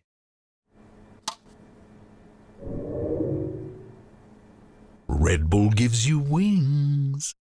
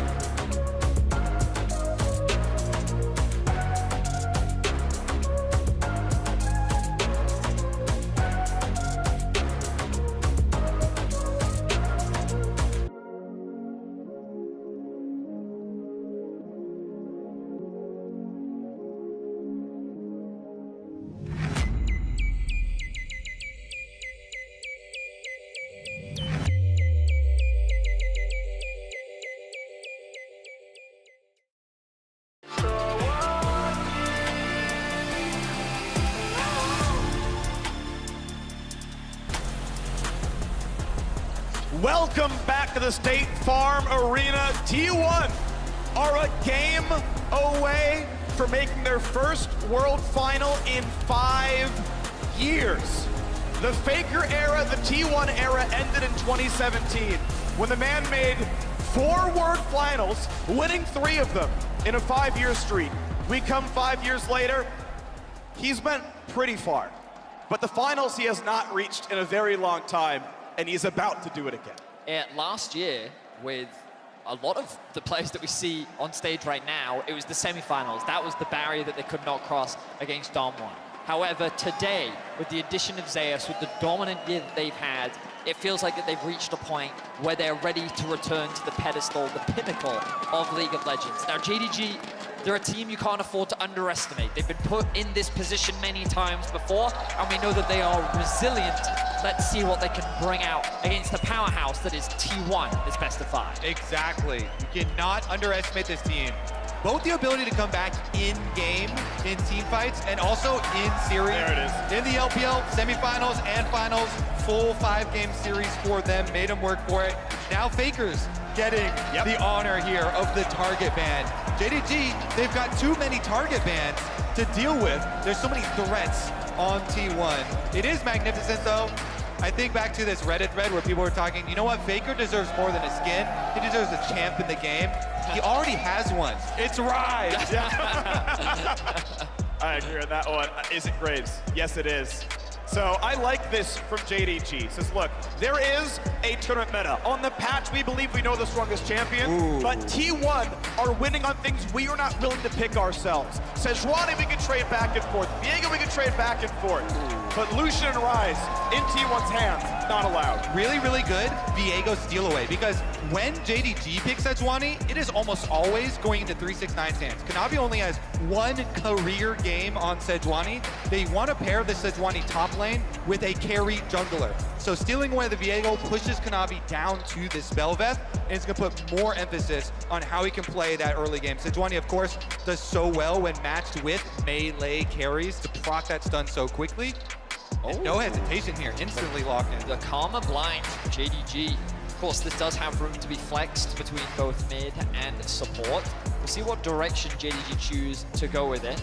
Somewhat ironic that it was that Karma from many years ago in Faker's hands. Regardless, the Varus locked in for Gumayushi. Another big comfort pick for him, something that gives him a lot of agency in the bot lane. Often they will pair it up alongside the Tahm Kench for carrier, and we saw how dominant they could be as they demonstrated when they played up against RNG in the quarterfinals. Yeah, I think the focus on bottom lane and getting a powerful bottom lane for JDG is necessary, because let's be honest, T1 have completely bot diffed this series thus far. So when you pick Karma this early, what you get is a flex pick that can either guarantee a pushing heavy poke bottom lane for you, or even allow Yagao to take it into mid lane if they really want to pull some crazy stuff here and do a bottom lane counter pick later. Karma always pairs well with double poke lanes like Ezreal, so let's take a look here. They're still banning Yagao. Yep, and bandits a good safety choice here out of Gumayushi as well. No Tahm Kench with Varus, a very common pick. Obviously Karma, a small takeaway for that lane as well. It's just so much lane dominance, you really can't be out-pushed. We'll see if Heimer ends up making its debut on this one, but a ways to go until we see that. Second bans to come through. No Ashe, looking again at lane dominant. It means that Ezreal is available, though not a huge favorite. Crazy, interesting test now we're putting too. T1 have done this multiple times where on this third pick, they pick a mid lane and then ban to protect it. Yagao has always countered with the Taliyah. They're saying, hey, you're not gonna pick the Akali, the kill counter into Azir. That is very normal. I wanna see if that is actually true. If he goes onto the Sylas again. Renata is a very good answer here from T1. Very safe. So far, their draft, I would say, is just very safe. There's very few holes in what they've got. They've got a lot of long range at their disposal. They have good solid engage thanks to the Varus. They have good disengage or follow-up with the Renata ultimate when combined with Varus. They have a lot of skill expression and pick. Like, it just depends on how they round out their composition. Do they want more engage? Do they want side lane threat? There's a lot of flexibility here for T1. Yeah, T1 are showing really good counter engage right now. As you mentioned, Renata ult's so good when the team is charging into you. That Sejuani, that Bel'Veth on the front lines. Locking it up here with the Jhin for bottom lane. There's that Sylas we were talking about, because Yagao has not shown the preference for the Akali answer into his ear. Almost always, this Sylas, he goes right back to it. The couple cheeky hovers there. Carrier playing with the fans' hearts. What direction will they go in? We expect Zeus to have a deep champion pool, and he will lock in his Gragas. A long time comfort for Zeus.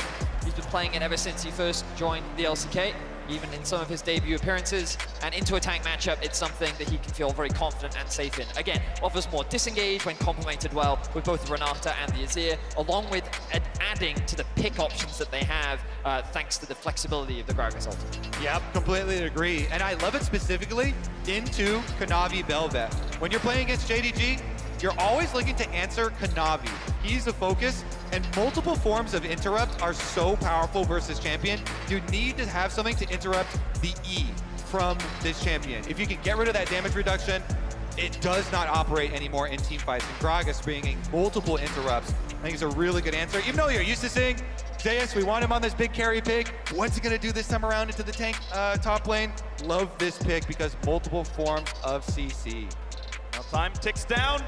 This could be the last time these two coaches shake hands. Bengi on stage with T1, with Faker for every one of those World Championship victories.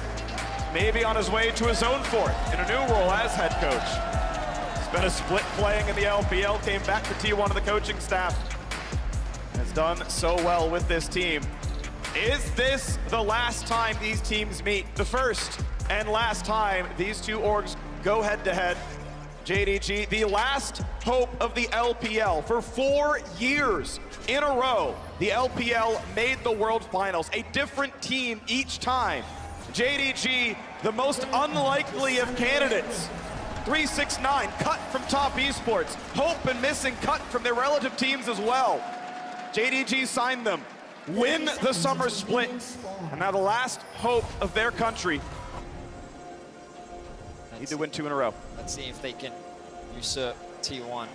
Right now leading the series. They're looking to get early information on the bot side of the map, making sure that the bot lane 2 versus 2 has a little bit more control. We've been seeing Kuma and Carrier be hyper-aggressive in the bot lane 2 versus 2, sometimes to a fault, where they have been killed in the 2 versus 2 by Hope and Missing. What I think is scary about this Jhin and Karma lane is it does have a lot of power in its straight-up 2v2 with the amount of poke and damage, especially with that 4th shot from the Jhin. Yeah, what you get when you invest in this lane for JDG is way, way, way more safety for your bottom lane. It's double poke, as you mentioned. It's also, Jhin is one of the AD carries that can start with Boots Potion. Very rare. So much more sustained with the extra potion down there for him in case he gets the worst of the trades, because let's be honest, what we've seen in this series is the T1 bottom lane that was promised. They were prophesized, they were talked up as being the best bottom lane in the world, and they only lost that title due to some underperformances in summer, but it's really nice on the world stage to see Gumayushi and Carrier truly living up to some of that hype. And it really has been in the team fights where we've been seeing Guma really step up alongside Carrier, of course. You don't want to take anything away from the support of T1. The fact that he went deathless for so long in both Game 1 and Game 2, his Nami was phenomenal. Now we'll finally get to see him on something a little bit different alongside Guma. Let's see how much of an impact they can have in this game, as they are getting pushed in these early levels, kind of as we expected in the 2v2 matchup. Yeah, and we've seen him already with some, I would say, game-winning Renata ultimates in this tournament.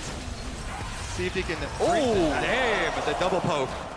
Cleanse Ignite versus Cleanse Ignite. That means there is no heal. There's no way to get your health back up. You can drop the dot, but the first tick of Ignite will still land. Summon spell-wise, arguably Ignite counters Cleanse. And throughout the series, we have been seeing... Flash, handshake back, trying to burn him down, and he will drop the T1 bottom lane. Continues to dominate. Carrier now was magnificent. Are you kidding? The handshake right on missing as he flashes.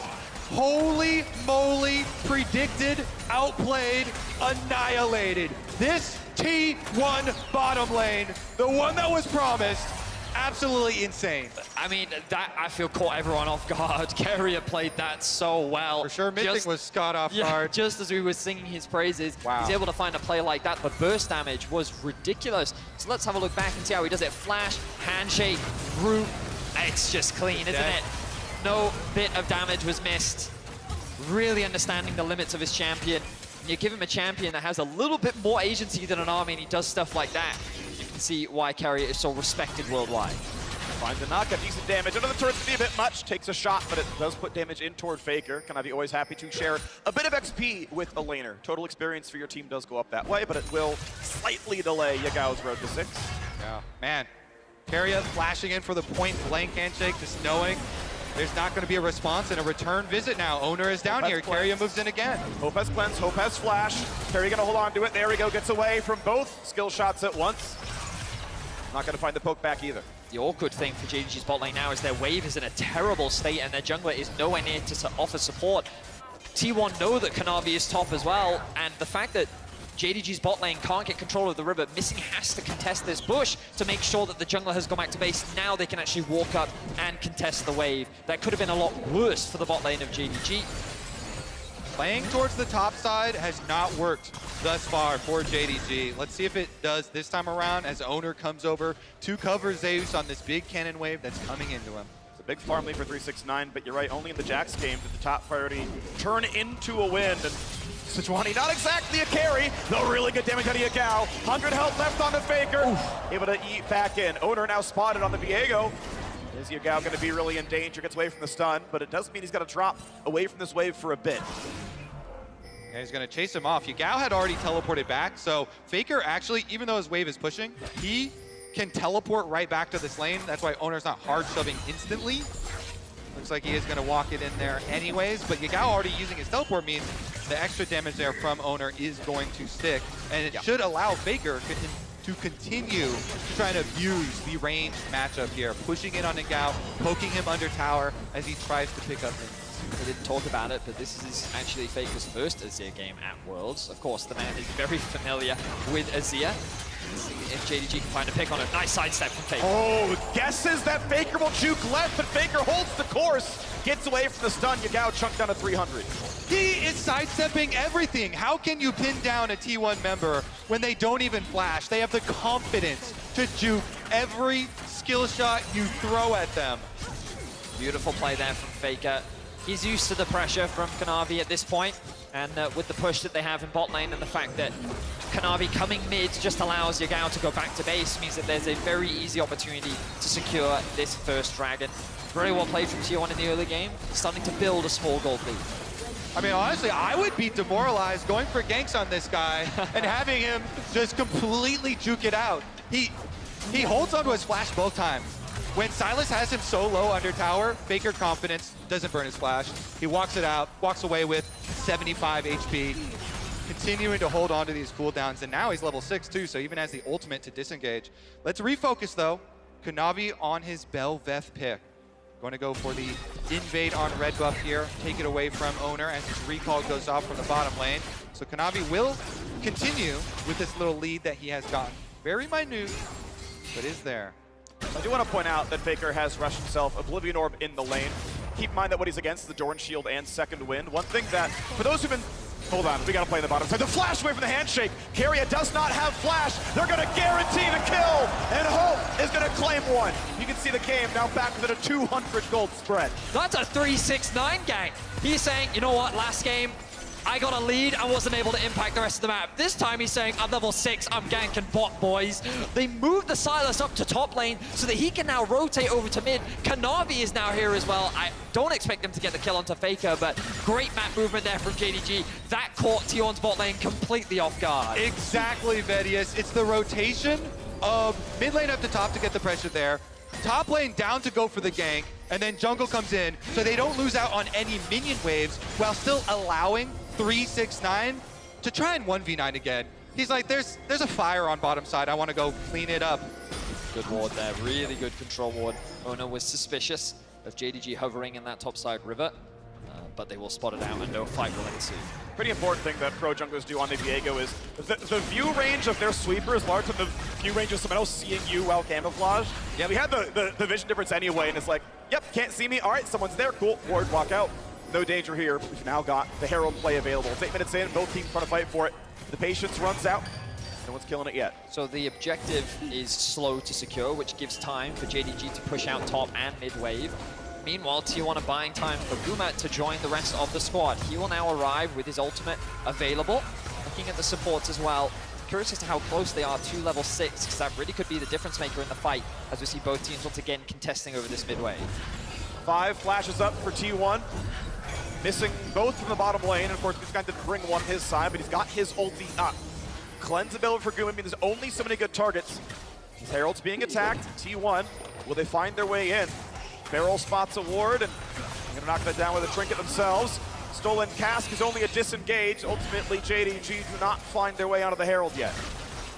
Yeah, they're gonna restart it, try and pull them back in. Oner still lurking around with the camouflage on. So the awkward thing for JDG right now is there is a big wave stacking up in the bot lane that is just bleeding away minions. The engage. Gonna find the root. The ulti from Varus doesn't get too much more. The re-engage looks pretty good. Yagao flashes in for a bit of damage. Ulti stun's gonna land. Can they kill Oner? He dives in, and the Berserk comes across. Kanavi is low, gets the out, and he goes 1 for 1. Looking for a bit more now. Yagao is in the front line. Already the Sejuani is dead. Faker flashes, Ignite kills him, and Hope is safe in the wings, but the CC is too good. Yagao will die, delivers himself to death. 4th shot, not quite the kill. Karma can't get it either. Sidestepping the last shot just barely. Gumayushi still safe. Gumayushi still firing. Slowed down, but without mana cannot secure a kill. Wow, what a crazy fight. Every single member walking away on such low health bars, but Guma continues to be clean, sidestepping everything, but T1 walk away the victors of the fight as JDG secure themselves the Herald. I love it because even though the kills were close, we burn away all the flashes. Look at this. Flash initiation for Guma, but Hope has cleansed. So he just cleanses and walks out. Then they go for the turnaround off of the knockup onto Guma. They're trying to get back to this flashless carry, but they get the Sejuani ultimate here onto Oner. He ults back in towards this Rift Herald as 369 picks it up and walks out. Bailout allows them to continue the fight, but he's so tanky and trying to move it through. Faker in the back line. Flashes away, still has the Ignite on him though, so burns down anyway. It's just the other side of the fight was fluffed so much, and Yagao gives this one over. Guma now, no mana after this arrow, but he's got auto attacks to push them off, and the flash from Hope also being burned like a matador, dodging that Gragas. Zeus lived because his passive popped on Body Slam. He was dead the 4th shot. Somehow Hope was like, this might not kill. I gotta flash the Body Slam that could have landed on me. Somehow was right about that one. He lived with a sliver of health. The thing that got me about that fight was in the replay seeing Faker just glide into the backline and he just looked at the AD carry and both ultimates were just in this really awkward position. But at the end of the day, T1 walk away as the victors of the fight. And again, huge credit to Gumayushi, been involved in every single kill alongside his support. That's another Dragon secured for T1. Similar to last game, we find themselves with control over these early objectives. But how can JDG now use this early Herald to gain an advantage over T1? Well, right now it's 3 plates left from the top side. 369 was given the gold in the previous game on Renekton. Now on Sejuani, still again not a carry champion. Love to see him get it somewhere else, but I guess it'll be shared by Kanavi. 369 is going to take his share of the gold. See if Velvet can be a big enough carry. Certainly 369 is up in farm, but will that matter enough? Yeah, we're seeing it again and again. JDG trying to have Kanavi and 369 carry these games because T1's bottom lane is just relentless. Again, this Rift Herald used on top side does get a pretty high value secondary charge, but bottom lane is kind of Flash stun. Varus can't land it himself though, forcing the flash that are missing. He will stay alive, trading flashes with the opposing jungler. But with the wave thinning out, they're not going to get much more of this damage. The plate itself will not drop. Hope wants his 4th shot, can't quite get it. There we go, Guma takes the trade. And with Varus ulti on, there's a chance they find that kill. They gotta block the shots, they will do so. The shields come out as well from the support. get away from the deadly flourish. Well played by T1 to get away unscathed, but you can see the biggest difference between this game and the last two. There's no Faker. Faker on the rise, roaming to bot lane to create this 4-man stack dive, made it so much harder for Hope and Missing to weather the storm. But in a 3 versus 2, with the Karma, with the additional shields and mobility that they have, it's that much safer compared to what we saw before, which means that they hold on to their tower, and JDG have now accrued an ever so slight gold advantage while not having their AD carry be put behind in the same way. Yeah, this is a much different style of comp from T1 this time around. Tank on the top side for Zeus, scaling teamfight carry mage for Faker this time around. A lot less roaming, less of those chaotic, scrappy plays, building up for a little bit more of the front to back. But we've already seen crazy things like Guma flashing forward to go for the Varus initiations as well. And it's only a 200 gold lead between the two AD carries. You have to feel bad for Missing, trying his best to get level 6, now does have it, but has been losing out a lot on XP. Is Ona now getting bullied out by 369. I don't expect much more to come off the back of this. We kind of turn our attention to objectives as an ultimate comes down. Catches them both, has to cleanse, still 4 shots a teammate, has to get away from Varus ulti, and Missing will die. Round 2 isn't good enough, he's running out of the tower. Guma gets the shot, and T1 get a double kill. This T1 bottom lane don't miss. Hiding the ultimate over the wall, Keria zones them off, and then they still walk right back into it, T1. Obliterating this bottom lane. It's just too clean from the T1 bot lane. Absolute destruction in the isolated 2v2. They will secure another tower, and all of a sudden, 369 in the mid lane. Gonna find the stun, a whole lot of damage, a shuffle, buys a second, the shield survives a bit longer, but 369 still drops, and Viego is ready to claim a couple of corpses. It's not gonna come through for Yagao. Ignite will not kill Zeus, and T1 are winning everywhere. Faker is just so good. The fact that he could get that ultimate out at the last second to set up for Ona and Zeus to turn it around. T1 find 3 kills, and they will hold on to the gold lead. Faker always looking for the turnaround play. He does not panic and try and ult them away from him. With his dying breath, ults them into the tower. Tells the rest of the members of T1, you've got this. You can pick up the kills. I will die for this. Here it is. Keria around with the control ward you see up in the river, able to get the ultimate off right over the wall here. And then Hope walking right there, does have to cleanse it as well, and they go for Missing first. Full confidence with the fully stacked lethal tempo and the passive from Varus. Insane attack speed from him, blows him up. And the tower management was so good as well. Look, so much thrown onto Faker, the chain CC, but he gets that ultimate off just underneath the tower, and he buys a little bit of time, but we're back into the action. You try the 5-on-5 now for the Rift Herald. We've got a full item and a half here into Gumayushi. Gonna feel comfortable on this Varus, the team fight it out.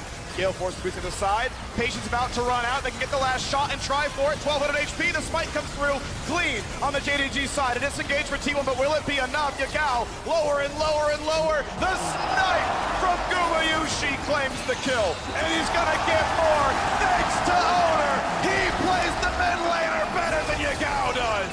Bolts in for a bit more, forcing out the flash. But Faker does not care. Only one man is left alive. T1 do it again, and Faker's not done. No second wasted. Teleports to the bottom lane to immediately take 4 from JDG. Unbelievable team fight from T1.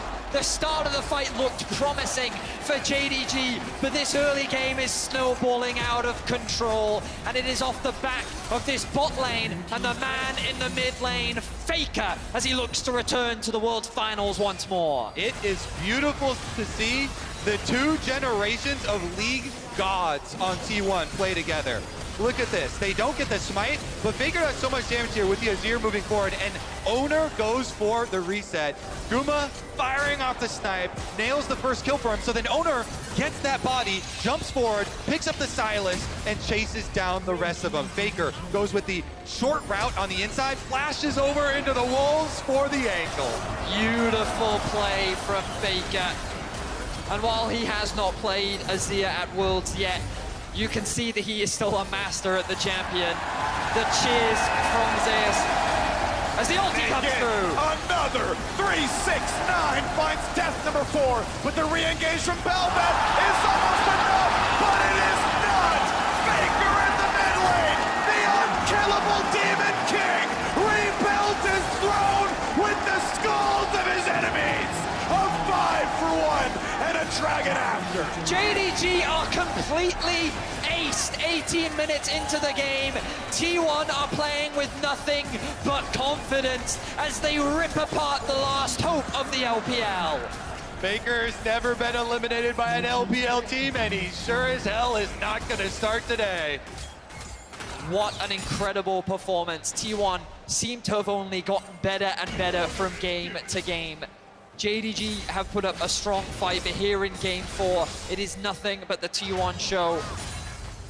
And we have to give so much credit. We sing the praises of Faker, we sing the praises of Gumayusi, but Carrier's ultimates have been unbelievable in these team fights, hitting 3, 4, 5 members consistently. And the plays that he has been making in the 2 versus 2, he's been involved in 15 of the 18 kills. Absolute beast for sure. Here's a look at the engage, and Zeus immediately they go straight for frontline. They knock back the Sejuani, and because of the comp this time around, it's easy for them to finish that out. Faker then goes around the back.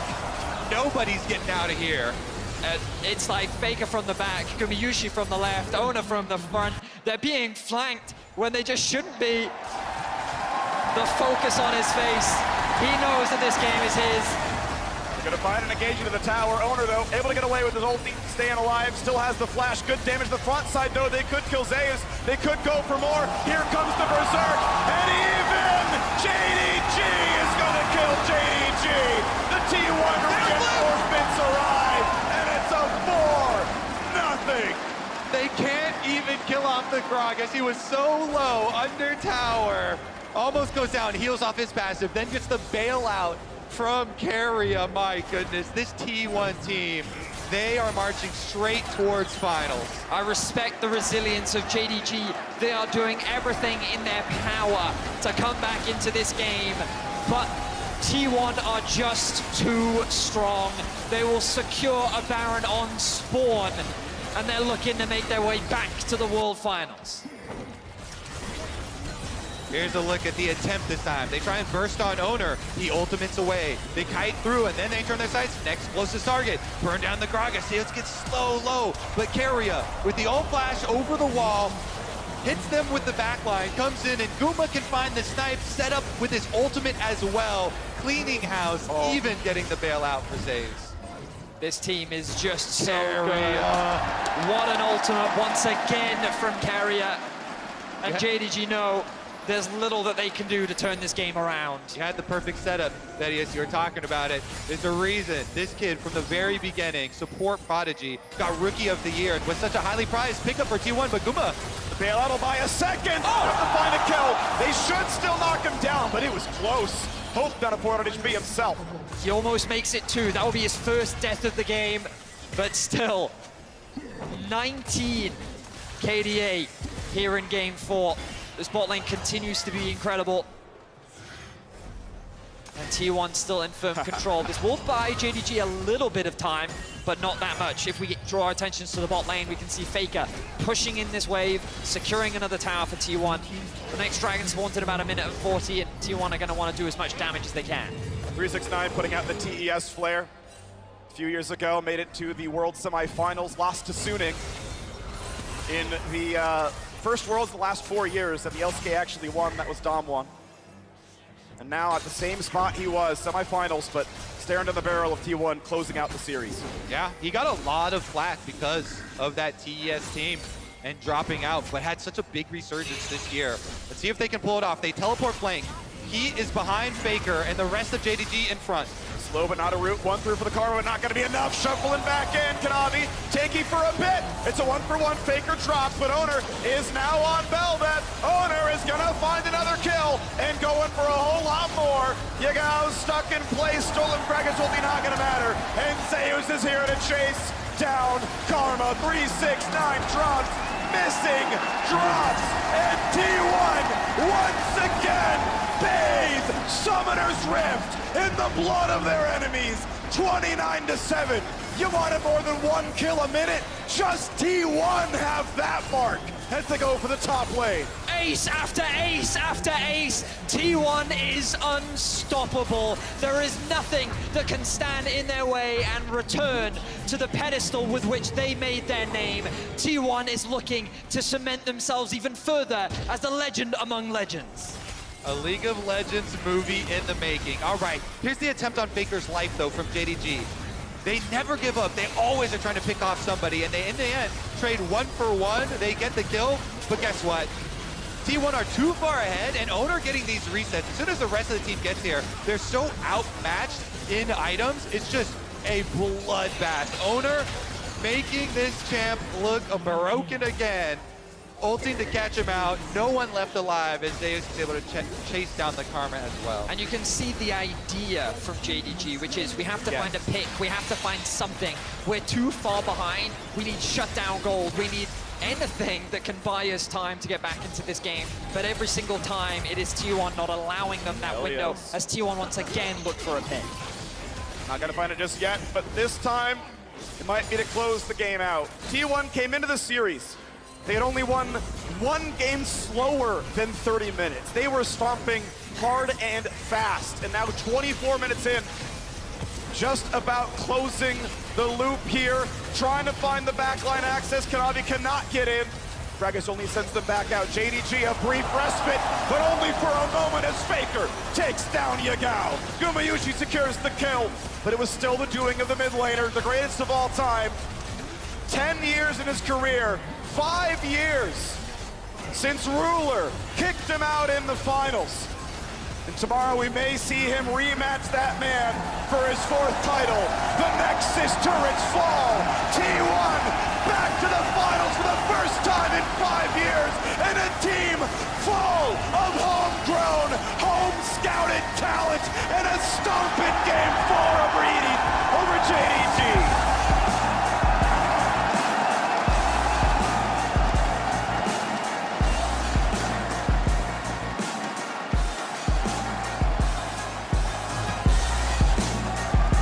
What an arc for this T1 team as well. Gaining power in their ascent towards the finals. Every member performing, every member stepping up. The expectations coming into this series was that it would be the battle of top lane gods, 369 versus Zeus. But it really all became about the bot lane, 2 versus 2. Gumayushi in these fights, and Carry alongside him continue to dominate. An unbelievable performance from T1. This team fell short in the finals of LCK Summer, and there were question marks around them. But here at the World Championship, they have done nothing but gain momentum, improve, and dominate on the world stage. You can't attack any area of T1. Faker dodging skill shots, not even blowing his flash, with relentless pressure sent towards the mid lane. And if you send pressure there, guess what? Guma and Keria know you're alone in a 2v2, and they like those odds, smashing you themselves. Absolutely insane stuff from this team all series long. Props to JDG, a valiant effort here, but they were simply outmatched. Beautifully done here by T1, another world semifinal for 369. Kanavi back from quarters from last year. Yagao back from quarters, from a couple of years ago, back when they were still on JDG. The new faces come in, they make semis. It's not a bad road for the team, but it does end at the hands of Faker and the rest of his young gun teammates, everyone on that team, 19, 20 years old. And I think you said it earlier, the new generation of talent, the new generation of legends. You have Faker, a 10-year-long career with 3 trophies to his name. Looking for number 4 now with head coach Bangi, that he did it alongside. But a bunch of players, 3 of them scouted by T1 themselves. Keria grabbed just a year after his rookie year, and they're here to dominate again. It's just, it's crazy to see the trajectory and investment from T1 after what they had was a super team back in 2019 that couldn't quite make it, to then going back to the drawing board and reinvesting in young talent. Like, you've talked about it so much. These players are 18, 19, like all around the veteran and Faker. the fact that they've been able to grow so much in such a short amount of time, 5 games against RNG, the MSI finals, and the undefeated run in the LCK in spring, falling short to Genji in summer, but now they make their way back to the World Finals, and they'll be going up against an LCK rival. There was debate in the offseason. Who are they going to fill with this top lane? Are they going to sign one of these prized, already proven top laners? Nope, nope, nope. They trust in their system. They build them up, and combined with Faker, the icon that is League of Legends, you get the recipe for success. I will say, eulogizing JDG, 369 should be proud of how well he played. I thought he was incredible in every single game he played. I'm sorry you lost, but you were amazing. The jungle, Kanavi, he's been with JDG his entire career as well. Started as a lone off from Griffin, but every game he has played has been under the JDG banner. Again, amazing the entire time in this series. But as a team, everyone saw this series. T1 is the better team. They certainly were.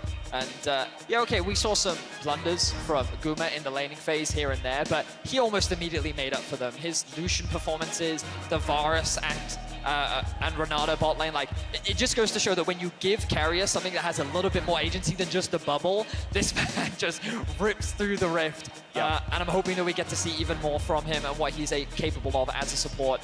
Just, you summed it up. When you sit there and you look like owner is their quote-unquote weakest part, it's all relative, right? It's one of those things where even though he's the weakest part, it feels like that this team just has no real weaknesses that you can look to exploit.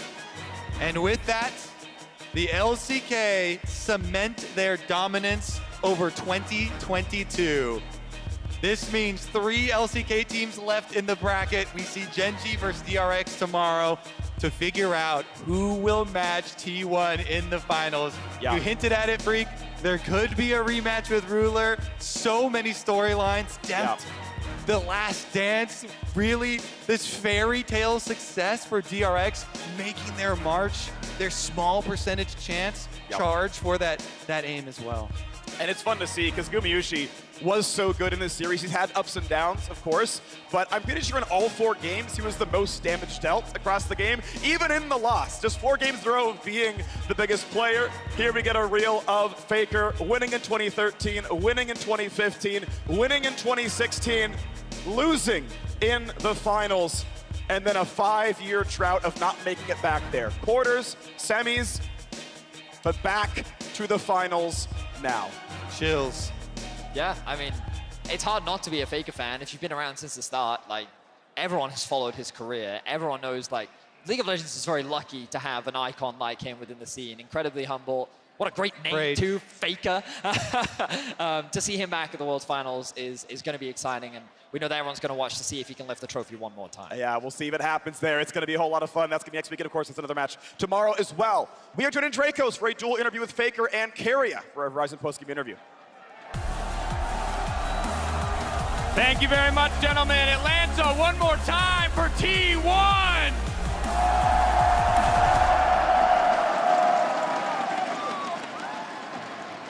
Baker, it'd be foolish to start with anyone other than you in this moment. I have to know, after 5 years of fighting, after 5 years of trying, how does it feel to finally be back in a world final?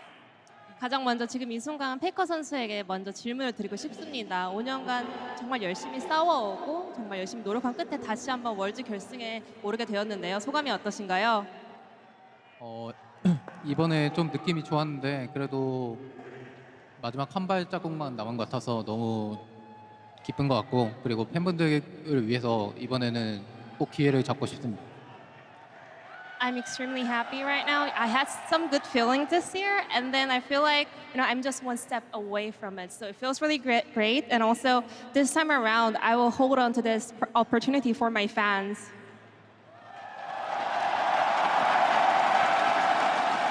Absolutely fantastic to hear. Now for you, Keria, it's not the long history of World Finals or for trophies, but it is your first final. And so I want to ask you very much the same question. How does it feel to take down JDG and to move on to the last best of 5? 이제 캐리아 선수도 정말 처음으로 월드 결승 진출이라는 기록을 달성하셨는데요. JDG를 꺾고 월드 결승에 진출하신 소감이 어떠신가요?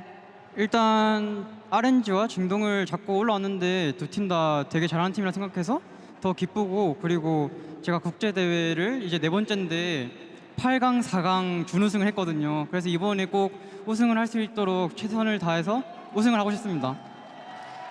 So we beat RNG and JDG, two teams that we actually thought are really strong. So I'm really happy. And my entire career, looking back, it was quarterfinals, semifinals, runner-up. So I think this is the time. And I absolutely love the confidence. Before we look ahead towards the match next week, before we look ahead towards tomorrow even, I want to talk to you a little bit about your performance, Carrier, you and Guma specifically. You killed people 2v2, you died 2v2. How did you feel about your individual performance today? 오늘 또 바텀에서 구마요시 선수와 함께 정말 눈부신 활약을 보여주셨습니다. 2대2를 싸울 때 뭐 이기기도 했고 어쨌든 죽기도 했는데 오늘 본인의 경기력에 대해서 어떻게 생각하시나요? 이제 오늘 경기력은 좀 좋았던 것 같은데 이제 라인전 하면서 뭔가 첫 판에 긴장을 좀 해가지고 좀 잘 안 된 것 같아서 그거 말고는 만족하는 편인 것 같습니다.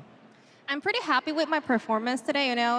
During the laning phase in game number 1, I was a little bit nervous, so I dropped the ball. But other than that, I'm pretty happy. And I think rightfully so. What do you guys say? 2v2 looking pretty good. Faker, you on the opposite side. Game 1, the Galio, but from there, game 2, game 3, it was the Rise. This is a pick that everyone in the world knows you for, and I think we're all just wondering why here, why today was Rise the right choice for you? 그리고 페이커 선수 오늘 1경기에서는 갈리오로 잘 풀리지 않았지만 2, 3경기 라이즈를 가져오면서 경기를 풀어나가는데 정말 중요한 역할을 했습니다. 페이커 선수 하면 라이즈고 모두가 알 정도로 정말 유명한 픽인데 오늘 이 순간 이 자리에서 라이즈를 꺼내게 된 계기가 뭔가요? 일단 라이즈라는 친구가 좀 이번에는 안 써주냐고 자꾸 물어봐가지고 쓰게 됐습니다. So my good old friend Rice, he was keep nagging, why aren't you logging me in? So I give it a go.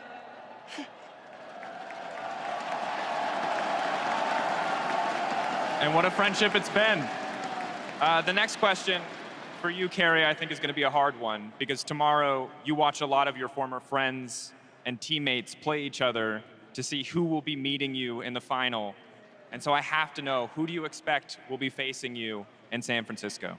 이제 캐리어 선수에게 질문입니다. 내일 치러지는 준결승전에서 이제 캐리어 선수의 정말 많은 전 동료들이 서로 이제 싸움을 펼칠 예정인데요. 어떤 식으로 예상하고 계신가요?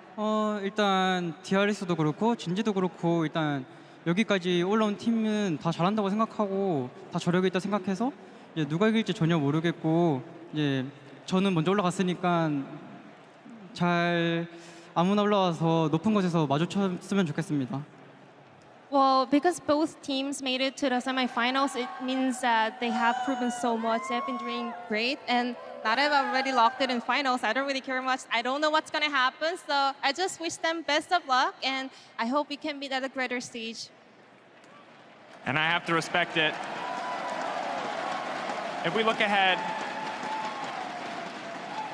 your regular season was so close to lifting a trophy until you met Gen G in the finals. And if Gen G end up being the team that you meet, Faker, I have to know, what is going to be different this time around that will allow you to be a world champion once again?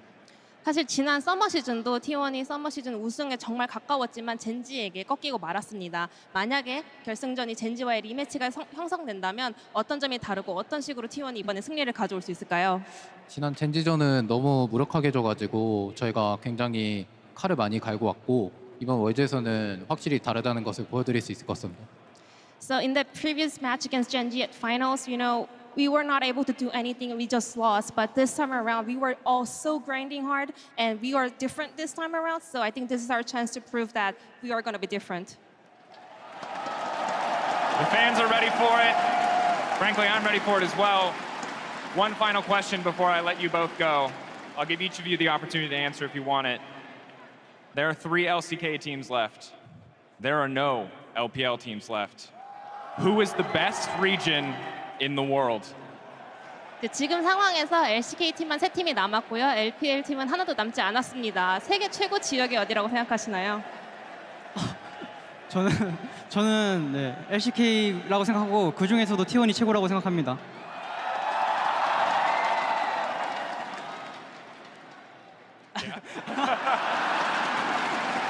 So Korea just said. LCS라고. I think obviously LCK, and among the 3 teams, it's gotta be T1 being the best. And frankly, that's the kind of confidence we look forward to ahead of the finals. Thank you both again so much for taking the time. Thank you to you, Jason, for translating in this wonderful, wonderful match. Let's hear it one more time for T1! And in the meantime, we can send it back over for cooldown at the desk. Thank you so much, Dracos, and welcome back to Worlds Cooldown here at the State Farm Arena. T1 have done it again, 3-1 fashion, and they have booked their ticket to the finals. Oof, what a crazy series. They turned on the afterburners in that game 4. I mean, the series was already delivering, and then T1 found another level. It was everything, really, wasn't it? Bot lane was winning 2v2, Faker was doing highlight plays, Keria and Gumayushi were just unleashed in fights. This game, everything just blew wide open, and you could see JDG on blue side just threw everything out the window. You know, they banned away majority of the champs, they took away the Ryze, they took away the Lucian Nami angle, and they thought they could swap the entire game up and play these new styles. And I think 369 played pretty well, getting the lane gank bot despite his bot losing, trying to help his team as much as possible, but T1 were just relentless and they stood strong in the face of a draft that was a lot different. Jhin and Karma is something we haven't seen at all really at Worlds, kind of felt like conceding the fact that like we can't match them, and still got that first blood off that Keria flash. So T1 just absolutely incredible, played angry and slammed the door shut on this series when it felt like the other games were kind of close, a lot of close team fights. Yeah, also just goes to show, right, that while for those first 3 games, all of the draft was warped around the top lane. When it came down to it, brass tack series point, it's the bot lane where the teams make the switch, but T1 still finds the answer. Well, when we talked about, so I'm sorry, Keria's Ronaldo is just phenomenal this game. Oh yeah. But we've talked about how the bot lane was like kind of quietly, because there was so much top lane focus, doing really, really well consistently in these games. Not only in lane, but just finding these picks, finding these angles elsewhere in skirmishes. And then in this game, after that first Keria handshake, they just ran over the entire thing. Yeah, I just respect JDG a little bit for going down the way that they fought all year long. Just head first, like, yeah, we're gonna keep fighting. We win through fighting, we lose through fighting. And you know, this game, they could have bled out, but they just kept going for it. And I mean, T1 was happy to keep beating them up. Yeah, and one thing you saw constantly here was Faker's Azir, right? Previously, Faker kind of forced JDG to respond to his like phenomenal global pressure from the Ryze, from the Galio. And there are just so many cool stories around Faker that we haven't even mentioned. Like, yes, Faker and the Zoomers, but it's him raising another jungler, right? Like in the post-Bengi era, he kind of helped along all these other junglers. Owner is the latest one. Speaking of Bengi, he just stepped into the T1 coaching position. I was gonna say. There's just so much to talk about. And the thing that honestly really has impressed me the most isn't individuals, because we knew all of these players were absolutely cracked. It was their map play today. That was the most impressive thing to me. I love that you brought up Bengi. The first thing I thought of is like, Bengi. T1 have struggled throughout the year with drafts. I think they've been dropping the ball a little bit here and there, but I just think of that scene in Dragon Ball when Gohan's fighting Cell and then Goku's behind him. It's like dead, you know, in the spirit. Bring it all full circle. I love it. Yeah, with the anime full circle. because thanks, dude. Faker is going to win, but he might win with Bengi. That's the thing, right? He's going to a finals with Bengi, and that's what brought him back. They've been by each other's side. They have. From the beginning. It's crazy. From the first time they won a world championship right here in North America, and they're going back. But while every single player on T1 stepped up in some way across the entire series, in this game 4, it was Keria for us who deserves the 1+ OP player of the game, setting everything up, Mark, for Guma to start running through it. Yeah, obviously everyone played well in the final game, but Keria himself being the key playmaker with the flash Q, with the ultimates. And for him, I'm so happy for his return to form. He was battling long COVID during the summer split. Obviously, Guma had a bit of a step down too, and people were kind of low on them through a lot of the year, second half of the year, excuse me. And so to see them step back up, absolutely dominate, and kind of be the key reason that T1 was able to win this series so decisively is just so happy for them. Yeah, the entire series long. This game specifically, the Renato ults, the flash forwards, getting Guma ahead was just great to see. But even on the Lucian Nami games, you know, the bubbles he was doing in those fights were actually game-changing bubbles on 369, picks on 369 to stop his team from falling. There's a lot of trust in this bot lane. You can see they've grown so much throughout the year. And of course, they were a stable bot lane last year, but changing time with Teddy now and then Gumayushi now finally gets a full season alongside Keria. And with their kind of return to form here, I feel like this is the T1 that was promised at MSI, right? Like after their remarkably dominant LCK split, coming as MSI favorites, losing to RNG in the finals, I think with their increased map pressure and this bot lane back online, they're going to be unstoppable. Do you see that damage per minute? That's over 4 games. Let's go. I was looking at the fact that he's the devil. He's 666 gold defeat. That's true. He also has that. He's also the devil. That going for him. 915 damage per minute on average. That's a big number. That's nuts. Especially over 4 games, right? You can have those 1 games, where you're playing like a poke champ and you break. That's what I mean. Sure, you break the 1,000 barrier, or but 4 games of it, it's just astounding. And Lucian is not necessarily a poke champ. Like you got to dash in if you're going to. But his damage was high in those games. Yeah, man. That's probably where his highest numbers were from, in all honesty, because he just kept pressing forward. And so, an impressive showing out of the bot lane for T1, particularly when you color it with the expectation coming into the tournament. That was the target of most criticism for T1. Will they be able to pull it together? Will they be the weak link for T1? And today, that was absolutely not the case. It definitely wasn't, and we highlighted at the start of the day what the weak point could be for T1, and it was jungle, it was owner. And as much as he struggled in that game 1 up against Kanavi, I have to say that if you look back on the DAM1 semifinals, owner was getting a little bit gapped there by Canyon 2 against DAM1 in those semis of Worlds 2021. But this time around, a lot more consistent. Managed to get the Viego a couple times, gave it over to Kanavi that game 1 and struggled. But jungle matchups with a couple bans made it so that was pretty even to the point where Faker could roam towards bot. Zeus was quiet in that GP game, but owner was able to stabilize lanes that were losing or were falling behind enough to become a weak point to salvage it. And that's why I really do have to credit their coordination, right? Like we talked about Faker kind of feinting, following owner. We talked about owner being able to affect his lanes. And honestly, like overwhelmingly, that is the thing that's most impressive to me is how well this entire team is working together. And so, Mark, here we are again. It's 2022, and Faker is going to another World Final. We took a look at this graphic earlier in the day, but it bears repeating because while, yes, he picked up 3 World Championships across 2013 to 2016, he hasn't had quite the same success, while still arguably incredible success. But we know that at the very least, that final line is a trip to the finals and possibly picking it up again here in North America. Just the gap between finals appearances is absolutely insane. Like to go for basically half of the League of Legends competitive ecosystem, half that time you were not able to make it back to finals, and then do it again in a game that changes so much year after year. The skill, dedication, and passion you have to be able to reach that level again is astronomical. I can't believe it, actually. It's very rare. I mean, the only other player that even comes close to this is Deft in a way. Not in terms of results, but in terms of like how long they've been competing to be at this level still, right? And Faker is just a cut above everyone in results. Worst finish semifinals in God knows how many worlds. Was that 7 world championships he's been at? Yeah. A player would dream of one of those. Right. Let alone the win, but the semis itself. That's top 4 in the world. 7 times? Are you kidding? No, I'm not. I don't know. We're not kidding, Gaedril. It's so funny because there's a period of time where like the conversation of best in the world ever was, obviously his, and then there's that brief gap where people are like, I wonder if someone else will ever be able to overtake him, how long it would take. And now that he's back on top again, you're like, I probably never. Get out of here. Probably Get never. out of here with that. When Showmaker came in and won Worlds in 2020, everyone was like, this is going to be the year of, or like the dynasty of Showmaker in a way, where Showmaker will start to dominate, maybe another finals, maybe he can win it back-to-back. And Faker's done it 3 times now, going for his 4th, and Showmaker got knocked out in quarterfinals, right? Faker's never done that. He's never lost in quarters, right? So, achievement-wise, will it ever be topped? I don't think so. I would be hard-pressed to come up with a scenario in which that does get unseated. Again, all of us are going to have to be here for pretty much another decade in order to see. Can you imagine us in 10 years what this AD would look like?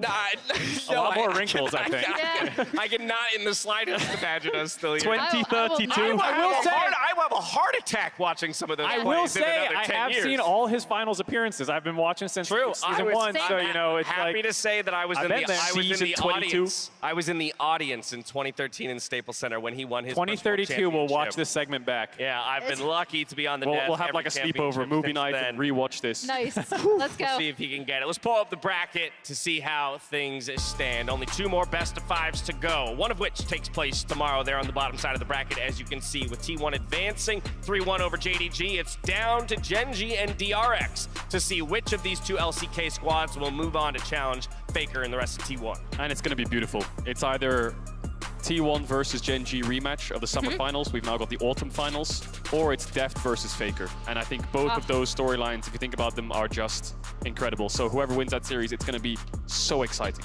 Also, coming out of the Gen G Tom 1 series, I was like, oh, whoever makes it out of this, like, they're gonna automatically be the world champions. I may have to rethink that now after today. I'm after definitely how well T1 just played. Church of Chovy disciple. Like, I want it for him so bad. Yeah, please. All right. Peanut, We'll come too. back. We'll come back, looking give for some that. final thoughts in just a moment, but we would be remiss if we didn't jump to JDG's side to get a quick word. So before we wrap up our day, we're gonna get a final word with JDG's 369 in our Verizon post-game interview. Thank you very much, Dash. I am now joined by 369 after what was a very difficult loss for the side of JDG. My first question for you is just what happened in that series that ultimately allowed T1 to get such an advantage over you? 首先今天的比赛是非常遗憾的输掉了。想问一下，对于今天这场比赛的一个看法是什么样子的？因为说好像T1 今天的一个表现整体来讲是非常的无懈可击的。我觉得就是T1的话还是蛮厉害的吧。然后我们今天可能状态不是很好吧，就是这样。我觉得我们跟他们是有的打的。I think T1 today performed really well. They are a very strong team, but we didn't perform in a very good form today. So I think if we can play even better in a good form, we can be compatible with them. Certainly makes a lot of sense, but when we look at your own individual performance, 369, you still had so many incredible moments. So I'm curious, when you look at just yourself, how do you feel about the performance that you showed today? 想问一下，对于今天比赛当中自己的一个表现是怎么样的一个看法？因为说今天其实有非常非常多的高光的嘛，那可能说对于自己来讲，怎么评价今天自己的一个发挥呢？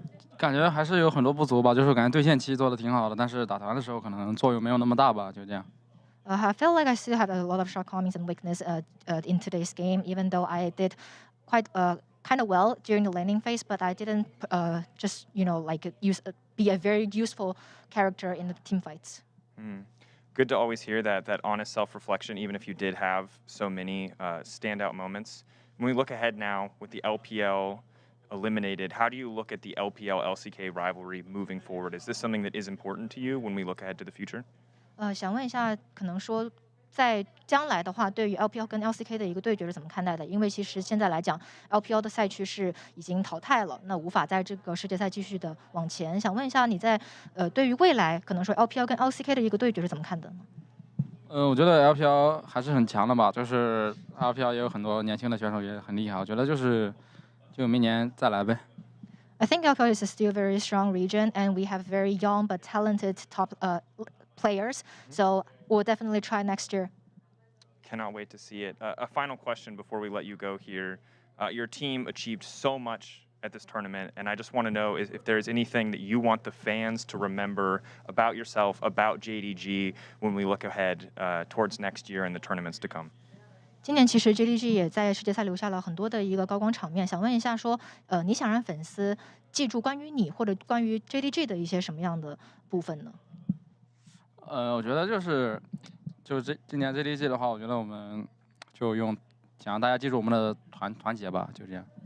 I want everybody to remember the cooperation of JDG. It's a beautiful answer.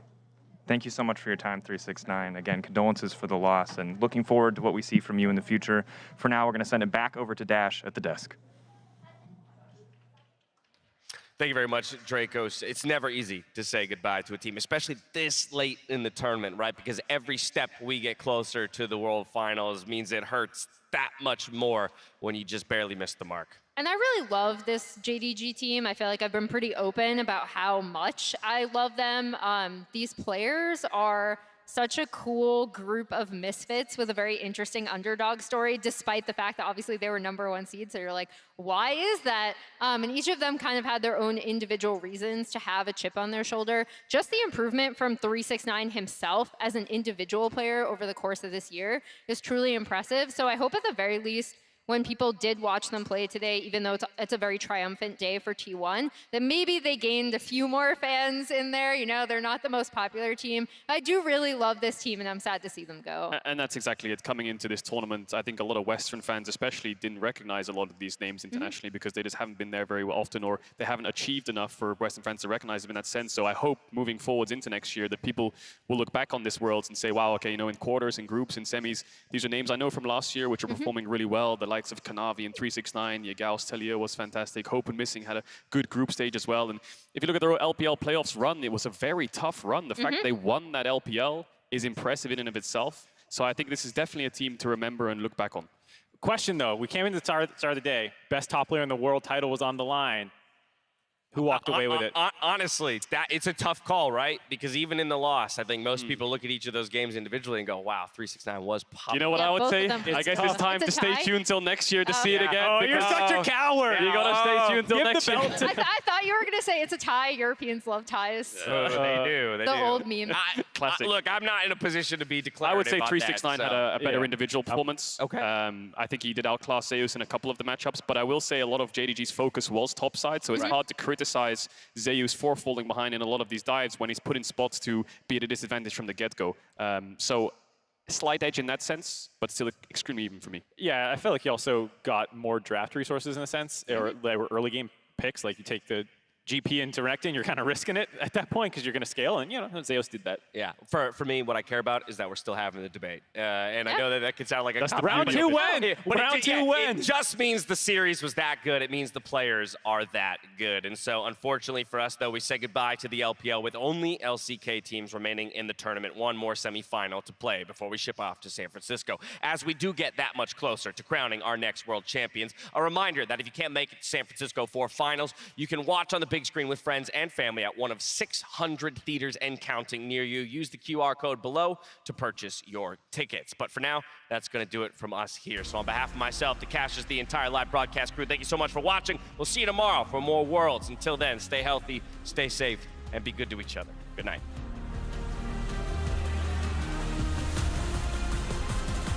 Hello, Georgia! Welcome, fans from around the globe. Atlanta, please join me in welcoming Korea's T1 and their opponents, champions of China, JDG and LoL Esports Club! It's going to be the first one missing. Heal for move speed. Flash it himself. Double, not an ulti, but enough damage is going to be there. The polymorph. First blood for Gumayushi. He wants the second. It's 369 again, marking the target. Owner comes in. He'll find a stun, though. And keep in mind, they've got Elder. Hope can't find the first kill, but 369 does. Zeus will drop as well. It's 2-0. And T1 runs for the hills. Sidestep Zeus' first Q. Gonna find the knockup now to Owner as well. He'll stay alive to go back in for the combo. Huge damage coming across, and he's gonna find the kill to 369. Yagawa doesn't find the root for Zazonius. In comes Zeus, knocks down Missing, and there's the rest from Owner. Gets the second. Home gonna lose the Guardian Angel, but how about the rest?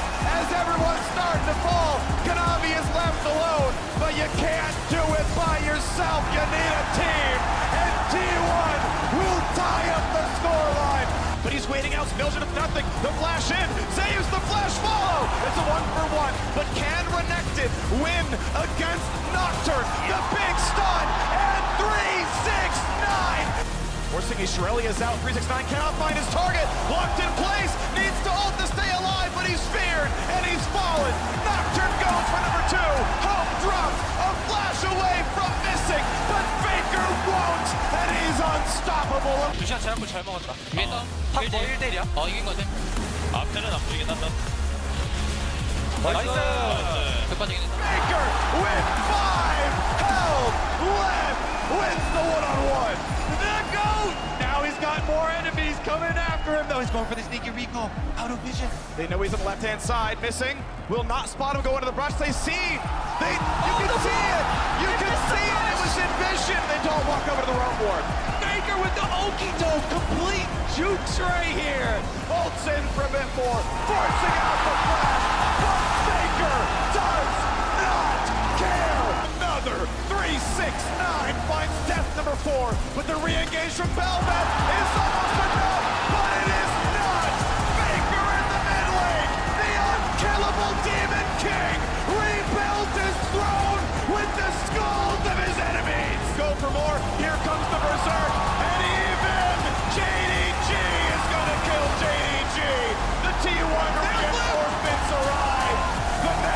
turret